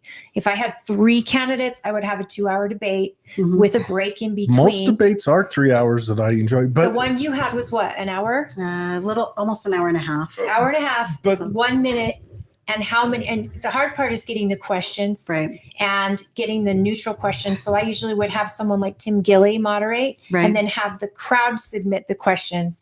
I would look through them and I would make sure they weren't duplicates, but that's how we like to do one. It does cost the party money. So am I doing more for our delegates by hosting a debate, or would it be better to host a town hall with 1 each? Or to host a forum where it's just a question and answer, not that these guys are all debating, because honestly, 2 of you don't know what the third one knows, the incumbent. You're going to learn if elected. See, and I really like the Meet the Candidate nights, because then as a delegate, they could come and not only meet your state school board candidates, but also Your federal Senate, candidates, Senate representatives, whatever, right? Where as much as the debate was nice, like we were able to kind of answer questions and go from there. I didn't feel like as a candidate, I really had that opportunity to have a conversation with delegates and say, this is where I stand on this, or, ask me your questions or anything along those lines. I think a town hall environment, even though it would be more personalized with the candidate, I think it'd be really difficult as a delegate to make it to all 3 of them, right? So one thing I like about delegates getting in front or getting on the phone or meeting someone first before hosting a debate, which is why I try to do it right before state convention, is I think an educated delegate who knows your issues, knows your background, can ask educated questions. They know Monica's background. They know Matt's background. And because they've gotten to know everyone, to me, you get far better questions in a debate from someone who is going to challenge you. Right. And what may challenge you may not challenge her, may not challenge him, but they get to see you in action. They get to see all 3 of you. So I'll talk to the party, my team, and see if it's something. Or we're trying to get one together with CD2 Congress. But like I said, if I can't get all 3 of them to agree, not doing it because it costs money, time, and if our delegates make it out there, I want it to be worth it. we will see what we can do if Okay. you'd like one. Yeah. But again, we're weighing what's going to be better for our delegates. Is it to watch a 2-hour debate, or is it to meet face to face with these people? April 11th, 6 p.m. Your people can come at 5 p.m. and start setting up. It's first Awesome. come, first serve in the firehouse. We're going to pull out the trucks, and Mayor Critchlow has been a huge supporter, and we expect a great turnout. Everybody come out to that. Come and meet Camille, and go to our website. We've shared it here on the Facebook comments. And if anything, throw her $5, $10, $25, or just get in touch with her, get to know her very, very well. Oh, hold on. Then get yourself a petition if you believe in her, and you can help her in her quest for signatures. When's your deadline? That's what I was going to say. So I have almost all of them that I need, and I was going to try and turn them in Monday or Tuesday at the very latest. But I want to continue You need like gathering 100 through. extra. Yeah, just in case there's, of course, some that don't qualify. And so the very final deadline is the 12th, which is Friday. So if you are interested Okay. in signing and We supporting me gotta- as a candidate, feel free to reach out. Even We though gotta it might shut make this off state 'cause delegates angry, we you can have bring picked it up to a the meet the glitch. candidates. Okay. But what glitch? It just keeps put this in your ear. It's what? I can't Put this hear in you. your ear.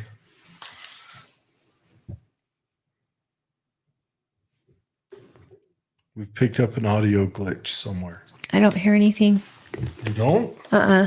Just put that in there. It's Okay, there. well, if we're done, and It's if just anyone saying can hear us, April 11th. April 11th.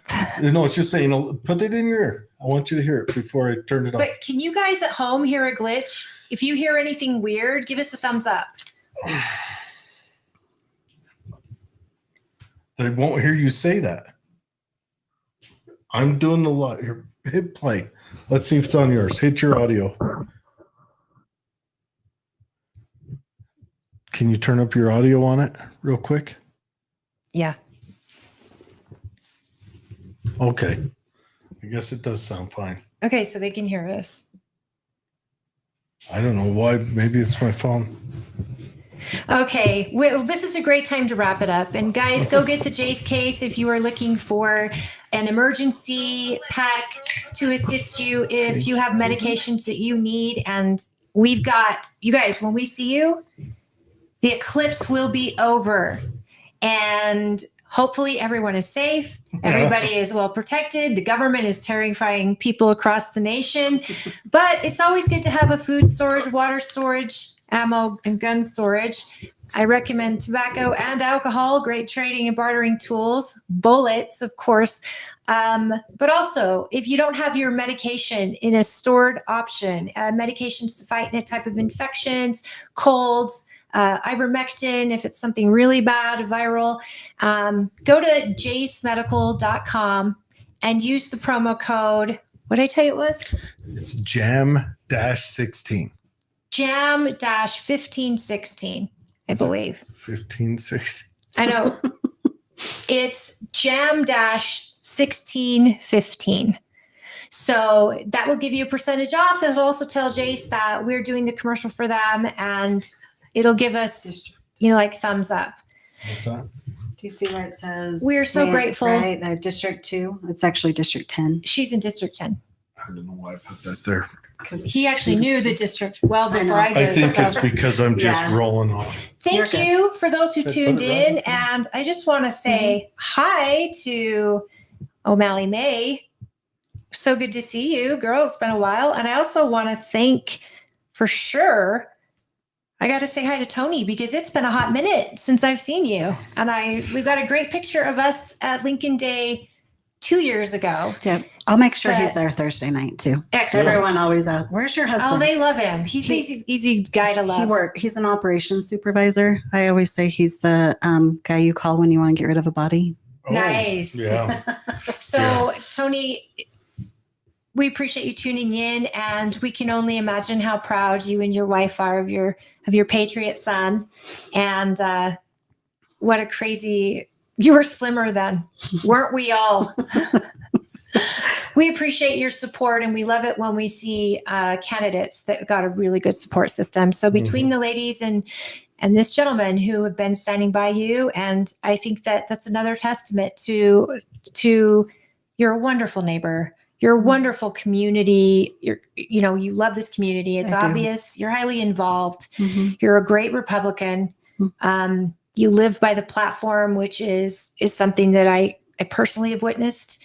And I've personally witnessed your heart and your drive to make sure our community stays in a good spot. And so it's an honor to know you. And I think that we're all really, really lucky. We've got some great candidates in this race. Our job now is to find out which candidate best represents us and what we want for our kids, and who is going to give us parents more freedom and more say instead of regulation. And someone knows regulation over here. She's someone tasked with writing it.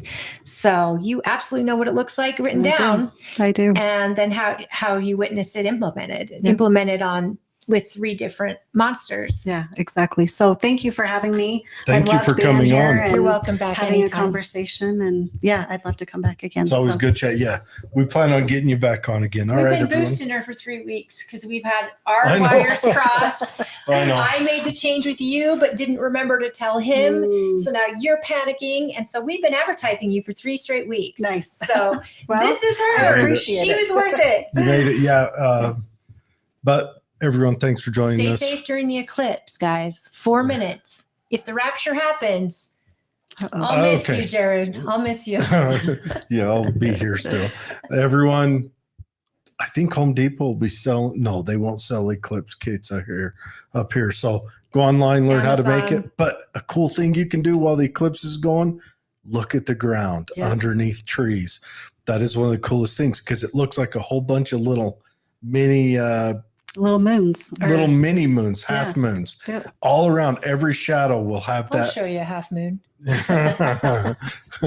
Every shadow. It's just when you bend over to tie your shoes. Guillotine. That's just the. You didn't mention it this whole show. I know I didn't have to say it. We were talking to. That's a first. I'm not kidding. He mentions guillotine within every show we've ever had. I'm trying to. This is the first one he hasn't. Trying to be gentler. I've got a toy guillotine up behind me though. He really But does. anyways, no, it's the way it refracts through leaves. It's Mhm. really the coolest thing. Enjoy it. I think we'll all be safe, but if we're not, put in a good word for me with the big guy. Tony lives in the edge of the desert and work at a chemical plant. Yeah. Kate, don't lead with that, Tony, because that's boring. Talk about the cool stuff. Like